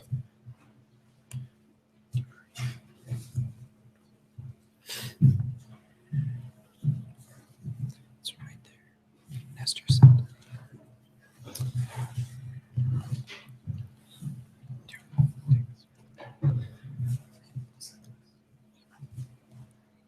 Nestor sat down again. He'd shown his son the ropes, the last word in the master horseman's skills. Now after Meriones yoked his sleek horse's fifth, they boarded their cars and dropped lots in a helmet. Achilles shook it hard. Antilochus's lot leapt out, so he drew the inside track. Next in the draw came hardy Lord Eumulus. Astrides Menelaus, the famous spearman, next, and Meriones drew the fourth starting lane, and Tyades Diomedes drew the fifth and last, the best of them all by far at driving battle teams. All pulled up abreast as Achilles pointed out the post, far off on the level plain, and stationed there beside it an umpire, old Lord Phoenix, his father's aid in arms, to mark the field at the turn and make a true report. Ready, whips raised high, at the signal all together lashed their horses' backs and shouted, urging them on. They broke in a burst of speed, in no time swept the plain, leaving the ships behind and lifting under their chests, the dust clung to the teams like clouds or swirling gales as their manes went streaming back in the gusty tearing wind. The cars shot on, now jouncing along the earth that rears us all, now bounding clear in the air, but the drivers kept erect in the lurching cars, and the heart of each man raced, straining for victory. Each man yelled at his pair as they flew across the plain in a whirl of dust. But just out of the turn, starting the home stretch back to sunlit sea, the horses lunged. Each driver showed his form. The whole field went racing full tilt, and at once the fast mares of Eumulus surged far out in front. And after him came Diomedes' team, Troy's stallions hardly a length behind now, closing at each stride, and at any moment it seemed they'd mount Eumulus's car, their hot breath steaming his back and broad shoulders, their heads hovering over him, breakneck on they flew. And now he'd have passed them or forced a dead heat if Apollo, all of a sudden raging at Diomedes, had not knocked the shining whip from his fist. Tears of rage came streaming down his cheeks as he watched Eumulus' mares pulling farther ahead and his team losing pace, no whip to lash them on. But Athena, missing nothing of Phoebus' foul play that robbed Diomedes, sped to the gallant captain, handed him back his whip, primed his team with power, and flying after Admetus' son in full immortal fury, the goddess smashed his yoke. His mares bolted apart, careening off the track, and his pole plowed the ground. And Eumulus hurled from the chariot, tumbling over the wheel. The skin was ripped from his elbows, mouth, and nostrils, his forehead battered in, scraped raw at the brows, tears filling his eyes, his booming voice choked. But veering round the wreck, Diomedes steered his racers shooting far ahead of the rest, leaving them in the dust as Athena fired his team and gave the man his glory. And after him came Atreus, red-haired Menelaus, next Antilochus, urging his father's horses, "Drive, the two of you, full stretch and fast. I don't tell you to match the leader's speed," skilled Diomedes' team. "Look, Athena herself just fired their pace and gave their master glory." but catch Menelaus's pair fast. Don't get left behind, or Blaze will shower the two of you with disgrace. Blaze is a mare. Why falling back, my brave ones? I warn you both, so help me it's the truth. No more grooming for you at Nestor's hands. The old driver will slaughter you on the spot with a sharp bronze blade if you slack off now, and we take a lesser prize. After them, faster, full gallop. I'll find a way. I've got the skill to slip past him there where the track narrows. I'll never miss my chance. Whipped with fear by their master's threats, they put on a fresh burst for a length or two, but suddenly brave Antilochus saw the narrow place where the road washed out, a sharp dip in the land where massing winter rains broke off the edge, making it all one sunken rut. There Atrides was heading, no room for two abreast, but Antilochus swerved to pass him, lashing his horses off the track, then swerving into him neck and neck. And Atrides, frightened, yelled out at the man, "Antilochus, you drive like a maniac. Hold your horses. The track's too narrow here. It widens soon for passing. Watch out. You'll crash your chariot, wreck us both." So he cried, but Antilochus drove on all the wilder, cracking his lash for more speed like a man stone deaf. As far as a shoulder throw of a whirling discus hurled by a young contender testing out his strength, so far they raced dead even. But then Menelaus's pair dropped back as he yielded, cut the pace on purpose. He feared the massive teams would collide on the track, and the tight-strung cars capsize, the men themselves go sprawling into the dust, striving, wild for triumph. As his rival passed, the red-haired captain cursed him, "Antilochus, no one alive more treacherous than you. Away with you, madman. Damn you. How wrong we were when we said you had good sense. You'll never take the prize unless you take the oath." Turning back to his team, calling, shouting them on, "Don't hold back, don't stop now. Galled as you are. That team in the lead will sag in the leg before you, robbed of their prime, their racing days are done." And lashed with fear by their master's angry voice, they put on a surge, closing on them fast. And all the while, the armies tense in a broad circle watched for horses flying back on the plain in a rising whirl of dust. The first to make them out was the Cretan captain. Idomeneus sat perched on a rise outside the ring, a commanding-looking point, and hearing a driver shouting out in the distance, recognized the voice, could see a stallion too, far in the lead, unmistakable, a big chestnut beauty, all but the blaze he sported stark white on his forehead, round as a full moon. He sprang to his feet, calling down to cohorts, "Friends, lords of the Argives, oh my captains, am I the only one who can spot that pair, or can you see them too? Seems to me it's a new team out in front, a new driver as well, just coming into sight. The mares of Eumolus must have come to grief somewhere downfield. They led on the way out. I saw them heading first for the turn, by God, but I can't find them now, anywhere, hard as I look. Left and right, scanning the whole Trojan plain. He lost his reins, he lost control of his horses round the post, and they failed to make the turn. That's where he got thrown, I'd say. His chariot smashed, and his horses went berserk and bolted off. Stand up, look for yourselves. I can't make them out, not for certain, no, but the leader seems to me an Aetolian man by birth. He's king of the Argives, horse-breaking Taetus' son, rugged Diomedes." But quick little Ajax rounded on him roughly. "Loose talk, Idomeneus. Why are you always sounding off? They still have a way to go out there, those racing teams. You too, you're a far cry from the youngest Argive here, nor are the eyes in your head our sharpest scouts. But you're always blustering, you foul-mouthed. Why must we have you blurting out this way in the face of keener men? Those mares in front are the same that led before. They're Eumelus's mares, and look, there's Eumelus now, astride his chariot, gripping the reins himself." But the Cretan captain burst back in anger. "Ajax, champion wrangler in all the ranks, stupid too, first and last the worst man in the Argive armies, stubborn bull-necked fool. Come now, let's both put up a tripod or a cauldron, wager which horses are really out in front, and we'll make Atrides Agamemnon our referee. You'll learn. Don't worry once you pay the price." Ajax rose in fury to trade him taunt for taunt, and now the two of them might have come to blows if Achilles himself had not stood up to calm them.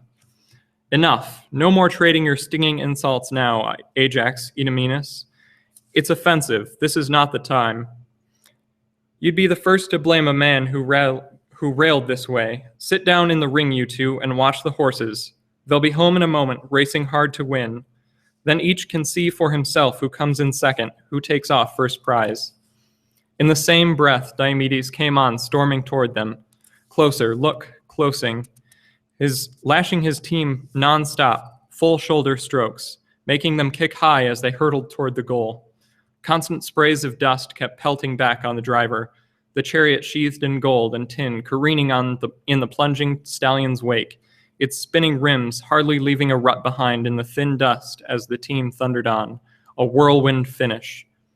He reined them back in the ring with drenching sweat, lather streaming down to the ground from necks and chests. Their master leapt down from the bright burnished car, propped his whip on the yoke. His aide lost no time.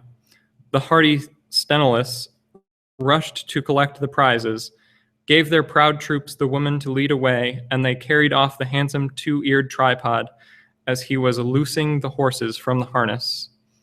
Antilochus next, the son of Nestor, drove in second, beating Atrides not by speed but cunning, but still Menelaus kept his racers close behind, tight as the closing gap between the wheel and horse when he hauls his master's car top speed across the flats, the very tip of his tail brushing the running rim, and the wheel spins closer, hardly a gap between as he sweeps the open plain, that much, no more.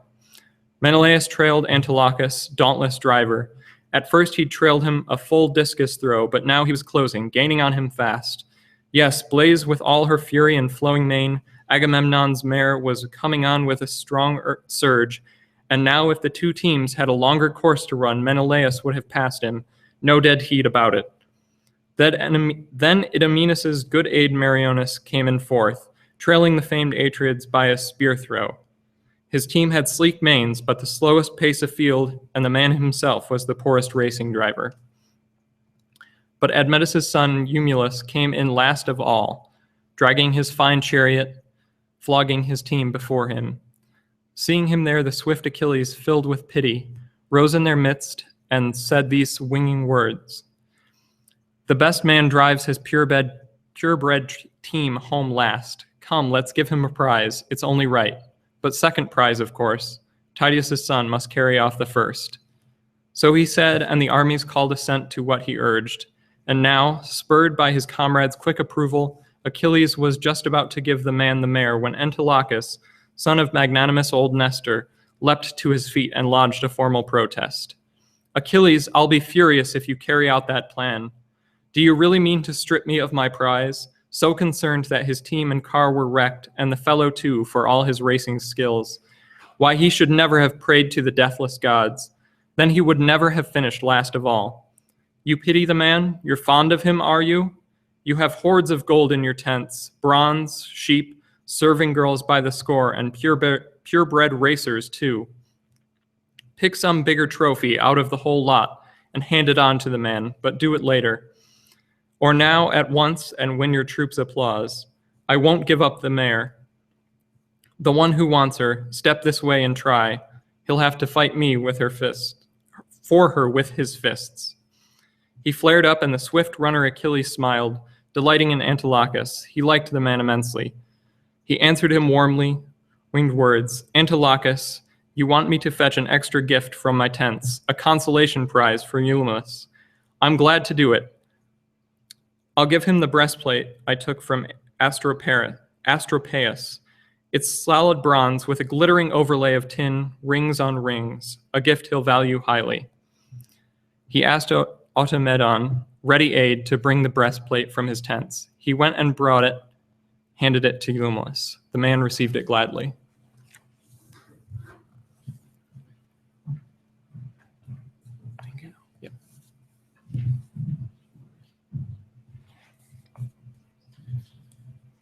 But now Menelaus rose, his heart smoldering, still holding a stubborn grudge against Antilochus.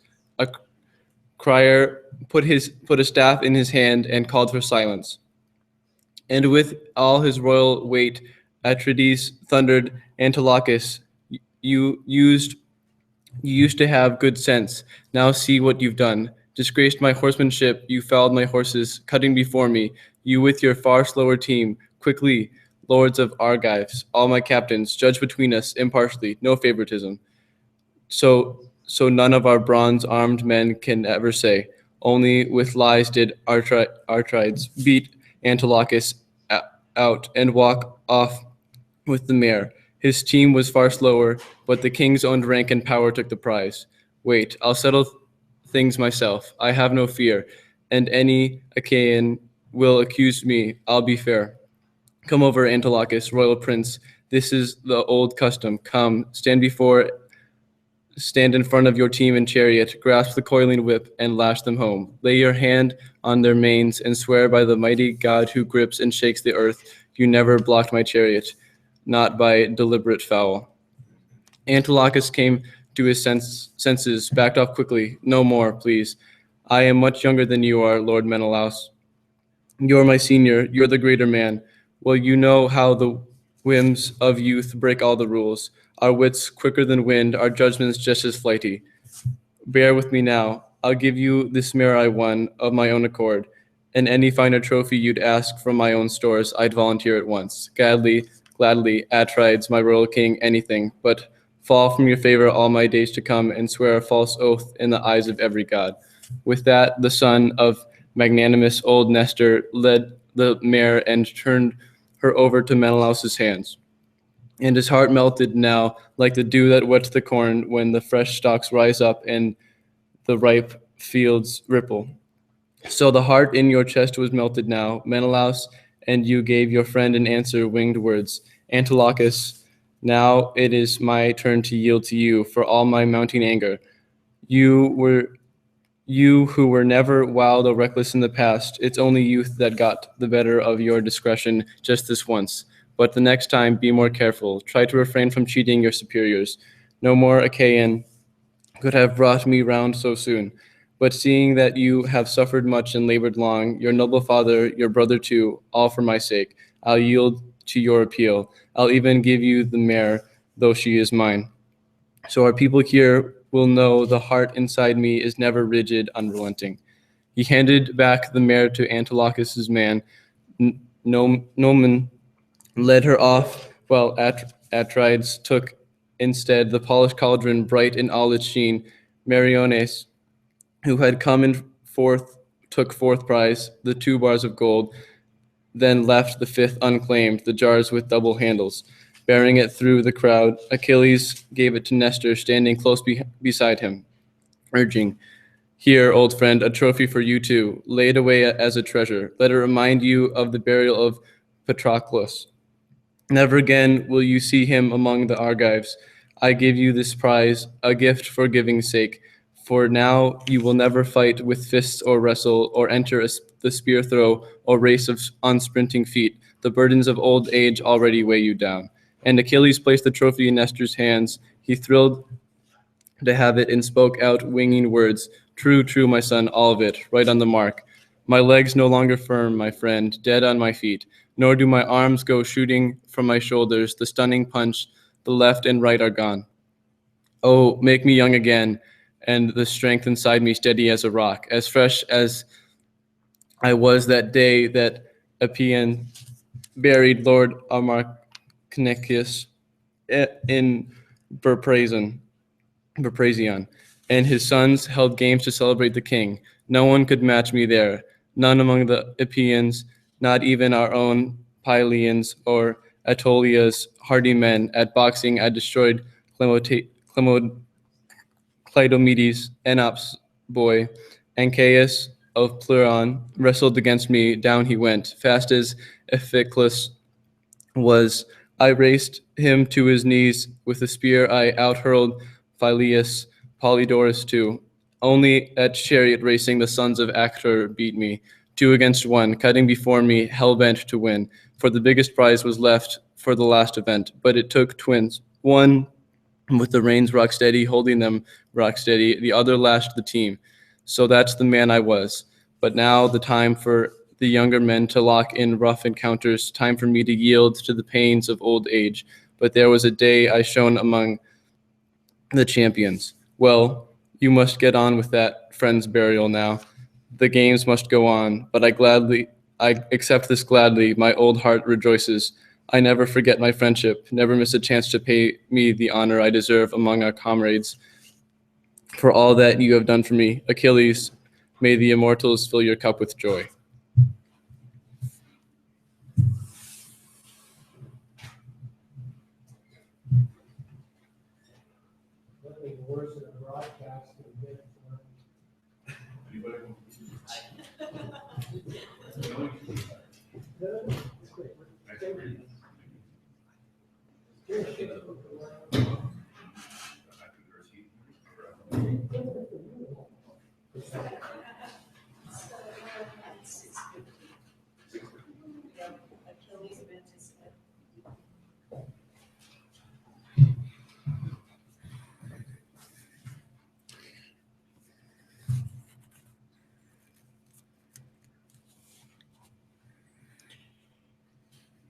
And Achilles placed the trophy in Nestor's hand. He thrilled to have it and spoke out winging words. True, true, my son, all of it, right on the mark. My legs no longer firm, my friend dead on my feet, nor do my arms go shooting from my shoulders. The stunning punch, the left and right are gone. Oh, make me young again, and the strength inside me steady as a rock. He savored every word of Nestor's story. Then Achilles made his way through crowds of troops and set out prizes next for the bruising boxing match. He fetched and tethered a heavy-duty mule in the ring, 6 years old, unbroken, the hardest kind to break, and offered the loser a cup with double handles. He rose up, tall, and challenged all the Argives. Son of Atreus, all you Achaean men at arms, we invite 2 men, our best, to compete for these. Put up your fists. Oh, this is a good part. Fight for what you're worth. The man that Apollo helps outlast the other, clearly witnessed here by Achaea's armies. He takes this beast of burden back to his tents, but the one he beats can have the 2-eared cup. And a powerful, huge man loomed up at once, Panopeus' son Epeius, the famous boxing champion. He clamped a hand on the draft mule and shouted, "Step right up and get it, whoever wants that cup. This mule is mine, I tell you. No Achaean in sight will knock me out and take her. I am the greatest. So what if I'm not a world-class man of war? How can a man be first in all events? I warn you, soldiers, so help me, and it's the truth. I'll crush you with body blows. I'll crack your ribs to splinters. You keep your family mourners near to cart you off. Once my fists have worked you down to pulp." Dead silence. So the armies met his challenge. Only Euryalus rose to take him on, heroic volunteer, bred of Talos' blood, and a son of King Mecistus, who went to Thebes in the old days, when Oedipus fell and there at his funeral games defeated all the Thebans. The spearman Diomedes served as the man's second, goading him on, intent to see him win. First, he cinched him around with a boxer's belt, then taking rawhide thongs, cut from a field ox, wrapped his knuckles well. Both champions, belted tight, stepped into the ring, squared off at each other and let loose, trading jabs with their clenched fists, then slugged it out. Flurries of jolting punches, terrific grinding of jaws, sweat riveting, bodies glistening. Suddenly, Euryalus glanced for an opening, dropped his guard, and Epeius hurled his smashing roundhouse hook to the head, a knockout blow. He could keep his feet no longer. Knees caved in on the spot, as under the ruffling north wind, a fish goes arching up and flops back down on a beach break strewn with seaweed, and a dark wave blacks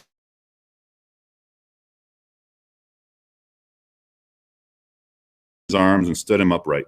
A band of loyal followers rushed to help him, led him out of the ring, his feet dragging, head lolling to one side, spitting clots of blood. Still senseless after they propped him in their corner, and they had to fetch the 2-eared cup themselves. Quickly, Achilles displayed before the troops the prizes set for the third event, the grueling wrestling match. Anybody want to read about the wrestling match? Come on up.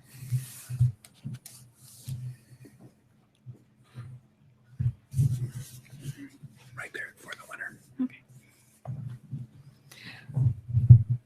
For the winner, a large tripod made to strike a fire, and worth 12 oxen, so the soldiers reckoned. For the loser, he led a woman through their midst, worth 4, they thought, and skilled in many crafts. And he rose up tall and challenged all the Achaeans. Now two come forward, fight to win this prize. And the giant Ajax got to his feet at once. Odysseus stood up too, an expert at every subtle, cunning hold. Both champions, belted tight, stepped into the ring, and grappling each other hard with big burly arms, locked like rafters and master builder bolts together, slanting into a pitched roof to fight the rippling winds. And their backbones creaked as scuffling hands tugged for submission holds, and sweat streamed down their spines, and clusters of raw welts broke out on ribs and shoulders slippery, red with blood, and still they grappled harder, locking for victory, locked for that burnished tripod. Odysseus no more able to trip and bring to ground his man than Ajax could. Odysseus's brawn held out. A stalemate, and the troops were growing bored, and so at last the giant Ajax spurred his rival, grunting, "Son of Laertes, resourceful one, enough. You hoist me or I hoist you, and leave the rest to Zeus." As Ajax heaved him up, Odysseus never missed a trick. He kicked him behind the knee, clipping the hollow, cut his legs from under him, knocked him backward, pinned as Odysseus flung himself across his chest. That roused the crowd. They leaned to look and marveled. The next throw now, long enduring Odysseus's turn. He tried to hoist great Ajax, budged him a little, off the ground, true, but he could not heave him clear, then hooked him round a knee, and down they sprawled together. Both men clenched in a deathlock, tussling round in dust. And now they'd have jumped up, gone for the third fall, if Achilles himself had not stepped in and stopped them. No more struggling. Don't kill yourselves in sport. Victory goes to both. Share the prizes. Off you go, so the rest of the men can have a crack at contests. And they listened gladly, nodding at his decision, wiped the dust from their backs, and pulled their shirts on. Achilles quickly set out prizes for the foot race. A silver bowl, gorgeous, just 6 measures deep, but the finest mixing bowl in all the world. Nothing could match its beauty, a masterpiece that skilled Sidonian craftsmen wrought to perfection. Phoenician traders shipped across the misty seas, and mooring in To's roads presented to the king. Aeneas, son of Jason, gave it to Prince Patroclus, the ransom paid to release Lycon, Priam's son. This was the bowl Achilles offered up at games to commemorate his great friend, for the one racer who proved the fastest on his feet. For the runner-up, he produced a massive ox with rippling folds of fat and half a bar of gold for him who came in last. He rose up tall and challenged all the Achaeans. Now men come forward, fight to win this prize. And the racing Olean Ajax sprang up at once. Odysseus, quick at tactics too, the Nestor's son, Anticulus, fastest of all the young men in the ranks. Achilles pointed out the post. They towed the line and broke flat out from the start, and Ajax shot ahead, with quick Odysseus coming right behind him, close as the weaver's rod to a well-sashed woman's breast when she deftly pulls it toward her, shooting the spool across the warp, still closer, pressing her breast. So close, Odysseus sprinted, hot on Ajax's heels, feet hitting his tracks before the dust could settle, and quick Odysseus panting, breathing down his neck, always forcing the pace, and all the Argives shouting, cheering him on as he strained for triumph, sprinting on and fast in the home stretch. Spurting toward the goal, Odysseus prayed in his heart to blazing-eyed Athena. "Hear me, goddess, help me. Hurry, urge me on." So Odysseus prayed, and Athena heard his prayer, put spring in his limbs, his feet, his fighting hands, and just as the whole field came lunging in for the trophy, Ajax slipped at a dead run. Athena tripped him up, right where the dung lay slick from bellowing cattle, and the swift runner Achilles slew in Patroclus' honor. Dung stuffed his mouth, his nostrils dipped dripped muck as shining, long, enduring Odysseus flashed past him to come in first by far and carry off the cup, while Ajax took the ox. The racer in all his glory just stood there, clutching one of the beast's horns, spitting out the dung and sputtering to his comrades, "Foul, by heaven! The goddess fouled my finish." Always beside Odysseus, just like the man's mother, rushing to put his rivals in the dust.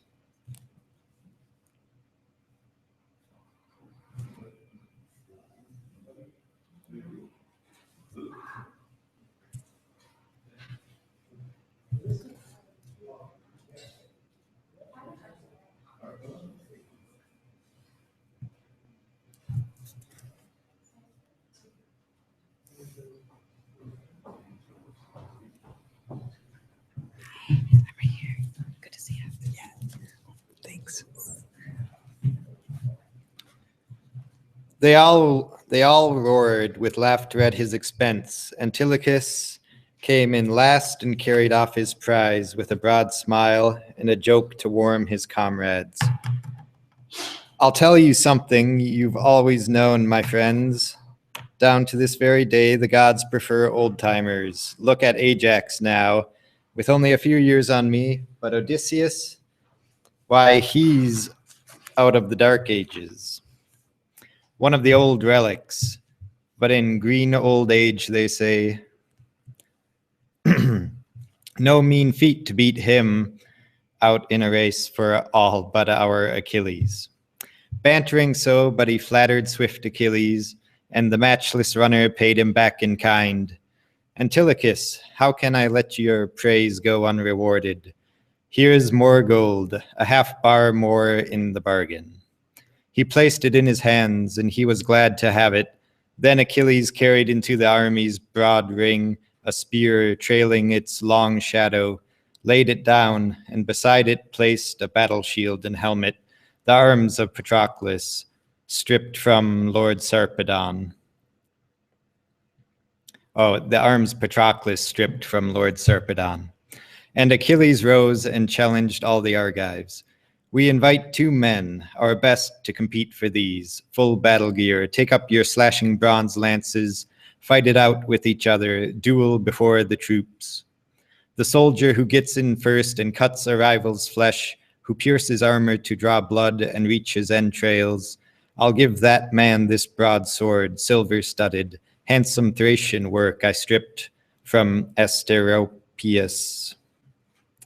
But both fighters will share this armor, bear it off, and we'll give them a victor's banquet in our tents.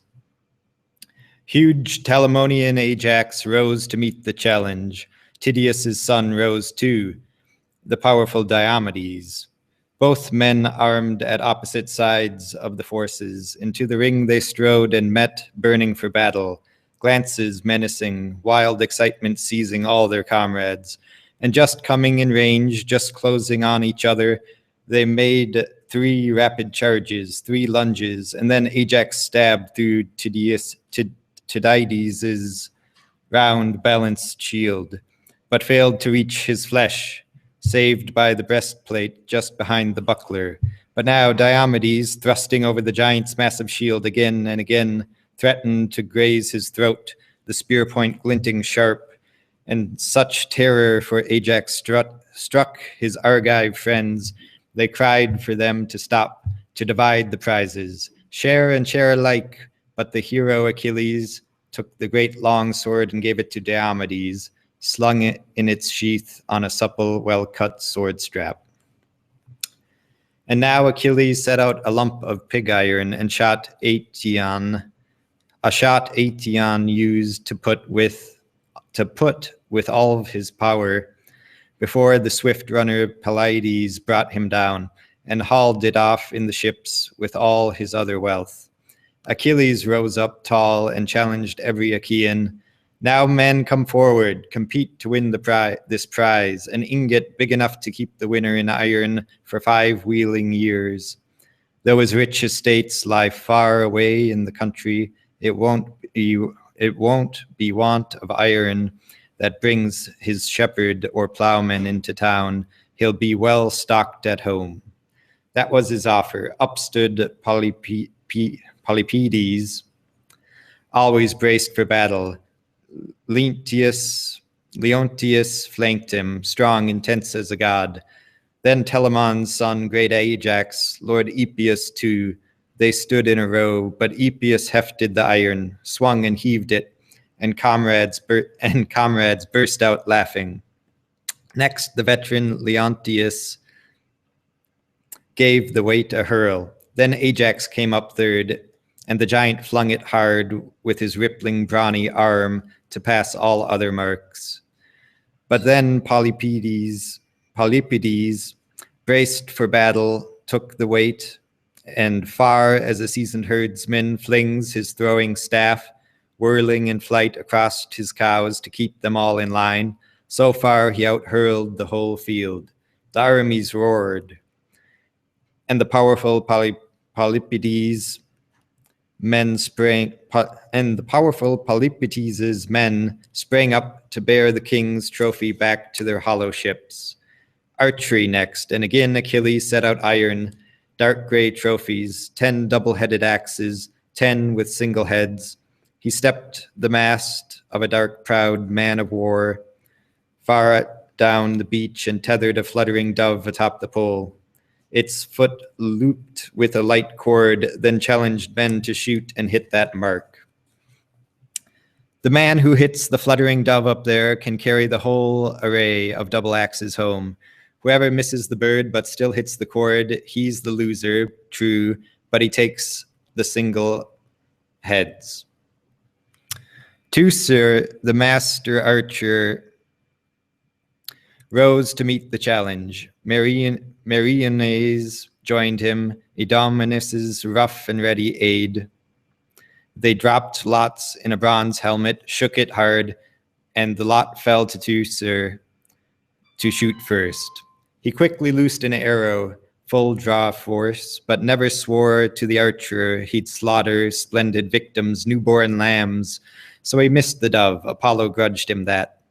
But he hit the cord that tethered the bird's foot, and the tearing arrow split the cord straight through, and the bird shot into the sky and left the tether dangling down to ground. The armies roared applause, but already clutching a shaft while Teucer aimed, Meriones leapt to snatch the bow from his hand and quickly swore to the distant deadly archer he'd slaughter splendid victims, newborn lambs. Up under the clouds, he glimpsed the fluttering dove, and there as she wheeled, he hit her right beneath the wings, and straight through the heart, and out the arrow passed. Plunged at Meriones' foot and stabbed the earth hard. The dove settled onto the mast of the dark proud ship, her neck wrenched awry, her beating wings went slack, and life breath flew from her limbs that instant. Down she dropped, a long drop down to the ground. The armies looked on wonder struck and marveled. Meriones carried off the double axes, all 10. Teucer took the singles back to his hollow ships. Finally, Achilles produced a spear that trailed its long shadow. A cauldron, untouched by fire, chased the flowers and chased with flowers and worth an ox, and set them down in a ring. And now the spear throwers rose up to compete. Atrides, Agamemnon, lord of the far-flung kingdoms, flanked by Idomeneus' rough and ready aid Meriones, but the swift runner Achilles interceded at once. Atrides, well we know how far you excel us all. No one can match your strength at throwing spears. You are the best by far. Take this prize and return to your hollow ships, while we reward this spear to the fighter Meriones. If that would please your heart, that's what I propose. And Agamemnon, the lord of men, could not resist. Achilles gave the bronze-shod spear to Meriones, and the winning hero Atrides gave his own prize to his herald Talthybius, the king's burnished trophy. End of book 23.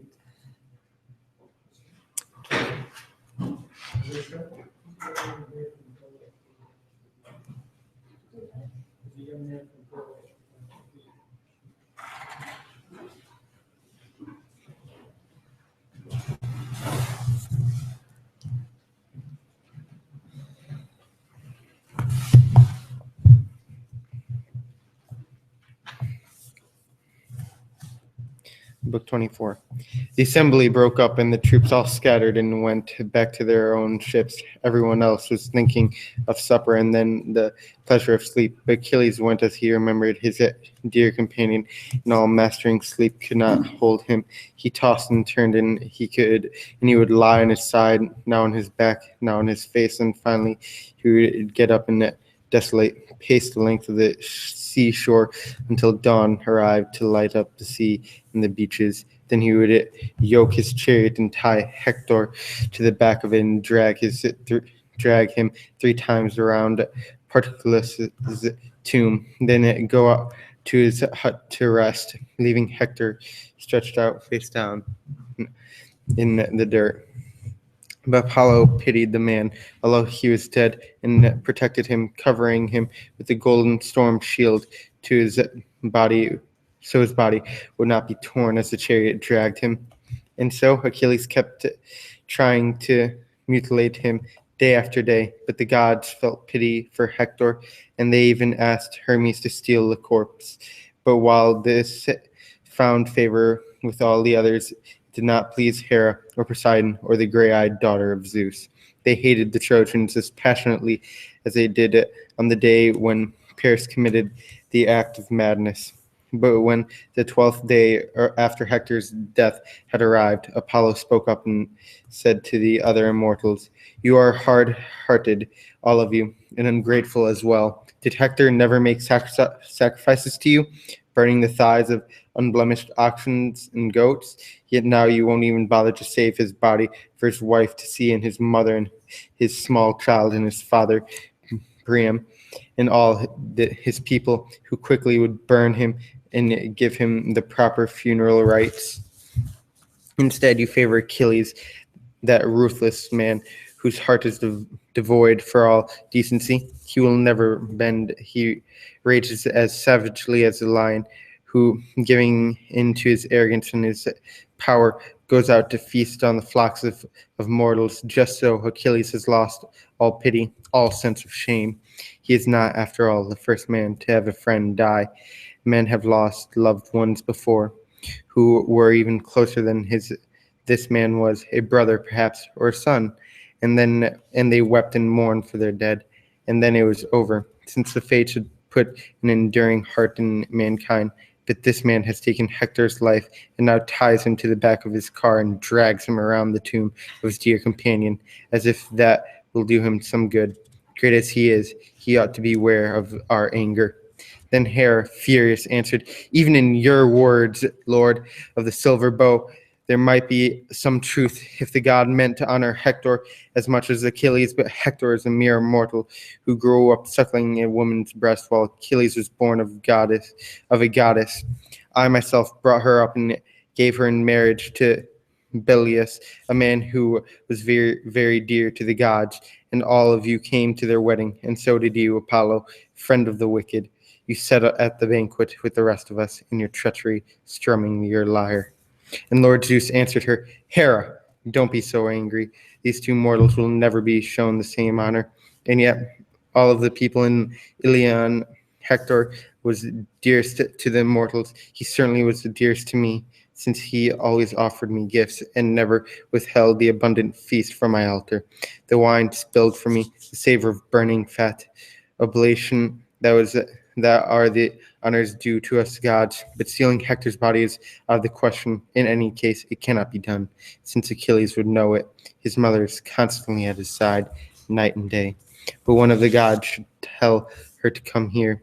I have a sensible plan for Achilles to accept a ransom from Priam and give back the body."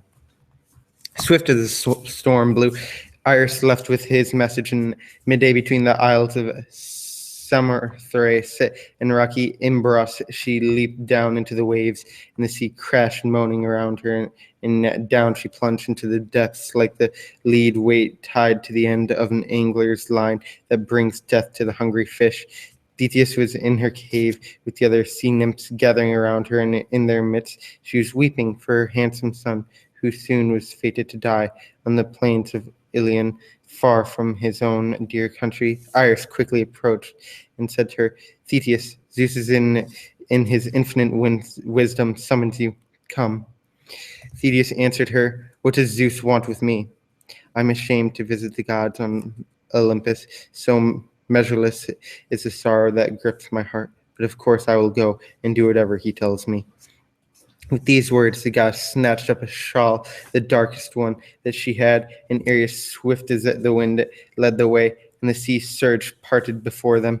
Quickly they came out on shore, and quickly they flew into the sky, and there they found Zeus with the other blessed Eternals assembling around him. Athena gave up her place, and Thetis sat down beside Father Zeus. Then Hera placed in her hand a beautiful golden cup and welcomed her gently, and Thetis drank from the cup and then returned it to Hera. The father of men and gods was the first to speak. Welcome, Thetis. You came in spite of your sorrow. I know what incurable anguish you must be feeling. Still, I will tell you why I have called you here. For 9 days, the gods have been quarreling over Achilles and the body of Hector. They even want Hermes to steal it. Instead, I intend to honor Achilles greatly in order to keep your request in the friendship we have. Quickly now, go to your son's camps and bring him this message. Tell him that we are displeased with what he is doing, and that in particular I am exceedingly angry that in his range he still keeps the body of Hector beside his ship and refuses to give it back. Perhaps he will listen, and fearing me, will release it. I will also send Iris down to the king Priam to tell him he must go to Argive ships with a fitting ransom of splendid gifts that will soften Achilles' heart. When she heard the command of her father, Thetis was quick to do his bidding. Down from the peaks of Olympus she flew, and she came to Achilles' hut, where she found him heartsick and with grief, while all around him his comrades were bustling about, preparing their morning meal, cooking the meat from a large ram they had just slaughtered. She entered the hut and went and sat down beside him and stroked his hair and spoke to him softly. Child, how long will you gnaw your own heart with the sorrow and longing and not think of food or rest? Yet it would do you good to make love with a woman. You will not live much longer. Already your fated death is here, standing close by. But listen, I bring you a message from Zeus. He says that the gods are displeased with you, with what you are doing, and in particular, he is exceedingly angry that in your rage you still keep the body of Hector beside your ships, refusing to give it back. Let go of it now, accept the ransom, return it.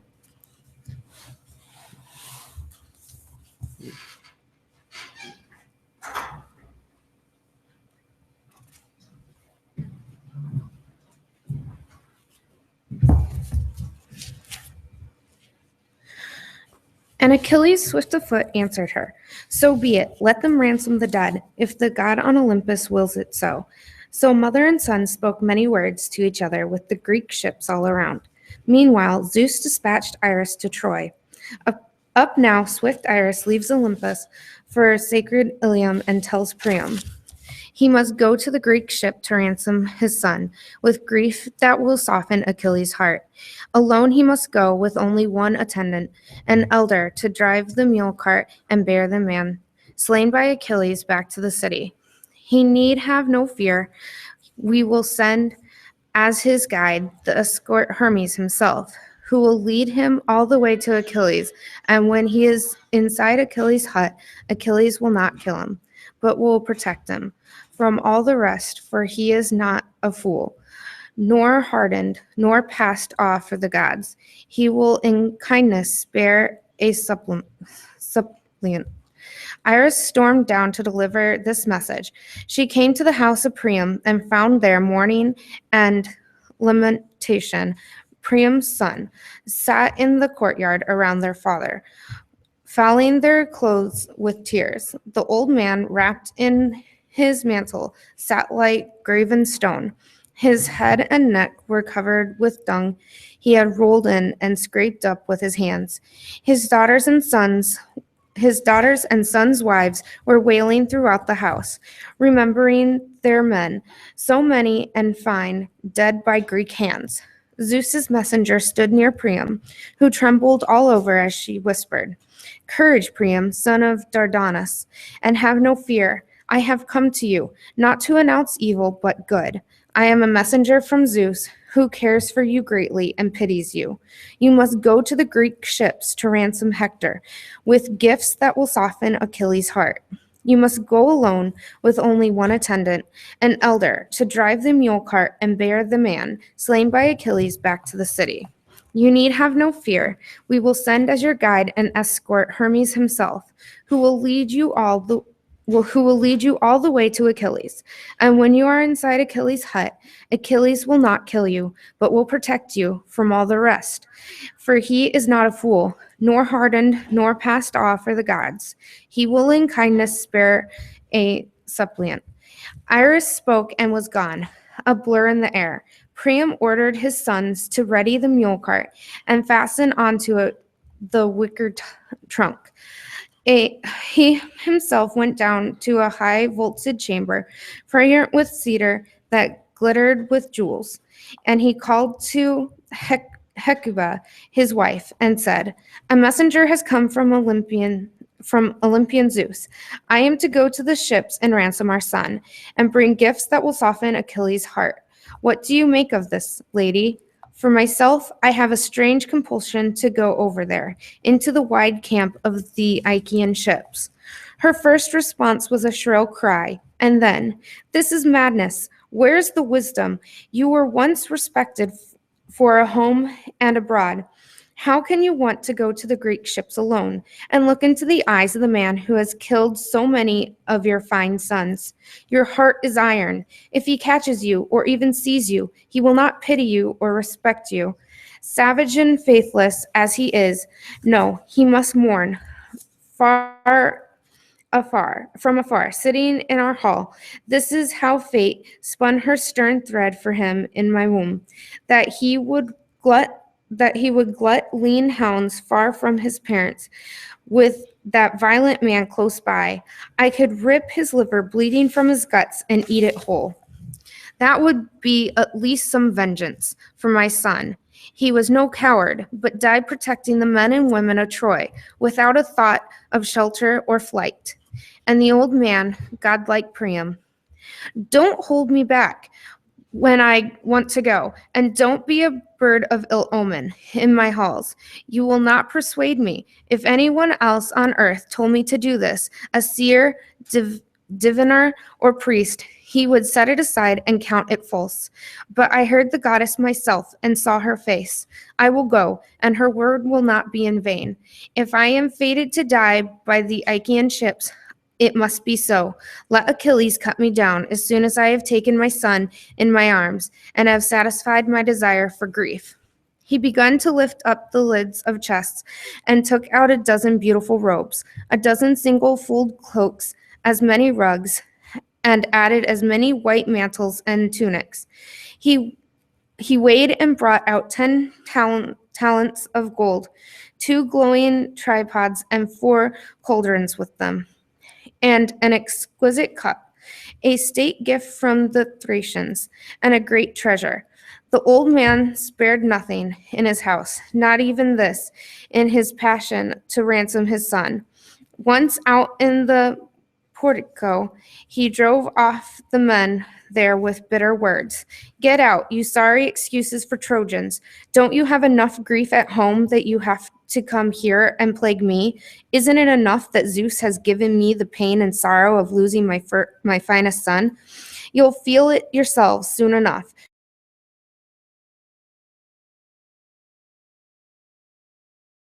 Before I see my city plundered and destroyed." And he waded through men, scattering them with his staff. Then he called to his sons in a harsh voice, "Helenus and Paris, Agathon, Pammon, and Tiphonus, Politus, Diphobus, Hippothus, and noble Deus, these 9, and shouted at them, 'Come here, you miserable brats. I wish all of you had been killed by the ships instead of Hector. I have no luck at all. I have fathered the best sons in all wide Troy, and not one I say is left. Not Mestor, godlike Mestor, not Troilus the charioteer, not Hector, who was like a god among men, like the son of a god, not of a mortal. Ares killed them, and now all I have left are these petty delinquents, pretty boys that cheats. These dancers, toe-tapping champions, renowned throughout the neighborhood for filching goats. Now will you please get the wagon ready and load all this on so I can leave? They cringed under their father's rebuke and brought out the smooth rolling wagon, a beauty just joined and clamped on the wicker trunk. They took the mule yoke down from its peg, a knobbed boxwood yoke fitted with guide rings, and the yoke band with it, a rope 15 feet long. They set the yoke with care upon the unturned end of the polished pole, placing the ring on the throw pin and lashing it tight to the knob with 3 turns each way. Then tied the ends to the hitch under the hook. This done, they brought from the treasure chamber the lavish ransom for Hector's head and heaped it on the hand-rubbed wagon. Then they yoked the mules, strong-hoofed animals that pulled in harness, splendid gifts of the Mysians to Priam. And for Priam they yoked to a chariot horse, reared by the king's hand at the polished stall.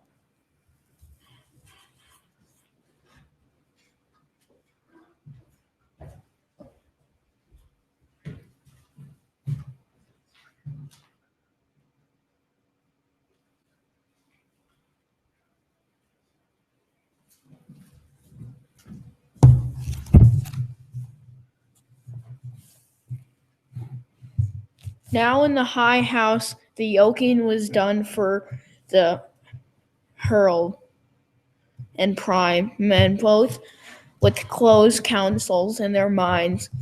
And now came Hecabe with sorrowful heart, and stood close beside them, carrying in her right hand the kind and sweet wine in a golden goblet, so that before they went, they might pour a drink offering. She stood front of the horses called Prime by name and spoke to him.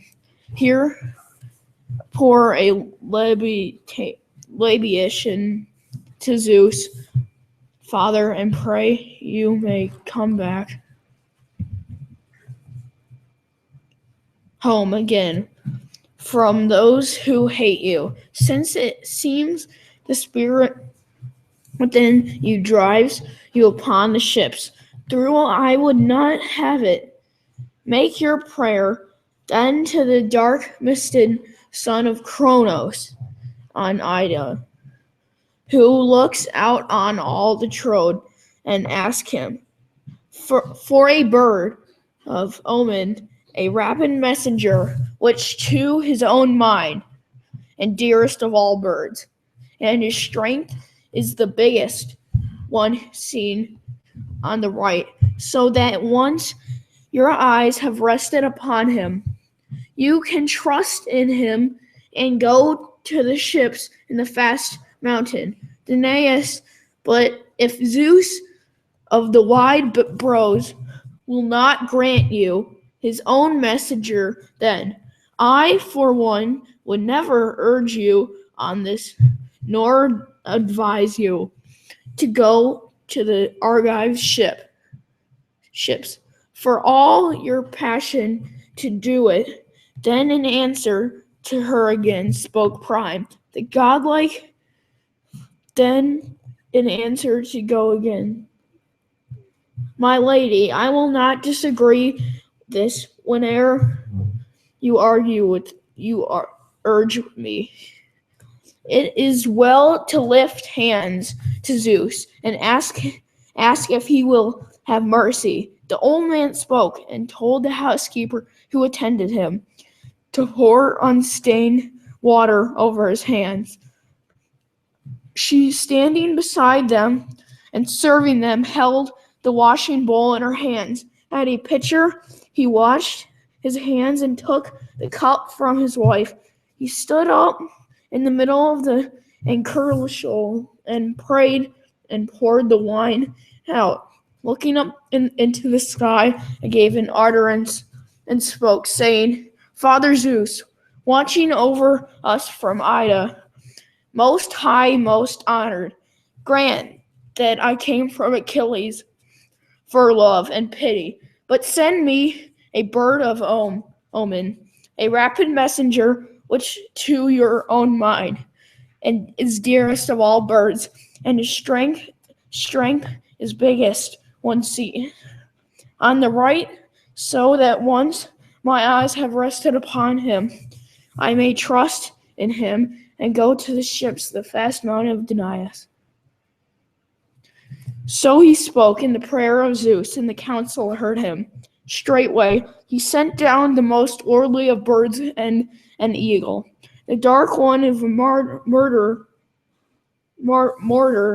called as well the black eagle, and as big as is the build of the door to a towering chamber in the house of a rich man, strongly fitted with bars of such size was a spread of wings on either side. He swept through the city, appearing on the right hand, and the people looking upon him were uplifted, and the hearts made glad in the breasts of all of them.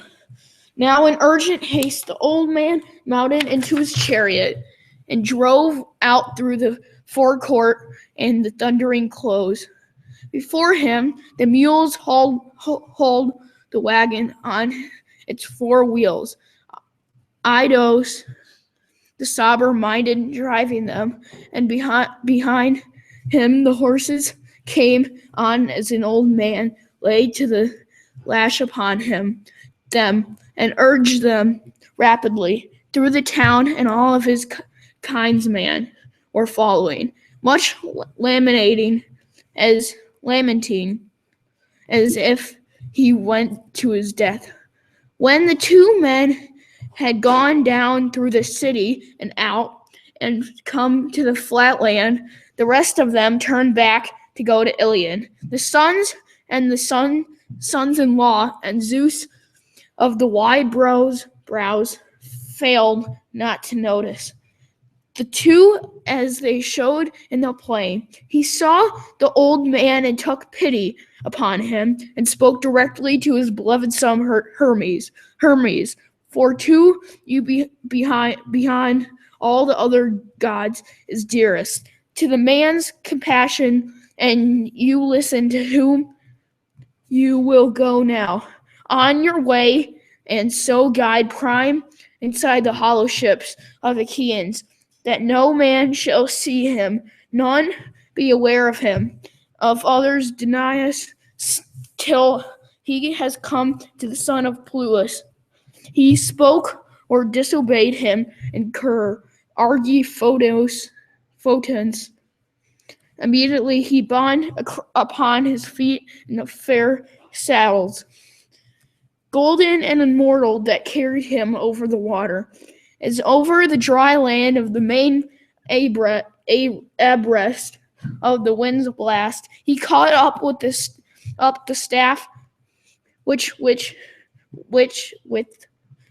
means he mazes the eyes of those immortals whose eyes he would maze or wakes again the sleepers, holding this in his hand. Strong Agroephotons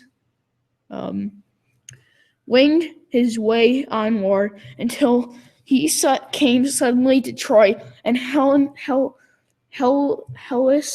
Point, and there walked on, and there took a likeness of young man, a noble with a beard new grown, which is the most grateful from a young manhood. Now when the two had driven past the great tomb of Iolus, they stayed in their mules and horses to the water. Them in the river for by this time darkness descended into the land, and the hurdle made out Hermes, who was coming toward them in a short distance. He lifted his voice, spoke out aloud to Priam, "Take the thought of Dardanus. Here is work for a mind that is careful. I see a man. I think he will presently tear us to pieces. Come then, let us rest away with our horses, or if not, then claps his knees to the entreat him to have mercy upon us." So he spoke, and the old man's mind was confused. He was badly frightened, and his hair stood up his narrow body. And he stood staring.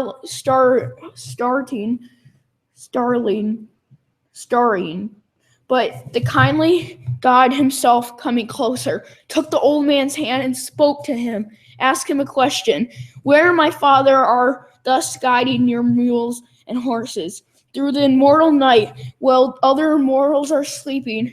Have you fear of the Achaeans, whose wind is fury, who hate you, who are enemies and are near? For if one of these were to see you now, how are you going to convey in so many treasures through the swift black night? What then could you think of?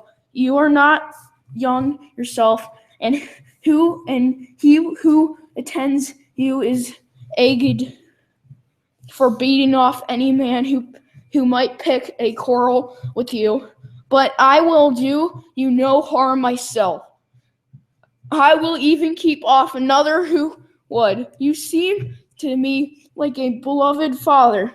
In answer to him, he again spoke.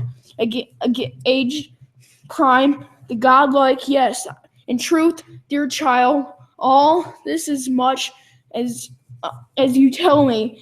Yet still there is some God who has held his hand above me, who sent such a wayfarer as you to meet me as omen of God. For such you are by your form, my admired beauty, and the wisdom in your mind. Your parents are fortunate in you."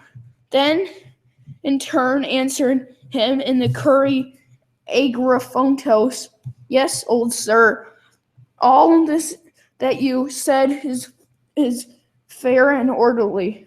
But come, tell me, this thing is requite to me surely.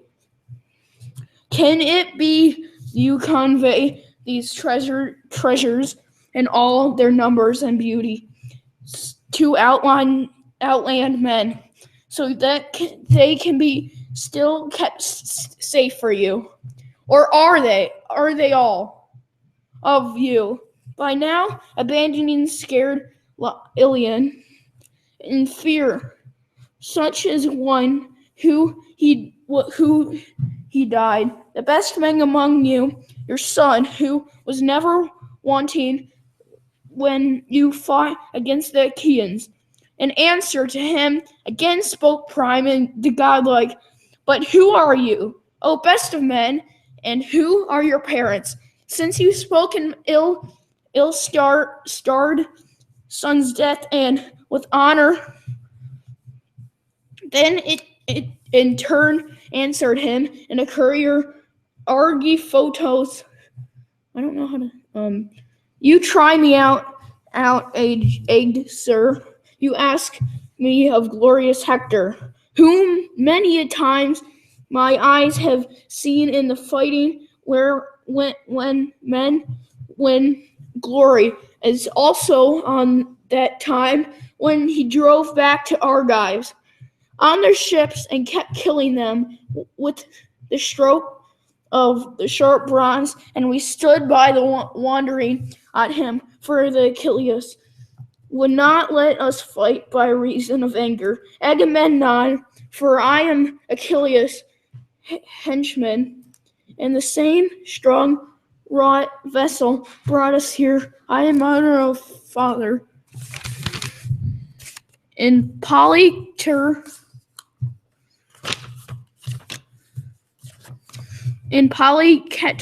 a man of substance, but aged as you are. He has 6 sons beside, and I am the 7th.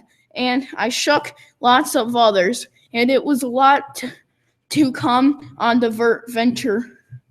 But now I have come to a plain away from the ships for a daybreak. The glancing-eyed Achaeans will do the battle around the city.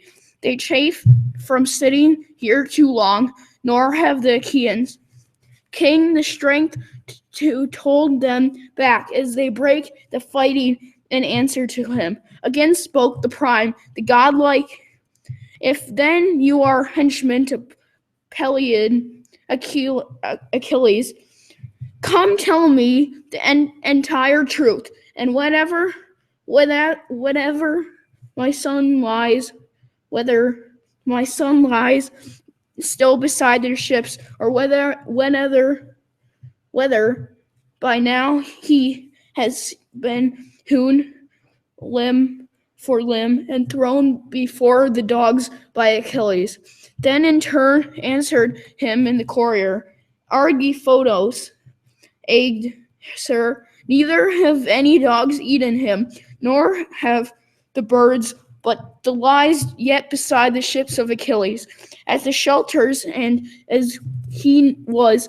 Now here is the 12th dawn.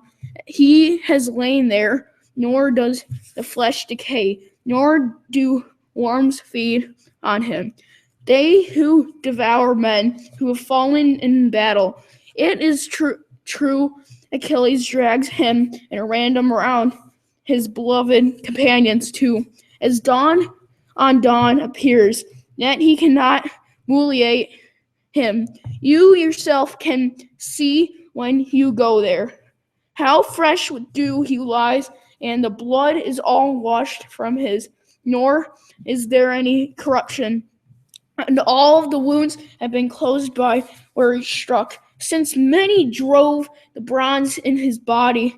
So it is the blessed immortal's care for your son, though he is nothing but a dead man, because if in their hearts they loved him. He spoke, and the old man was made of joyful, and answered him, saying, My child, surely it is good to give immortals their due gifts, because my own son, if ever I had never forgot in the halls of God, who live on Olympus. Therefore they remembered him, even in the death stage. Come then, accept at my hand this beautiful drinking cup, and give me protection for my body, and with the God's grace be my escort until I make way to the shelter of son of Peleus. In turn, answer him in the courtyard, in the corridor, Agriphontos. You try me out, sir, for I am young, but you will not persuade me, telling me to accept your gifts. When Achilles does not know, I fear him at heart, and have too much reverence to rob him. Such a thing might be sorrow hereafter, but I will never be your escorted and take good care of you, even till I came glorious. Argos in the fast ship or following on foot, and none would fight you because despise your escort. The kind God spoke and sprang up behind the horses into the chariot, and rapidly caught in his hands the lash of the guide reins, and brethren get great strength into his mules and horses. Now after they had got into the fortifications about the ships and the ditch, there were sentries who had just begun to make ready their dinner. But about these courtier Aphrfontos drifted sleep on all, and quickly opened the gate and shoved back the door bars, and brought in a prime and glorious gifts on the wagon. But when they had got into the shelter of Pelus, sun towering shelter my Myrmidons, and built for their king, hewing the timbers of pine. And they made a roof of thatch above it, shaggy with grass that they had gathered out in the meadows, and around it made a great courtyard for their king, with head poles set close together. The gate was secured by a single door piece of pine, and the 3 Achaeans could ram it home in its socket. And the 3 could pull back and open the huge door bar. 3 other Achaeans, that is, but Achilles, all by himself could close it. At this time, Hermes, the kind god, opened the gate for an old man and brought in the glorious gifts for Pelus' son, the swift-footed, and dismounted to the ground from him behind the horses and spoke forth. Sir, I who came to you am a god and mortal. Hermes, my father sent me down to guide and go with you. But now I am going to back again, and I will not go in before the eyes of Achilles, for it would make others angry for an immortal god so to face mortal men with favor. But go you and yourself and clasp the knees of Pelion and entreat him in the name of his father, the name of his mother, of the lovely hair, and his child, and so move the spirit within him. So Hermes spoke and went away to the height of Olympus, but Priam vaulted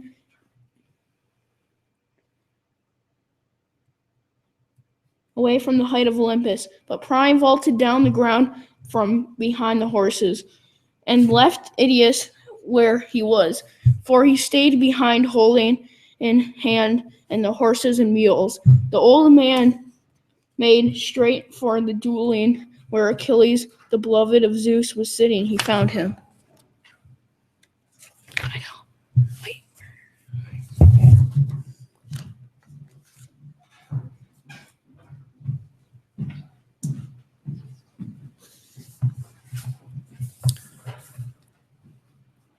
He found him inside.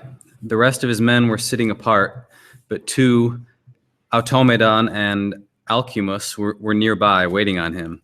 He had just finished his supper, and the table was still there. Priam walked in, unseen, and went to Achilles.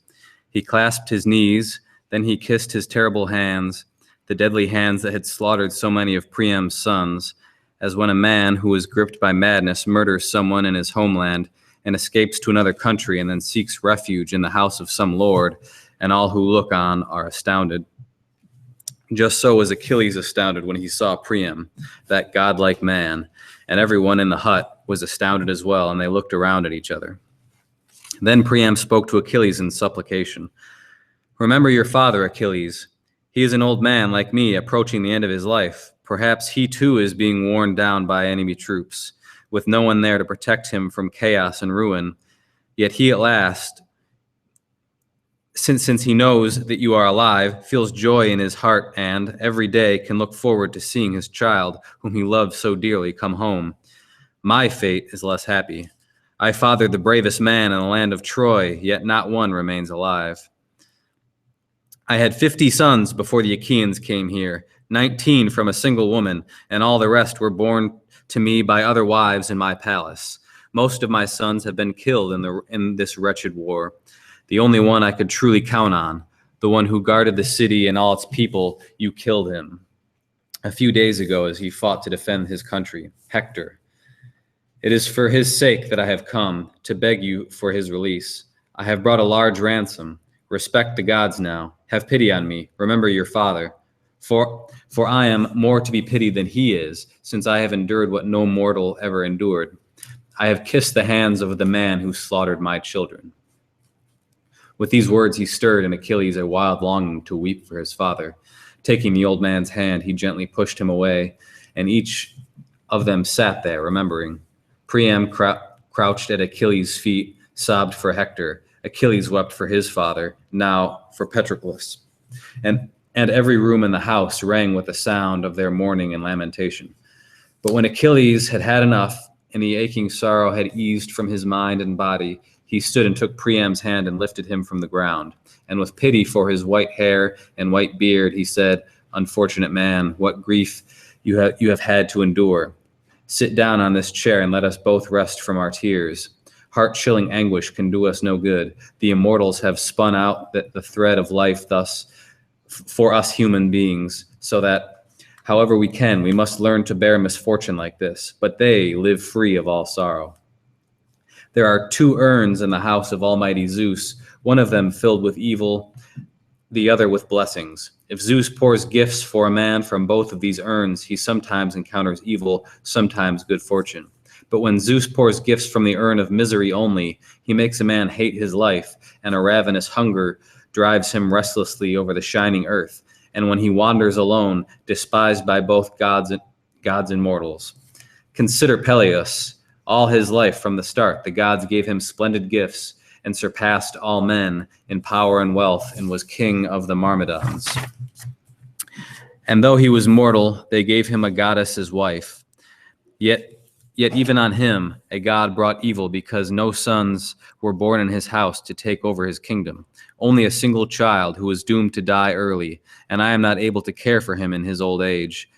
I am idly sitting around in the land of Troy, a long way from home, a curse to you and your children. And you too, sir, we hear that you once were happy.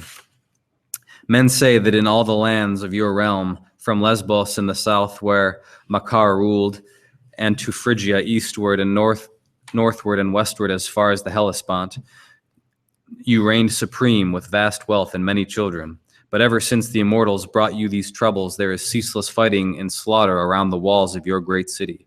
It is something that you must bear. Even if you should endlessly grieve for your son, it would do no good. You will never restore him to life before some other new misery comes upon you." Then, in response to Priam, the old king said, "Don't ask me to sit, my lord, while Hector is still lying uncared for inside your hut. Release him quickly and let me see him with my own eyes. Accept the great ransom I bring here. May you enjoy it and return home safely, because you have spared my life." Achilles answered him then with an angry scowl, "Don't push me too far, sir.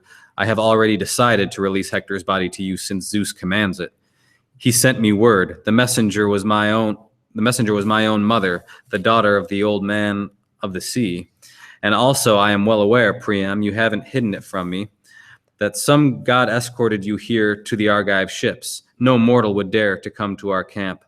However young and strong he might be, he would never get past the sentries or push back the beam that fastens our gate. So do not provoke my grieving heart any further, or else, disobeying Zeus's command, I may not spare even you, sir, suppliant though you are." The old man, recoiling in terror, at once sat down. Then, like a lion, Achilles sprang out the door, not alone. 2 attendants followed his steps, Automedon and Alcimus, whom Achilles loved more than any comrade except for Patroclus. They unyoked the horses and mules, then brought in the herald and seated him on a stool. Then from the cart they unloaded the magnificent ransom for Hector, leaving 2 robes and a tunic there for Achilles to put on the body and wrap around it, before he presented it for the old king to carry home. And then Achilles called for his handmaids and told them to wash and anoint the dead man. But somewhere else, in another part of the house, so that Priam would not see his son, in case in his anguish of heart he might not be able to keep from voicing his anger, and Achilles' own heart flare up into violent rage. When the body was washed and anointed with olive oil and dressed in a fine spun tunic and handsome robe, Achilles lifted it onto the pallet, and then, with the help of his comrades, he put it onto the cart. And he groaned aloud and addressed his beloved companion. "Don't hold it against me, Patroclus. If down in Hades you hear a report that I have given back Hector to his old father, the ransom he brought is worthy, and of course I will give you your own fair share of the gifts." After he said this, Achilles returned to the hut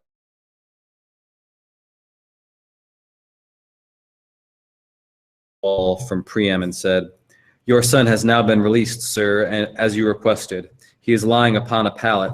Tomorrow, When daybreak appears in the camp, you will see him yourself with your own eyes as you take him away. But for now, let us think of supper. For even Niobe came to the point of eating, and that was after all 12 of her children were killed.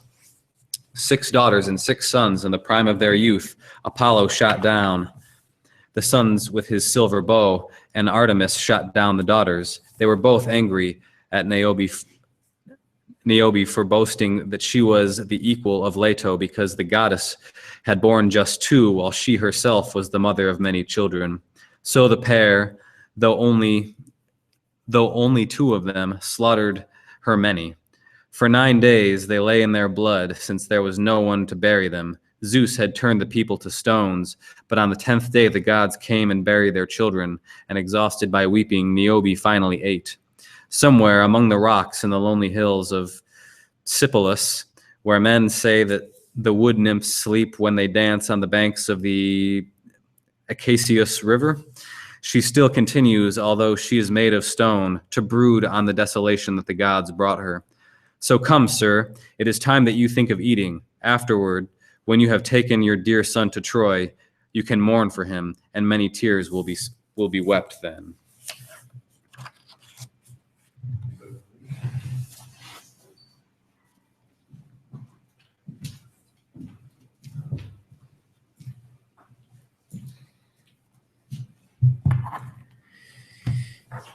Achilles selected a snow-white sheep.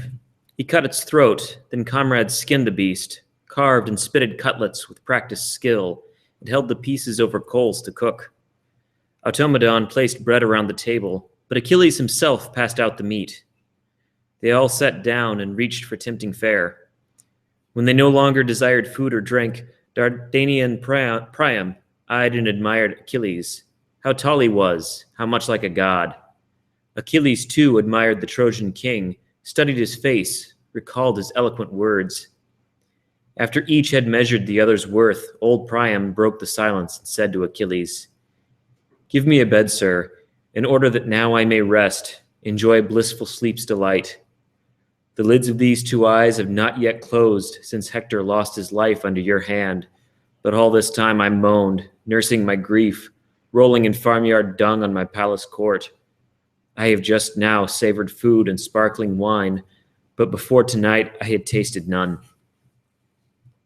Achilles told his aides and female slaves to prepare beds outside his lodge, soft sheets tucked tightly, purple blankets spread on top, and to drape woolly cloaks for privacy. The women left the lodge, torches in hand, and made the 2 beds without wasting time. Achilles directed Priam, half in jest, "Bed down outside, elderly friend, lest Greeks should come to meet in council here, the chiefs who daily plan our strategy for war. If one should notice you, dark though it is, he may report your presence to Agamemnon, postponing my release of Hector's corpse. Now tell me one more thing, and be precise. How many days will it take for Hector's rites? I will hold the army waiting that long."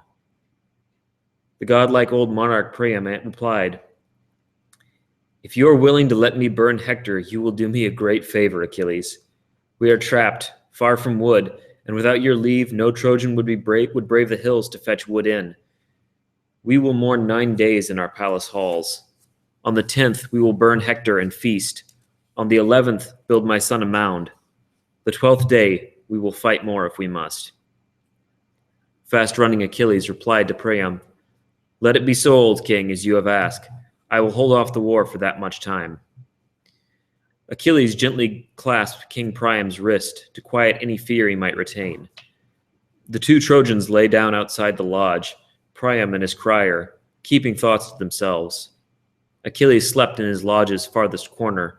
Next to him, his beautiful Briseis lay.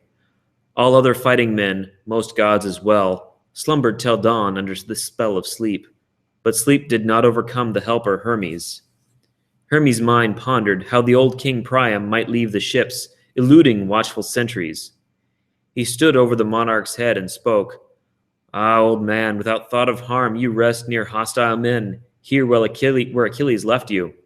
Generous ransom freed your cherished boy, but your remaining sons would have to pay at least 3 times as much if Agamemnon or another such Greek should learn you are near."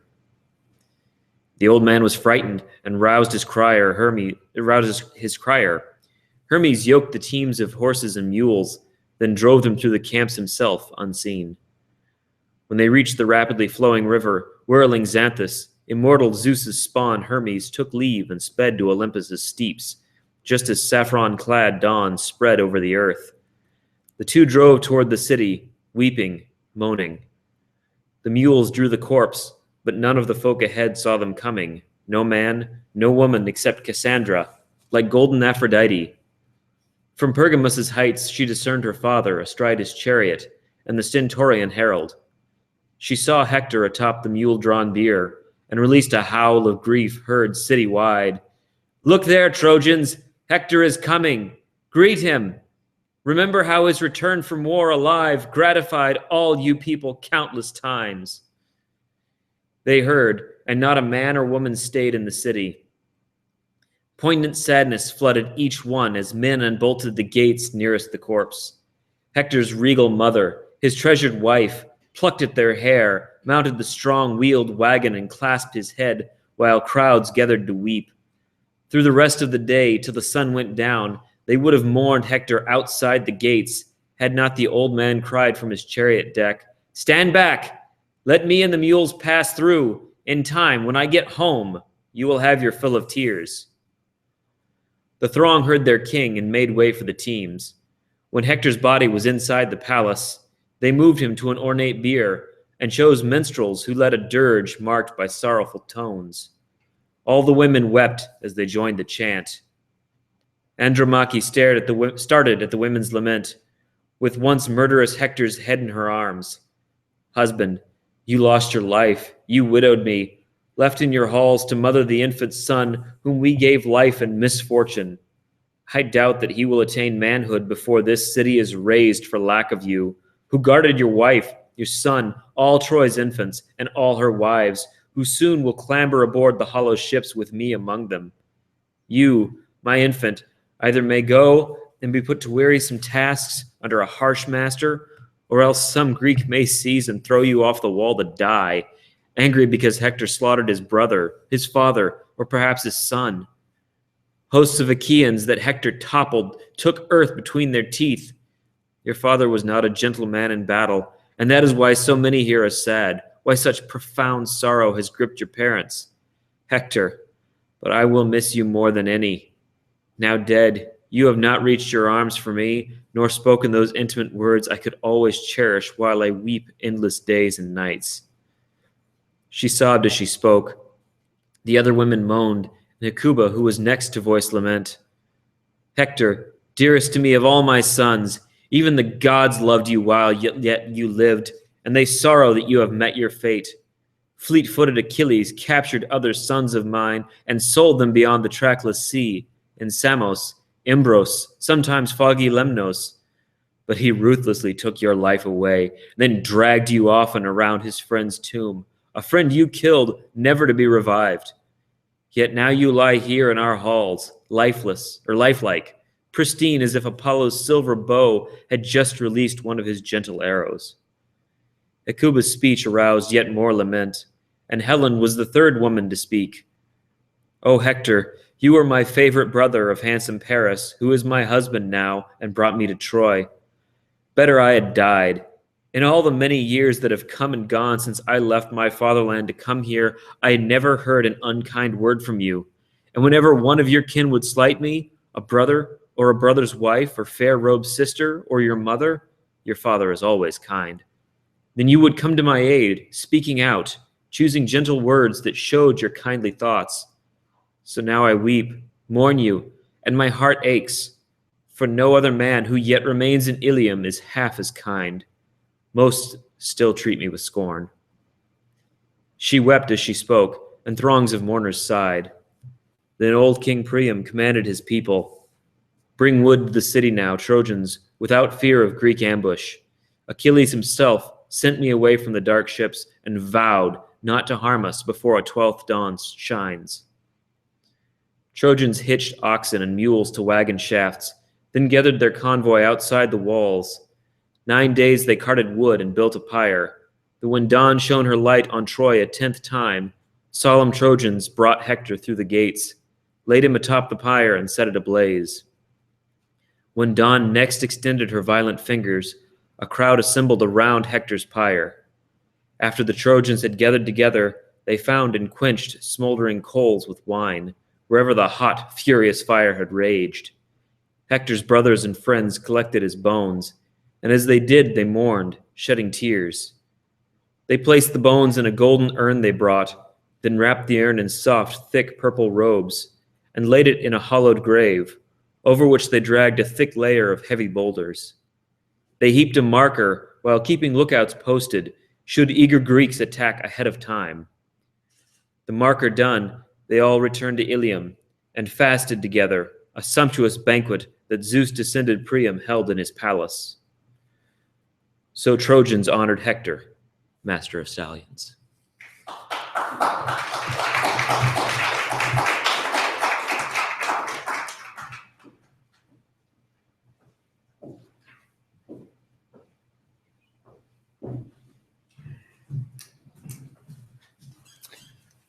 We'd like to thank everybody for their participation here on campus, those of you who've been watching online, and we're especially grateful for those who've taken the time to come up and read.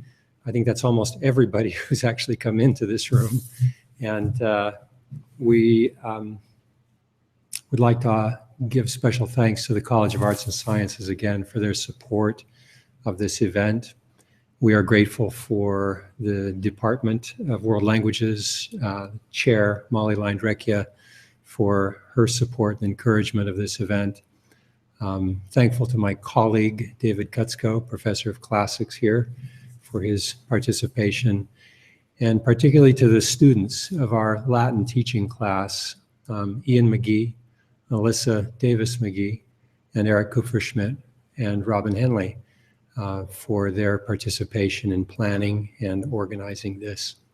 And hope you've enjoyed it. Please look forward to our next marathon reading. Still have to choose a title for that reading. Any ideas, go ahead and send them to me, Professor Rand Johnson at Western Michigan.